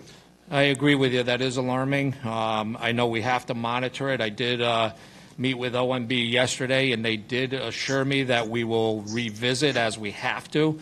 We don't want to overhire in case our population numbers do go down again. I don't think they are going to, but in case they do. But I was assured, and hopefully it's correct, that we will be able to reassess and be able to look at additional next year when it comes back into it if we have a real need to be able to curb our overtime population. But I think it really needs to. All right, and just the last area that I have, you mentioned before that with the bail reform that the prison population includes more of those facing more serious crimes. What steps have you taken to protect both the corrections officers and the inmates from that change in the population? I mean, in particular, I'm concerned if you have those facing more serious crimes, you likely have members of different gangs and people with different rivalries. So what steps are in place to protect, again, our corrections officers and inmates from potential issues? So you're absolutely correct. And what we've done, which has probably never been done in the past, I've teamed up with New York City Police Department, who is actually on our grounds today training. We've actually teamed up with New York City Department of Corrections to teach staff better techniques. I've instituted a CERT team into our active numbers that are serving, watching the population. And I've actually done training now from the New York City to be able to train our CERT team a better technique so that they understand the more difficult population. I've also revisited our canine. I've trained our canine in drug detections like Suboxone that they have never been done before. These are different. These are the most popular drugs that are coming in our facilities that the inmates are fighting and slashing over. We did not have any detection to be able to detect Suboxone. I now provided, I got outside agencies to come in to teach our dogs how to detect Suboxone. That's going to be a huge reduction in our violence because we're going to be able to detect it before it actually starts to get traded between gangs and gangs. I've also instituted having the gang units from NYPD and also the Nassau County PD to help with our gang intelligence so that they understand how to do better intelligence. We are coming up to a level of higher standards in our facilities on intel, which understanding how to do it, what it means, and what to do with the information that they've never done before. I think everyone's going to be impressed to really see the outcome of what is going on with our intelligence and understand that this plays a factor in reducing violence and keeping our inmates safe. It also helps me with programs because you cannot conduct programs successfully in a facility if you're not safe. Safer population, more inmates go to programs. Programs, to me, evidence-based programs that we are introducing that we did not have before I got here, introducing evidence-based programs like cognitive behavioral therapies that the Department of Justice is saying will more than 50% of those that are going through it will change their behaviors to the better. We did not do stuff like this in this facility. It's a big deal to the community because now the community will feel the impacts of it with reducing victimization if I could just change one behavior or more. And the Department of Justice guarantees that based on these evidence-based programs that we're introducing. But like I said, you cannot have good programming unless you have a safe environment, and that's what we're doing to increase safety and security in our system. Thank you, Sheriff. I appreciate those comments, those well thought out comments. I appreciate it. You're welcome. Rich, if I could just add on to that, what the sheriff said, I appreciate everything that the sheriff is doing with this, and I fully support these programs and these initiatives that he's doing, and I back it up 100%. I think a lot of these things are long overdue here. Like I said, I've been here for several years detailing what needs to be done here, what hasn't been done, but I have to stress the importance of the two main issues that I'm doing here is the staffing. It's going to be tough to initiate some of these programs if our staff is down and we're hiring in all these other areas, especially the numbers that they're hiring in the police department. We're 40 next July is half of what the attrition rate is for this year. So I can't stress hard enough the fact that we need to. I hope that we're not sitting here at next year's budget hearing saying that we should have hired more last year because we had so much overtime, we had so much this, we had so much everything else that we had to cut this, and this because and I know it's a new sheriff and a new administration. As I said, I have high hopes because I know the sheriff's got a very good resume of where he comes from. I just know the way this county works and when it all comes down to brass tacks, this is money, cut it. You work for me, cut it. So I just don't want to be back here saying whatever else. And then also with this idea of revenue streams, the sheriff and I can have different philosophical things about what's going on. Like I said, we have CDC guidelines and different things about testing people coming in. I'm very leery about turning down revenue streams and just bringing in half next year of what we lost through to attrition this year. Okay. Thank you. Okay. Thanks, Brian. Thank you, Sheriff, for your presentation. It was actually rather refreshing to hear of all the initiatives and all the programs and everything that you're doing to help, over in that area for both the correction officers as well as the inmates that are there. But I just want to go back because I agree with Brian Sullivan. When we look at, you have limited revenue streams and bringing these federal prisoners in. And I appreciate the fact that you do test everybody coming in because I think it's very, very important whether or not they're an inmate or a correction officer. But just thinking about when we talk about over in New York City, in the Metropolitan Center, you know, they went from 0 to 100 with COVID-19. Is there any way that that perhaps you can work out with the New York City about these federal prisoners, that where you would be able to take in those that are not COVID-19, that they do not have this sickness, that they can be tested, and if they test negative, then it actually would be even to their benefit if they're removed from an area where there is a lot of coronavirus into, if they have to be incarcerated, perhaps to come to Nassau County, so that they have a better chance of not catching coronavirus.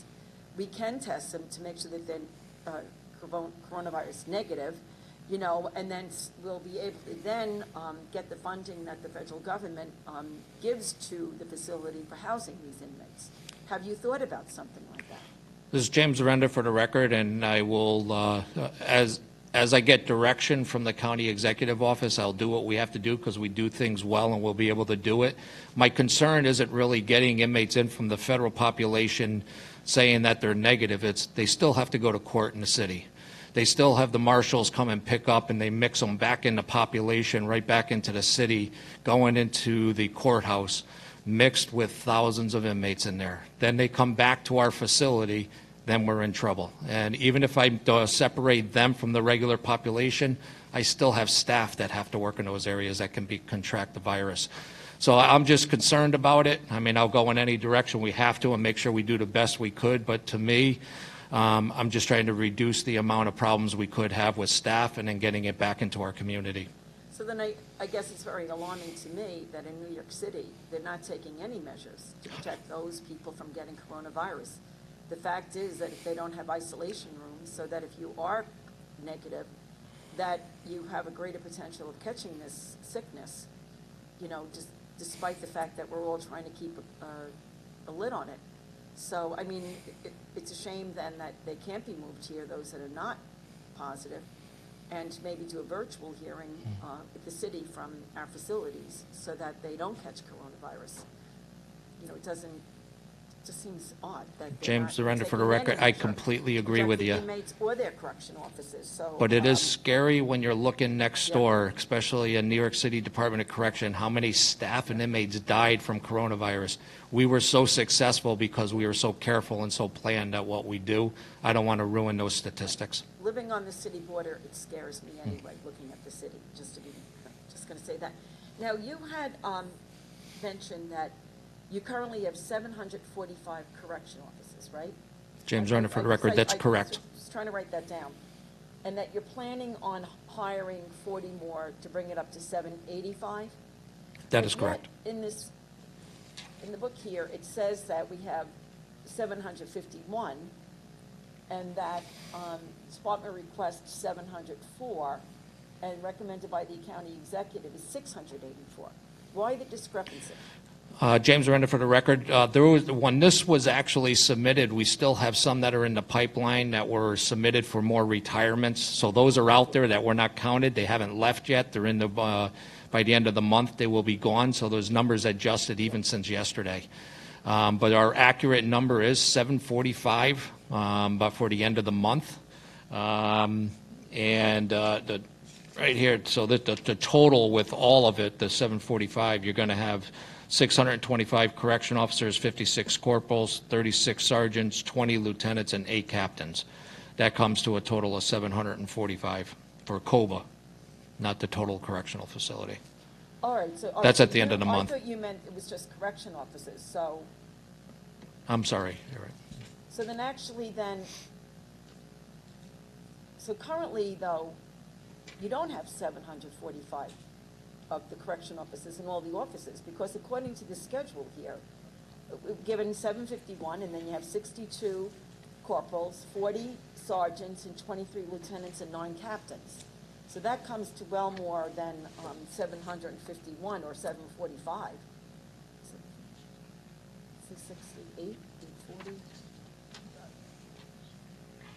James Arenda, for the record, even I think that was submitted, if I'm reading this right, that does have that as of September 20th, head count is 745 for uniforms and employees. Okay, and then the offices. That's all, that's included, I'm sorry. That's officers, corporals, lieutenants, sergeants, and captains all involved. COBA. Okay, well then I think somebody should look at this proposed budget supporting schedules, because then I think the county executive wrote something wrong. Am I looking at this wrong? I'm looking at this schedule here.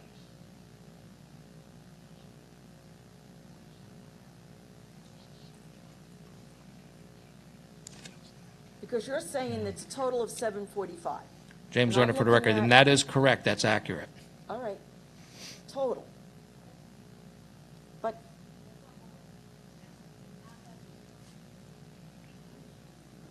That's on board, not budgeted, Right. correct. So they're saying there's 751 here, plus 62, 40, 23, and 9.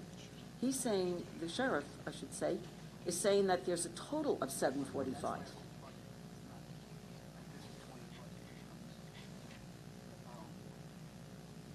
Well, isn't this 2020?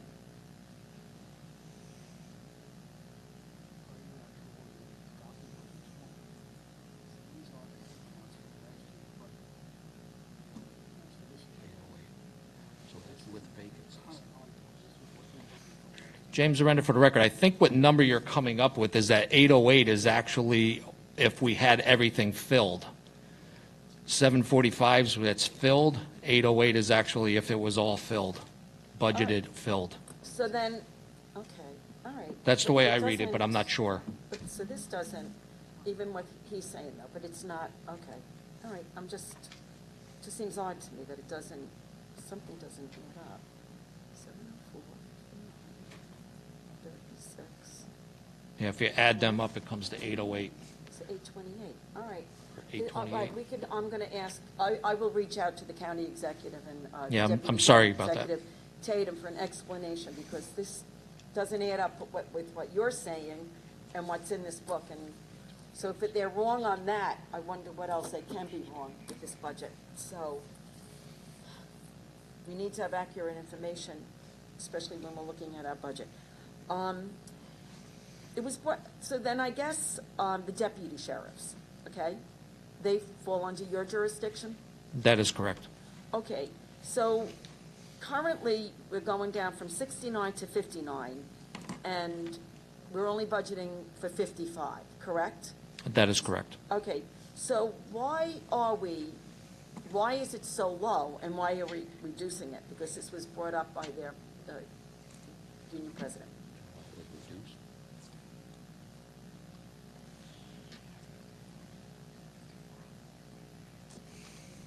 This is James Arenda for the record. So I'm not 100% sure why it was actually reduced to the 58 that we're looking at. I think 58 is appropriate, which is different from what Arciello was mentioning in his testimony. To me, it just makes it, I don't understand why we have deputy sheriffs in positions that actually work as clerical positions. That do not make sense to me. That should be out into the community doing deputy sheriff work.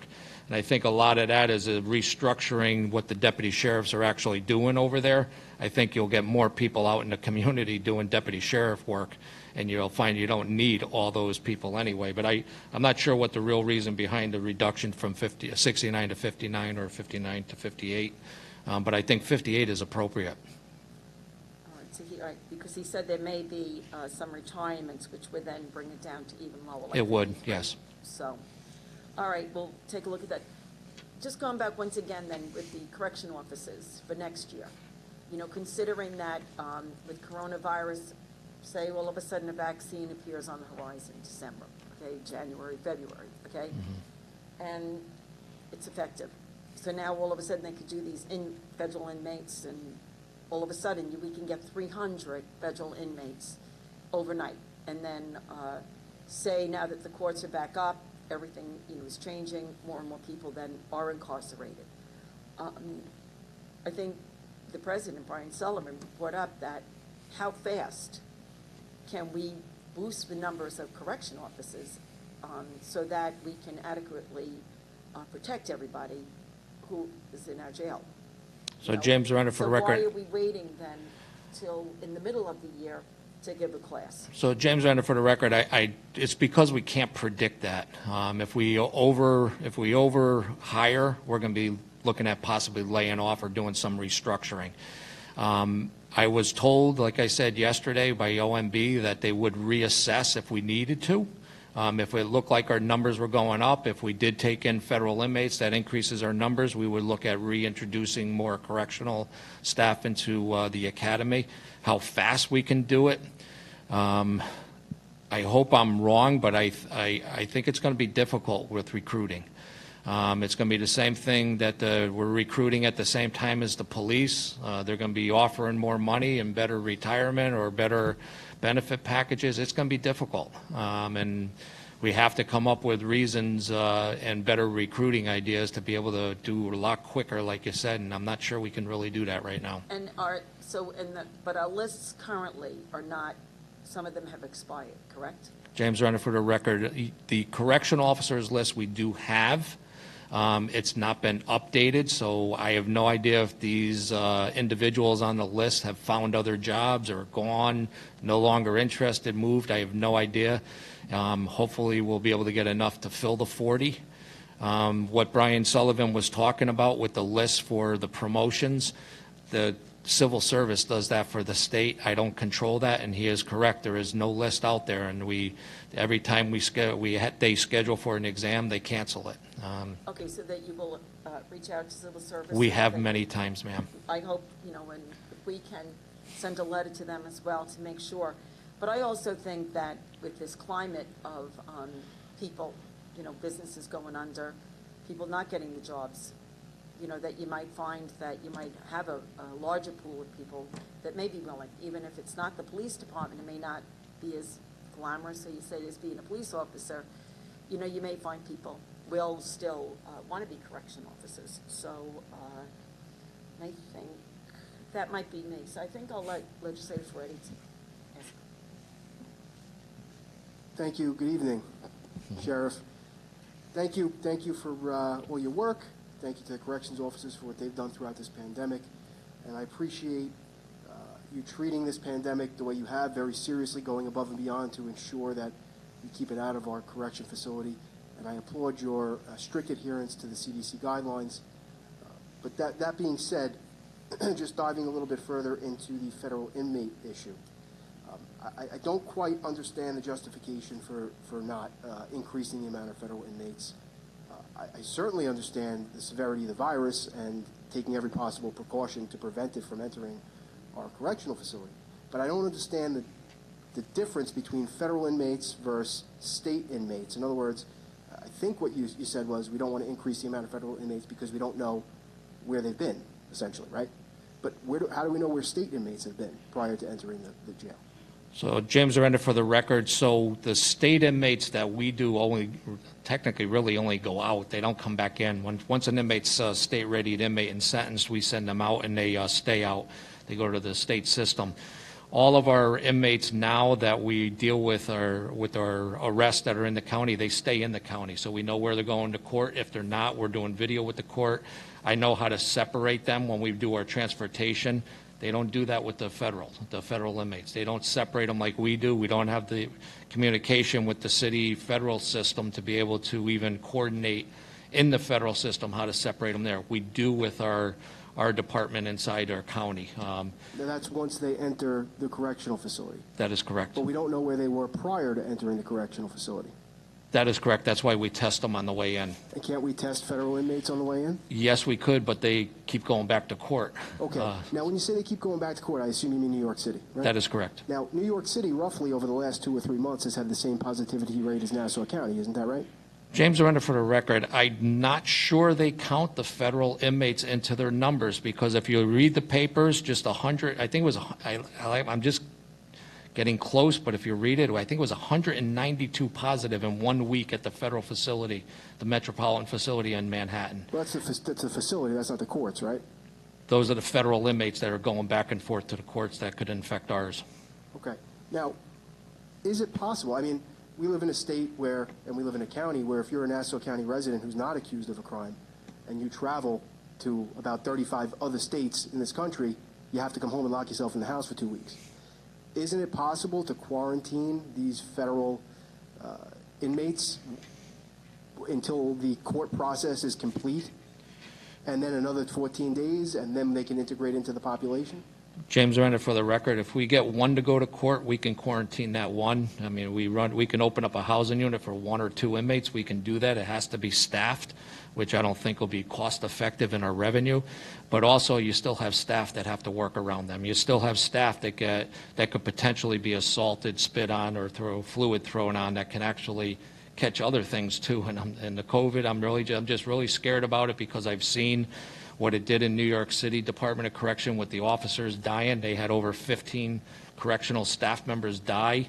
The numbers of the inmates was worse. We didn't have any. And I want to keep that record, and I don't think it's worth the cost of revenue to be able to save someone's life that I could prevent. Look, I completely agree with you. There's nothing more valuable than the value of life. I'm not disputing that. But I just want to reiterate that we don't know where the state inmates that come into our system were prior to entering the system. So there's no way to completely ensure that the coronavirus won't once again enter the correction facility, right? James Arenda, for the record, but we know where we send them. So if we get an inmate in and we send them to court, we follow them and we stay with them at court and we prevent their own procedures. You can't do that with the feds. Correct. But again, before they enter the system, before they come to the court, we don't know where they've been. Oh, I got you. James Arenda, for the record, you are correct, and we isolate them for minimum 5 days till we get their test back. Now, have you consulted with Dr. Eisenstein or any health professional as to the enhanced risk of taking in federal inmates over state inmates?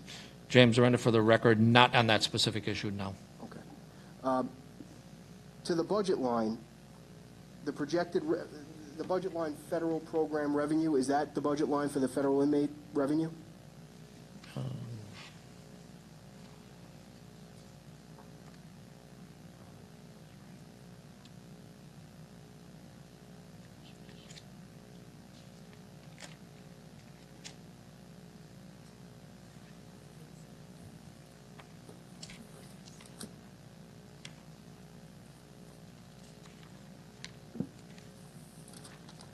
James Arenda, for the record, I believe you're right. I'm just verifying that. Okay.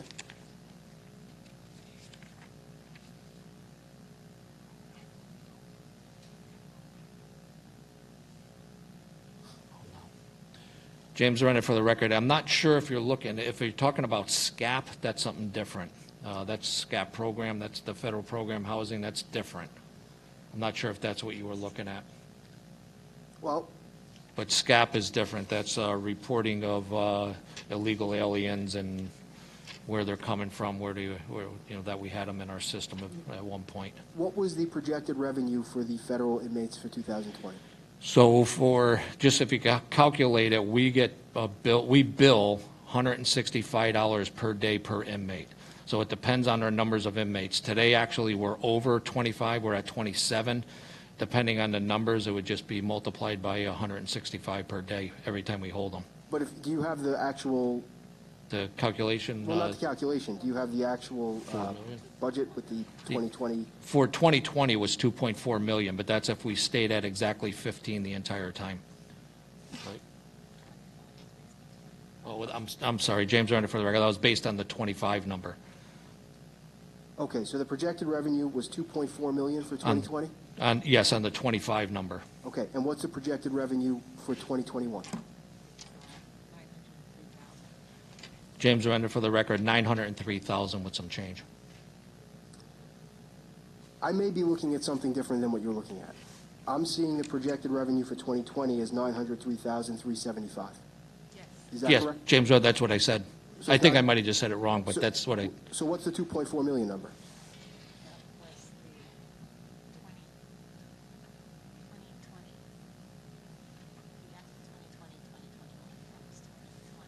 So, James Arenda, for the record, so that 2.4 was the 2020. The 903 was the 2021. Okay. I think we may want to look at that again. The federal program revenue, from what I have in my book, was budgeted for 2020 at $903,375, and for 2021 it's identical. That's what I have in my book.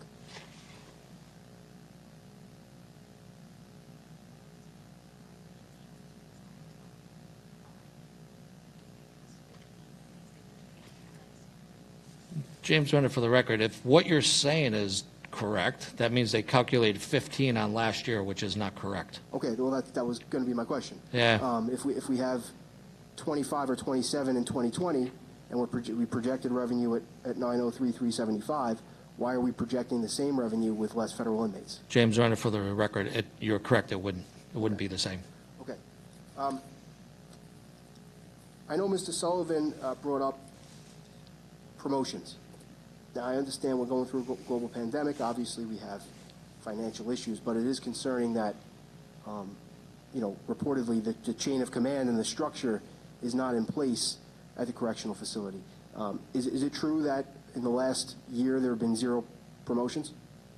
James Renner, for the record, we've had 2 sergeant promotions. Okay. And that was it. Promotions to sergeant? That is correct, James Renner. And how about, do you know, and I know you've only been here less than a year, but do you know how many in the last 4 years, how many promotions there have been?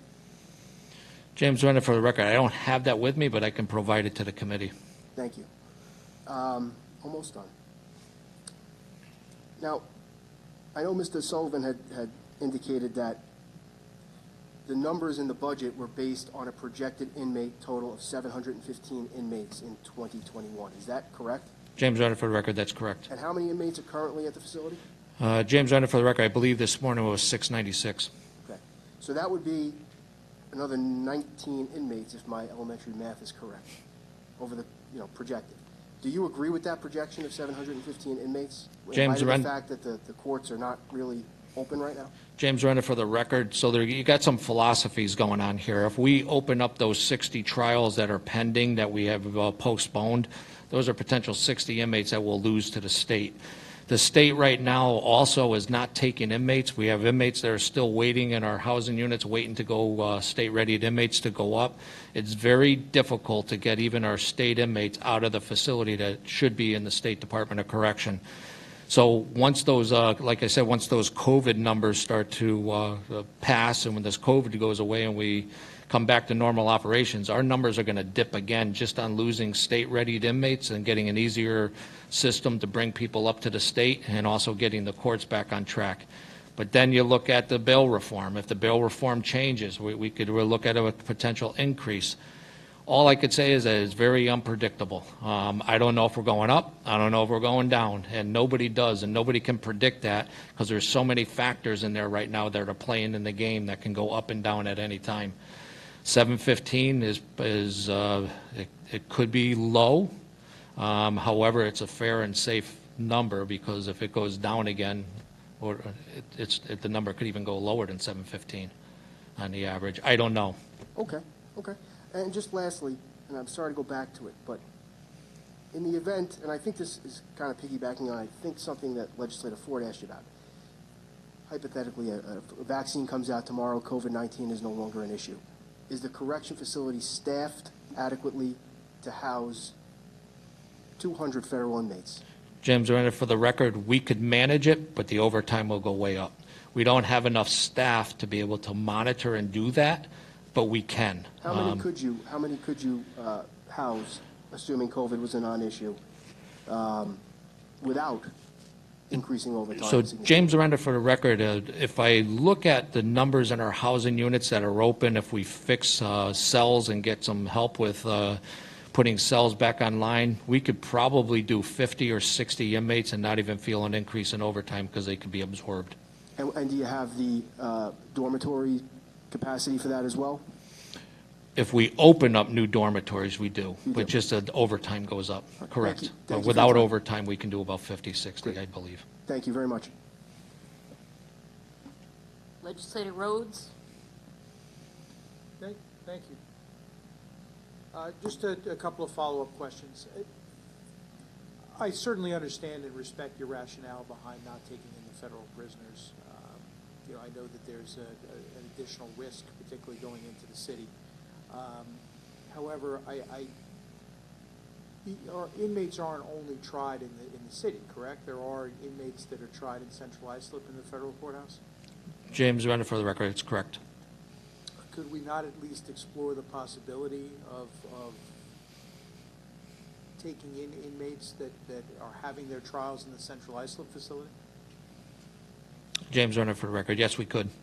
And we do have unused entire buildings, correct? James Renner for the record. Yes, we have quite a few housing units that are And unused. each of those housing units accommodates, is it approximately 140 inmates? Well, each side does about 50, so you could get about 100 in a full housing unit. Okay. Because my understanding is, and it's been mentioned previously, that Suffolk County seems to be operating, they're taking federal prisoners both from Central Islip and New York City, and they're doing so without any incidents, correct? James Renner for the record. Like I said, they don't test inmates, so they could be, they could not be. I'm not sure. Well, they would certainly know if those inmates are COVID positive, or they have an issue with federal inmates. James Renner for the record. No, they wouldn't, because all the asymptomatic inmates, they would not know. We know every inmate, even if they're asymptomatic, we know if they're positive. But if there is the opportunity to have since we do have unused housing units, would we not be able to isolate federal prisoners in a housing unit? You don't even have to assimilate them into the general population. Simply keep federal inmates in a separate housing unit. James Renner for the record, yes, and like I said, but we'll have to staff it, so staff will be jeopardized. But we can do that, yes. Unlike the city, however, we are providing staff with PPE and all of the equipment that they need to keep themselves, to reduce that risk, correct? James Renner for the record, you are correct. Okay, thank you. Legislator Schaefer. Good evening, over here. Thank you for your presentation. I won't cover the same topic because I think it's been covered quite a bit, but I do agree that if there's a way to explore a way we can take them, in some federal inmates sooner, that would be certainly helpful for our budget. So a couple of my questions just have to do more with some payroll-related issues or just, things that I saw in the budget book. And they have to do with titles and some changes in staffing numbers and salary differences. I think it's probably related to increases that are being assumed with contract negotiations that are ongoing, but you can confirm for me. So one was under the deputy sheriff title. In the sheriff's office, there was a staff of 53 in the 2020 budget for approximately $3.4 million, but there's a staff of 43 in the 2021 budget for $3.2 million. So it's 10 employees less, but it's slightly under. So the salary went approximately from $64,000 to $75,000. Is that anticipated raises, or is it something else?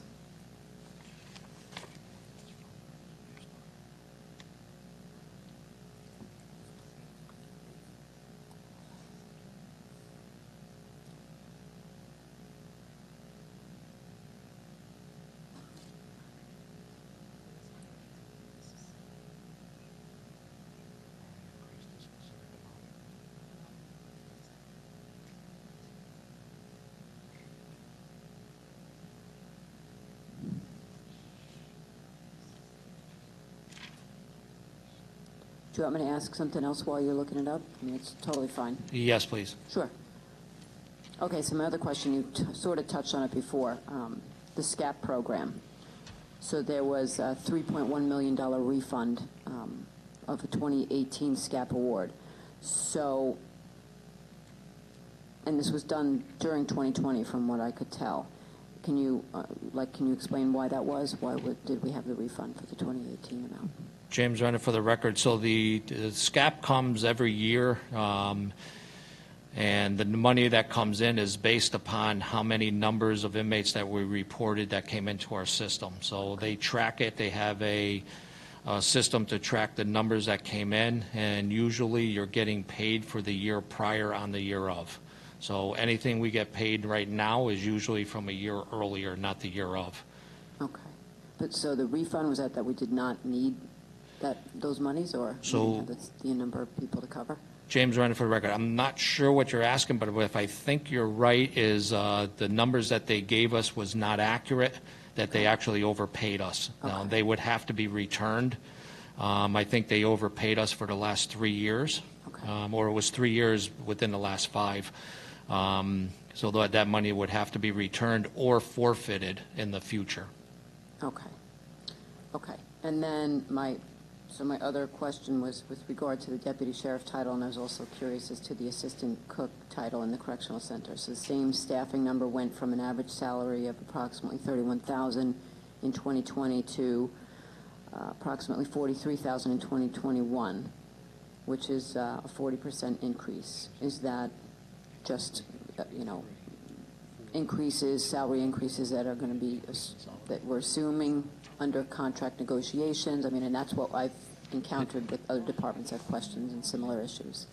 James Renner, for the record, you were correct that the reason why it's for the less number with a more of a budget item is because of the anticipated increase in the salary and for the promotions. Okay. That is correct.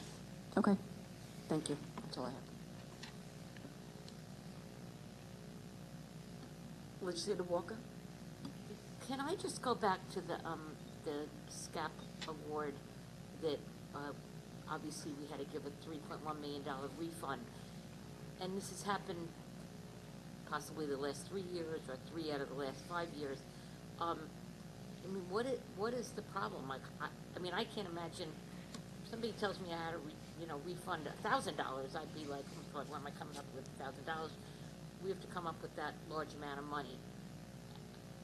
How can we assure that what we get is what we should get, and that we don't have to worry about refunding it? James Aranda, for the record. So when I looked at this, because that shocked me too. Why? I mean, me doing my balance of my books at home, I would figure out $20. But they had no matrix they were following in the past. The facility. When they were taking in money from the feds and they would give you an extra $1 million, nobody questioned it to say what matrix were used to get that number. We have the matrix today. We contacted the feds about 2-3 months ago to get the actual matrix so that we could figure out exactly what we're going to get back at that time. It's a shame, but it was not done in the past. So now when we do get some type of reimbursement or whatever, and if it appears to us that they sent us too much money, we can either reach out to them right away or make sure we put that money that they gave us in a separate account to make sure we have it to send it back to them. James Renner, for the record, that is my intention. That is correct. Okay, thank you. And my other questions were covered by others. Legislator Gaylord? Thank you, Madam Chairwoman. Wow, what a breath of fresh air to have someone who can answer questions regarding the Sheriff's Department. And I appreciate your honesty and welcoming to the county. Mine's an informational type of question, personal information that I'm asking here. Well, not personal, but besides the correction facility in East Meadow, do we operate any other facilities? James Aranda, for the record, we have inmates at other facilities, but we don't operate them. What do we do with our juvenile detainees? So that still remains a contention, and my guess is as good as yours because they split them up all over the state. We have some juveniles that, because there's no New York City, we can't send them there. There is a facility in Westchester that's always full. Anytime we get them, we send them as far as Albany, Buffalo, and these are our young adults from our own area, and we drive them there. Our deputy sheriffs drive them there, drop them off, stay overnight, 2-3 days to come back. But it's a shame that this has to be done, but that's the only options that we were left with. Yeah, I agree. It is a shame. And I would guess that comes at considerable expense. Also, just as with federal prisoners, we receive money to house them, we must be paying considerably to house our juveniles in what I understand has to be special type facilities. So,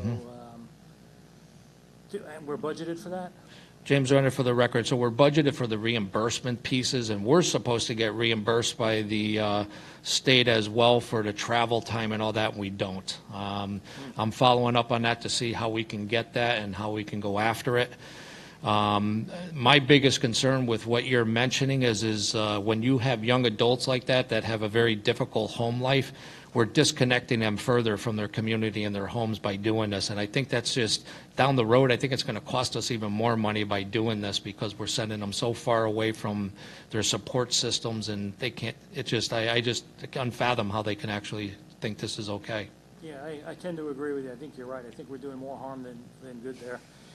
Is there a way that we can create within the current East Meadow facility a unit that meets the state standards so we can eventually get away from this? It may not be this year, it may be a 5-year plan, a 10-year plan, but we've got to get away from sending our juveniles. So James Renner, for the record, no, we cannot at our East Meadow facility. We'd have to build a new facility based upon the state standards.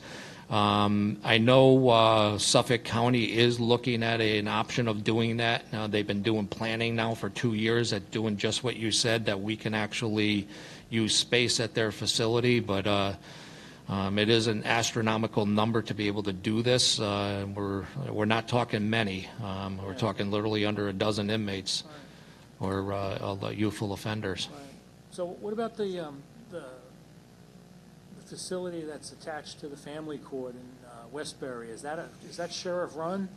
James Renner, for the record, I believe that's probation run. Yeah, it's probation run. It is probation run. But it's also, that does not meet the standards for what the population that we send out of the county. Yeah, so why is it, or how is it that the probation department is responsible for housing a certain class of detainees or prisoners, but the sheriff's department has got really the primary responsibility? Why isn't it all under you? It's, James Renner, for the record, it's based on their age. And the inmates the young adults that we're sending out of the county are at a lower age than the ones that they're keeping in the probation department. All right. Well, thank you very much. You're Appreciate welcome. it. Good job. Any other questions? Anyone from?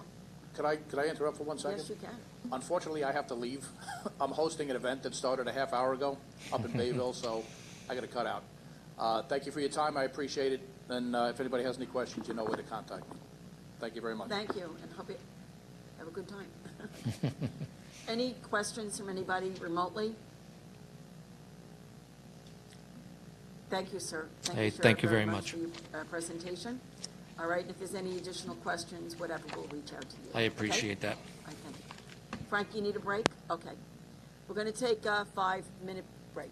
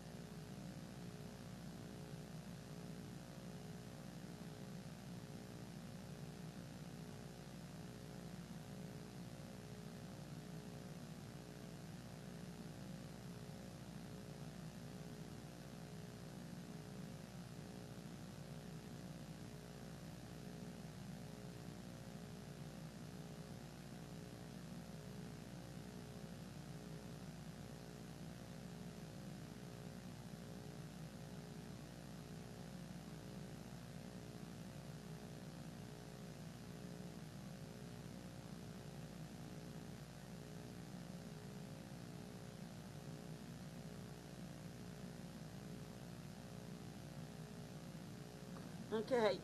All right, everybody, we're going to resume our hearings. And I think next up will be the Probation Department. John Plakis is our Director of Probation. Good evening, sir.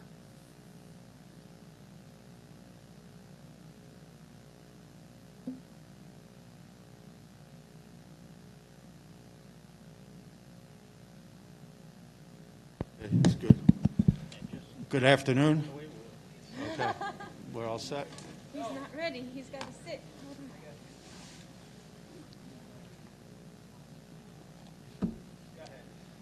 on. Might as well proceed. Some of them are in the back. All so right, they can well, actually they can hear me, what you're right? saying, So, well, okay? good afternoon. I know it's the end of the night. I'm leading up the rear here. So, good afternoon, everybody. As stated, my name's John Plakis. I'm the Director of Probation.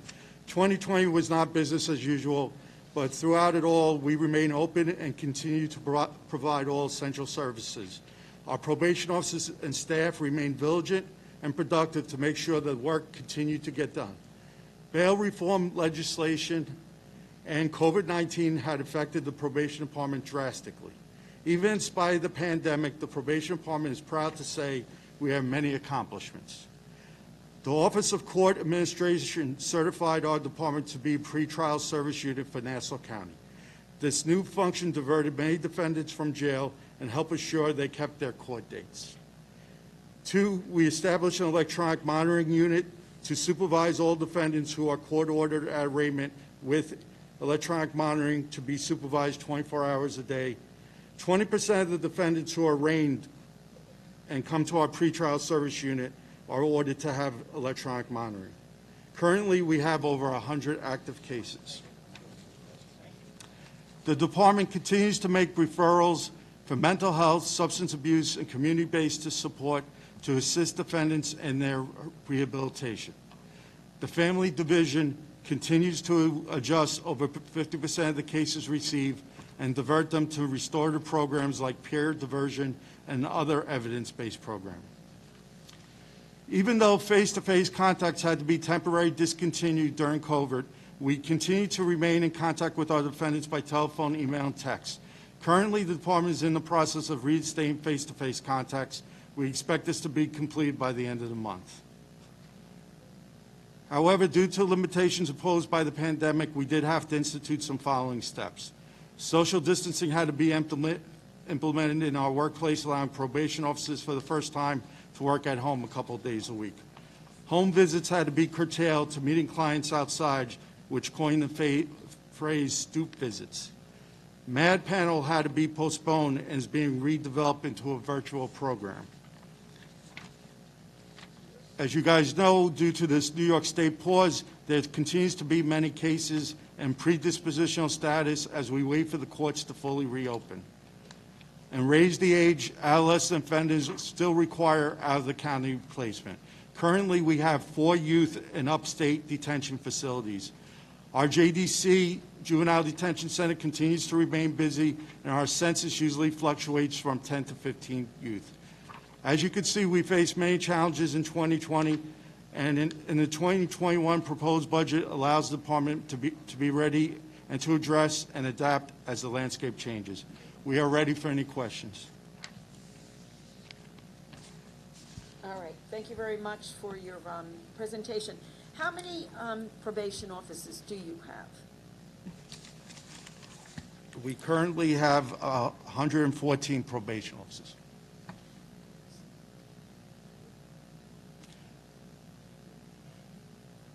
$114? Yes. Okay, thank you so much. Those are line probation officers. We have 24 supervisors and we have 5 administrators. Okay, and then you also then have, I'm going to go off that for a second. But here you have youth group worker aid 1. What do they do? Do they work directly? Those are the with youth? juvenile detention center titles. So We they- have so they're the 30 ones who staff work over there. Directly with the juveniles that are incarcerated, that are being kept over in the center over there, correct? Correct. Have you found, because of, bail reform, because isn't your department responsible for anybody who's been given an appearance ticket. If they've been arrested and then with bail reform, they're not going to be held, so they have to promise that they're going to come back in 3 months or whenever they're scheduled. Is it the responsibility of your department to go after them if they fail to show up, or is that somebody else? No, that would be the police department after the court issues a warrant for their arrest. Oh, okay, so that you have nothing to do with anybody until after they have served their time, correct? No, we have pretrial services to monitor them, but we don't issue warrants. So it would be the police that would go after the people who don't show up. So they answer the warrants, correct? Correct. Oh, okay. I wasn't sure about that. Right. And then, like you were saying, that, so during this time, you've used technology to be able to deal with the people that are under, like the probation officers, so that they're able to see the people that are under their charges, right? So they were able to then do FaceTime with their people? Or Exactly. Yeah. Correct.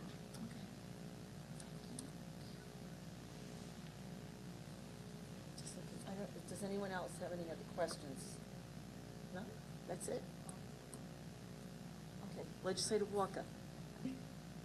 I actually wanted to ask, I should have asked this before to the sheriff, but when they said we send the juveniles out, and they have to sometimes go up to Albany or Buffalo or whatever, isn't there any other housing that we could use here, even within the jail? They said we have empty buildings in jail if they were, fitted to, address our young people. There's no specialized secure detention on Long Island. So all kids, the rest of the facilities are one in Westchester, one in Albany, one in Syracuse, one in Monroe, and one in Erie. That's it. And that's because they have to have, is it because they have to have a certain amount of like outdoor space, or the people that work there have to be specialized in juvenile detention, or? Well, New York State, the Office of Children and Family Services and the state sheriffs did not certify RJDC to house adolescent offenders. So it's a state problem, a state regulation problem. And we don't know why they didn't certify us? Well, they want us to retrofit our department and spend like $3, $4, $5 million to do that.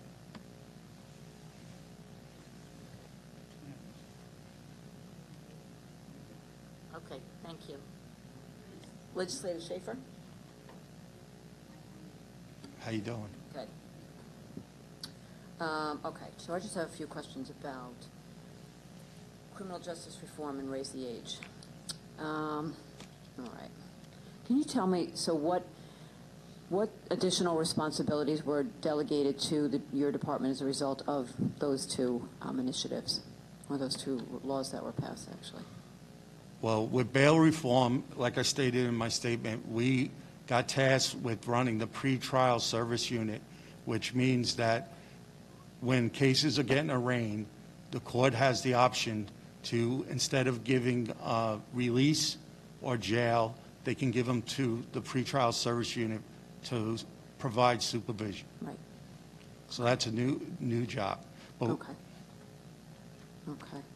Okay, let's see. So, okay. under Raise the Age, we really don't have any new jobs. We just have more responsibility. So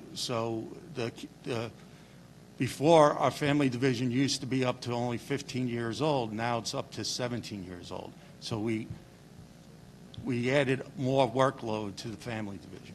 Okay. Did you end up hiring some additional staff? I mean, wasn't that contemplated previously? We did try to hire additional staff, Okay. and we did hire 3 people, and they did get trained. Unfortunately, due to COVID, we weren't able to hire any more staff. Okay. How many more would you want to or need to hire?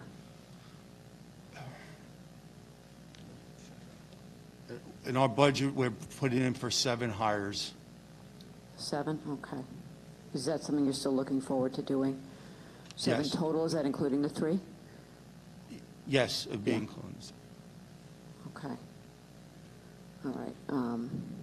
Was there additional workload prior to COVID, in the beginning of the year, wasn't very much time, but since all of the reforms came through, was there additional workload that you found within that relatively short time period? Yeah, yes, we went through the same process as the other agencies. Our workload increased in January, February, and March. Once COVID hit, it recessed a little bit. Okay.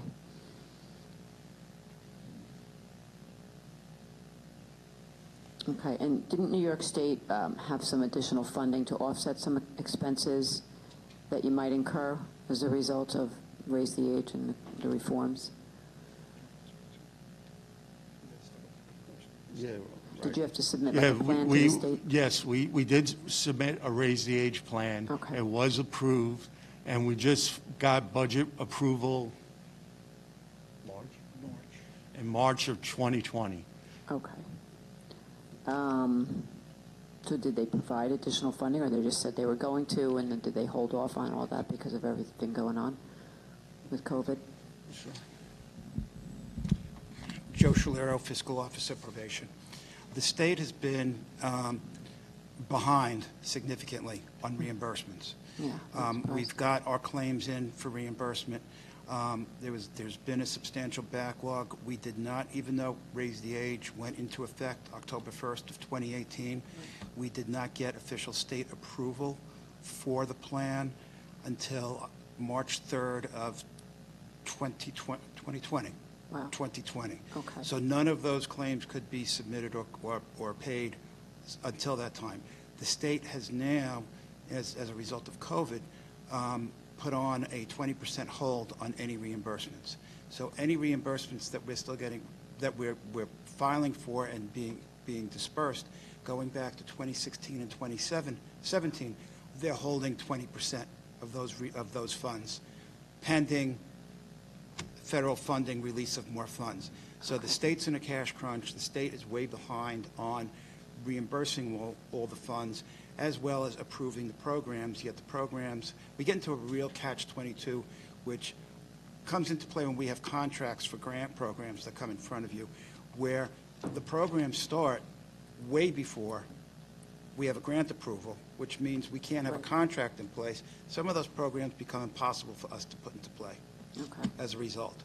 Okay. Okay. Okay. Have you found that there's any additional need to supervise juvenile delinquents with the different program now, or not really? Have you? No, our programs remain the same. We don't have any special programs. It's a harder population with the 16, 17-year-olds. Okay. Okay. Has there been any additional need to provide like specialized secure detention with this new programs, or no, with the reforms? Well, yes, there is, and that's why we don't have it, because we don't have specialized secure detention. You don't have that yet, and like I said before, we're going upstate. We have 4 youth that are upstate for that reason. Okay. Does the county have to utilize any like electronic monitoring for the juvenile detention? Or Yes, we do. We do yes, that. We do. Okay. Yes. Okay. And so it's all upstate. Is it one facility? Forgive me if I didn't hear you earlier. No, there's 5 upstate. 5 upstate. Okay. All right. And we have a contract with those different groups, or how does that work? No, you call and request a bed, and if a bed's available, they'll give it to you. Okay. Does it cost us money? Do we pay them for the? It's 100% reimbursable through the state. Through the state. Okay. That's good. Okay. I don't have any other questions. Thank you. Legislator Walker? Yes, you partially answered the question. I was wondering what it does cost us per year for all the juveniles that we do send out of our area, but much of it is reimbursed. It's 100% reimbursement. Okay, not the travel back and forth if we have to. Including the travel back and forth. Okay, so it doesn't cost us anything to send them upstate, other than the fact that they're not close by their families that are here. That's correct. Thank you. Legislator Gaylor? Thank you, Madam Chairwoman. Good evening. How are you today? We're good. Good. So I'm confused as to why. Last year, this body authorized 256 positions, and now you're only asking for 179, or there's 10 executive, threw in a few more maybe, 284, which is down 72 positions from what we authorized last year. It doesn't make sense to me. It seems that we're doing a disservice to the probation department and all the employees that are employed by the department. So I need some explanation. Okay. Well, the reason why, I don't know why you guys added all that the personnel to the budget. It's because you asked for it last year. We don't add, we don't make up the numbers in the request. It comes from the department first, Well, it's put together by the county, so. Again, I would have to see what I said last year. But anyway, the results were that the bail reform never came to that amount of people because of the COVID. So a lot of the request was for bail reform, and it was also to be ready for the JDC if we were going to increase our capacity to allow older kids. That did not happen. I understand. So, but wouldn't it be fair to say that COVID is going to go away at some point, and you're going to need these positions back? By giving them away now, it makes it much more difficult to ever get them back. You're seating basically. I mean, COVID is a temporary thing. You've just now eliminated 72 positions that you will likely need at some point. I just don't understand the rationale. But I had a meeting with Budget yesterday. They assured me that if we needed positions, they would relook at our needs. But our caseloads are trending downward. They're not trending upward. And my big concern is the pretrial service unit. And again, the Office of Budget has assured me that they would give extra staffing if needed. Where are they going to get that staff in from? It's my understanding that the budget cuts 49 vacant but funded positions, so they're gone forever. I was told that they would relook at it and reopen it if the need was there. Yeah, but you do understand when you have, when you cut 49 vacant but funded positions, that's it. You don't get them back. No, I understand that. I just feel you're doing you may want to relook at. You're doing a little bit of harm to yourself that you may not realize going forward. So, it's concerning. Thank you. Any other questions? Anybody remotely? I don't think so. Thank you very much for your presentation. All right, and have a good evening, okay? All right, thank you.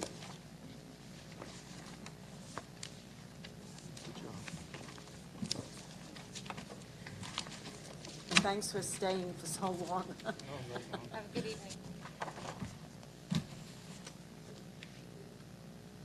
Okay, we'll now hear from the Fire Commission. Scott DeTuza, Chief Fire Marshal.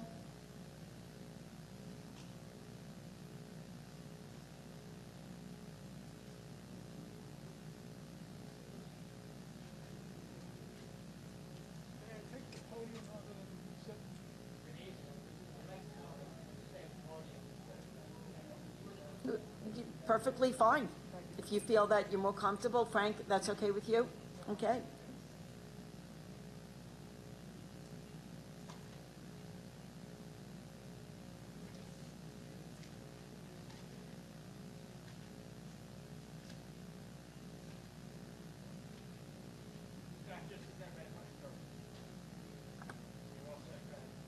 Thank you. Originally, I had written down good afternoon, but I think now it's time to say good evening. Presiding Officer Nicolello and Minority Leader Abrahams.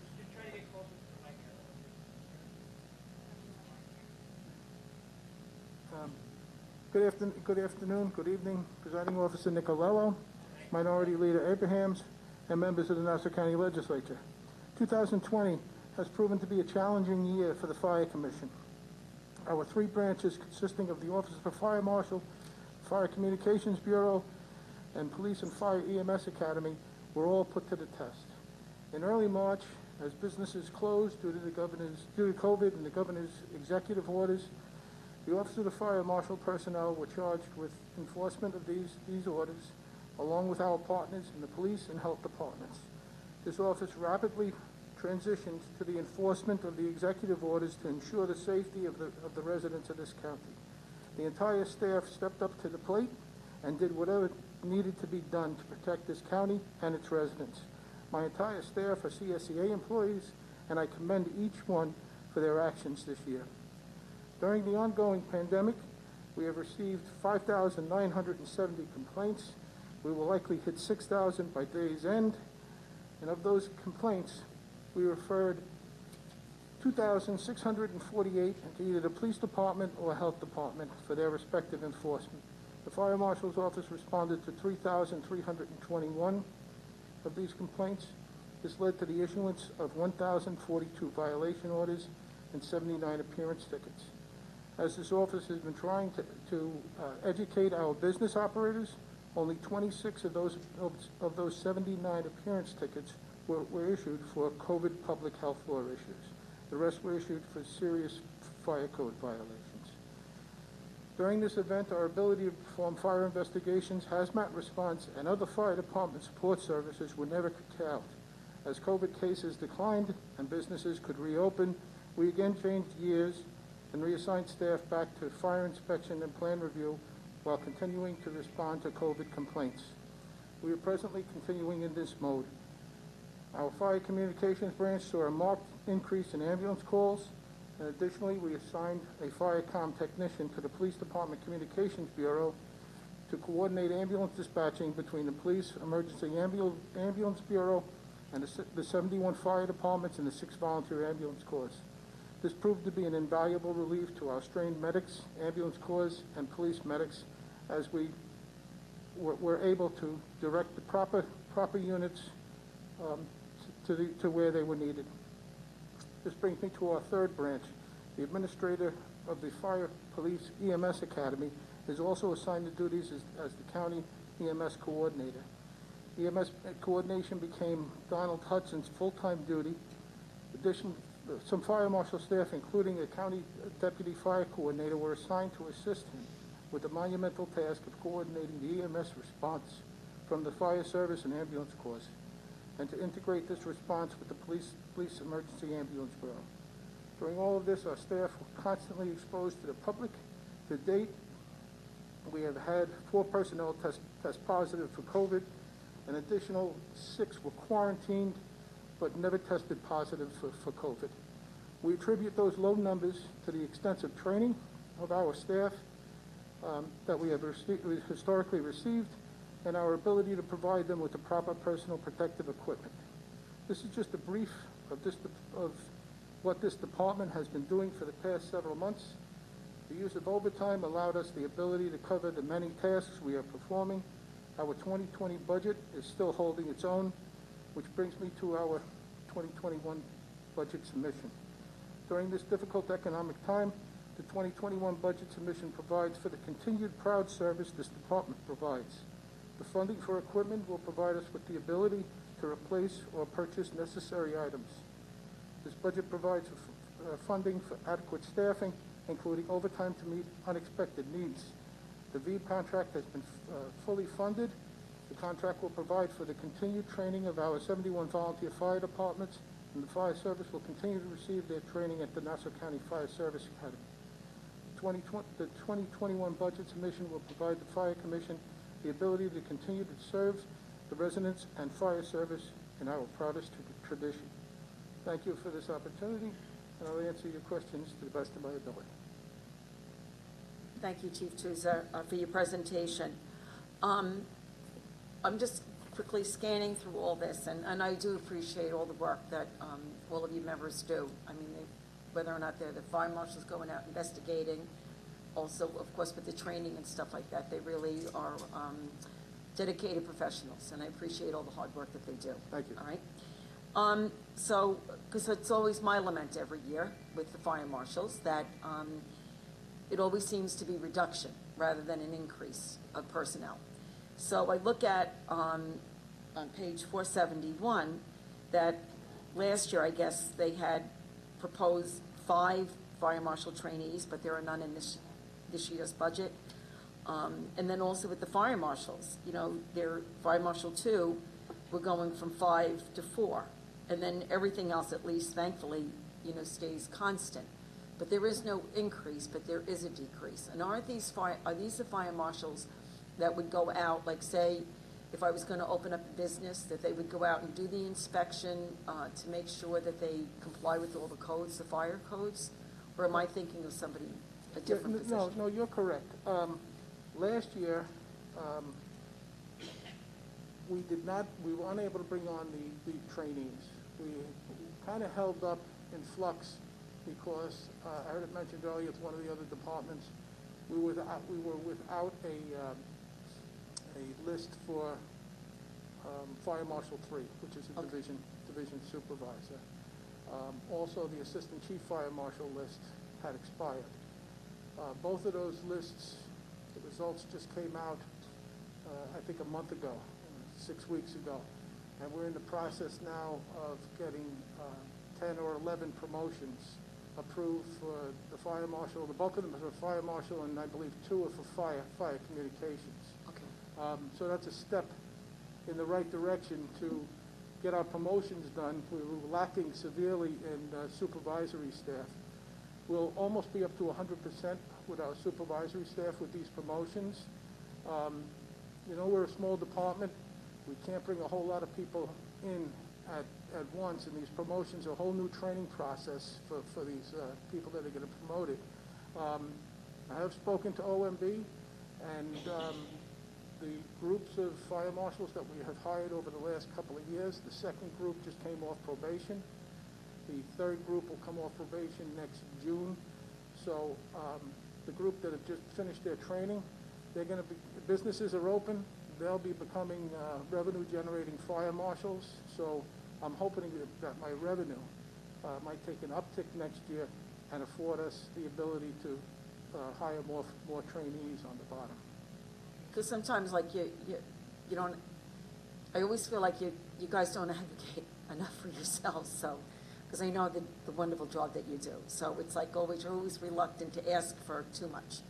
And so I always look to see whether or not can we sort of help you along and make the case for you. So that's all. But I'm glad, though, that you explained that.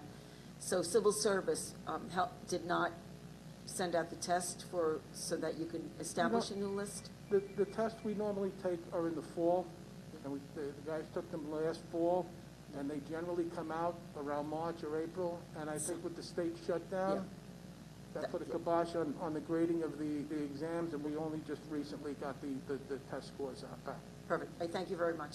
Thank you.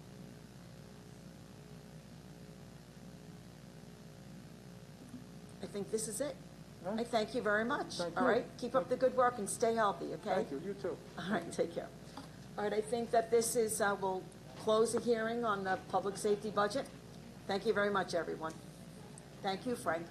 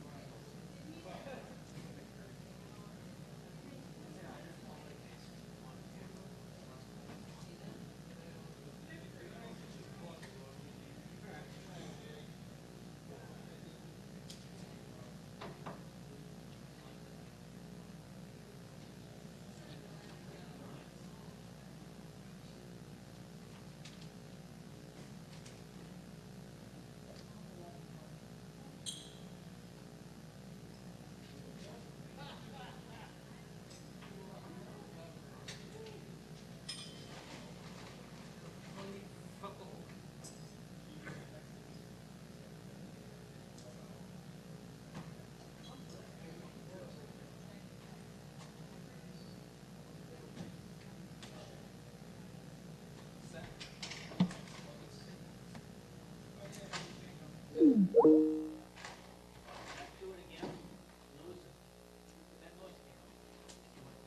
well, because last time it was a network issue, so the streaming went down too, but it didn't, the streaming didn't go down this time, so.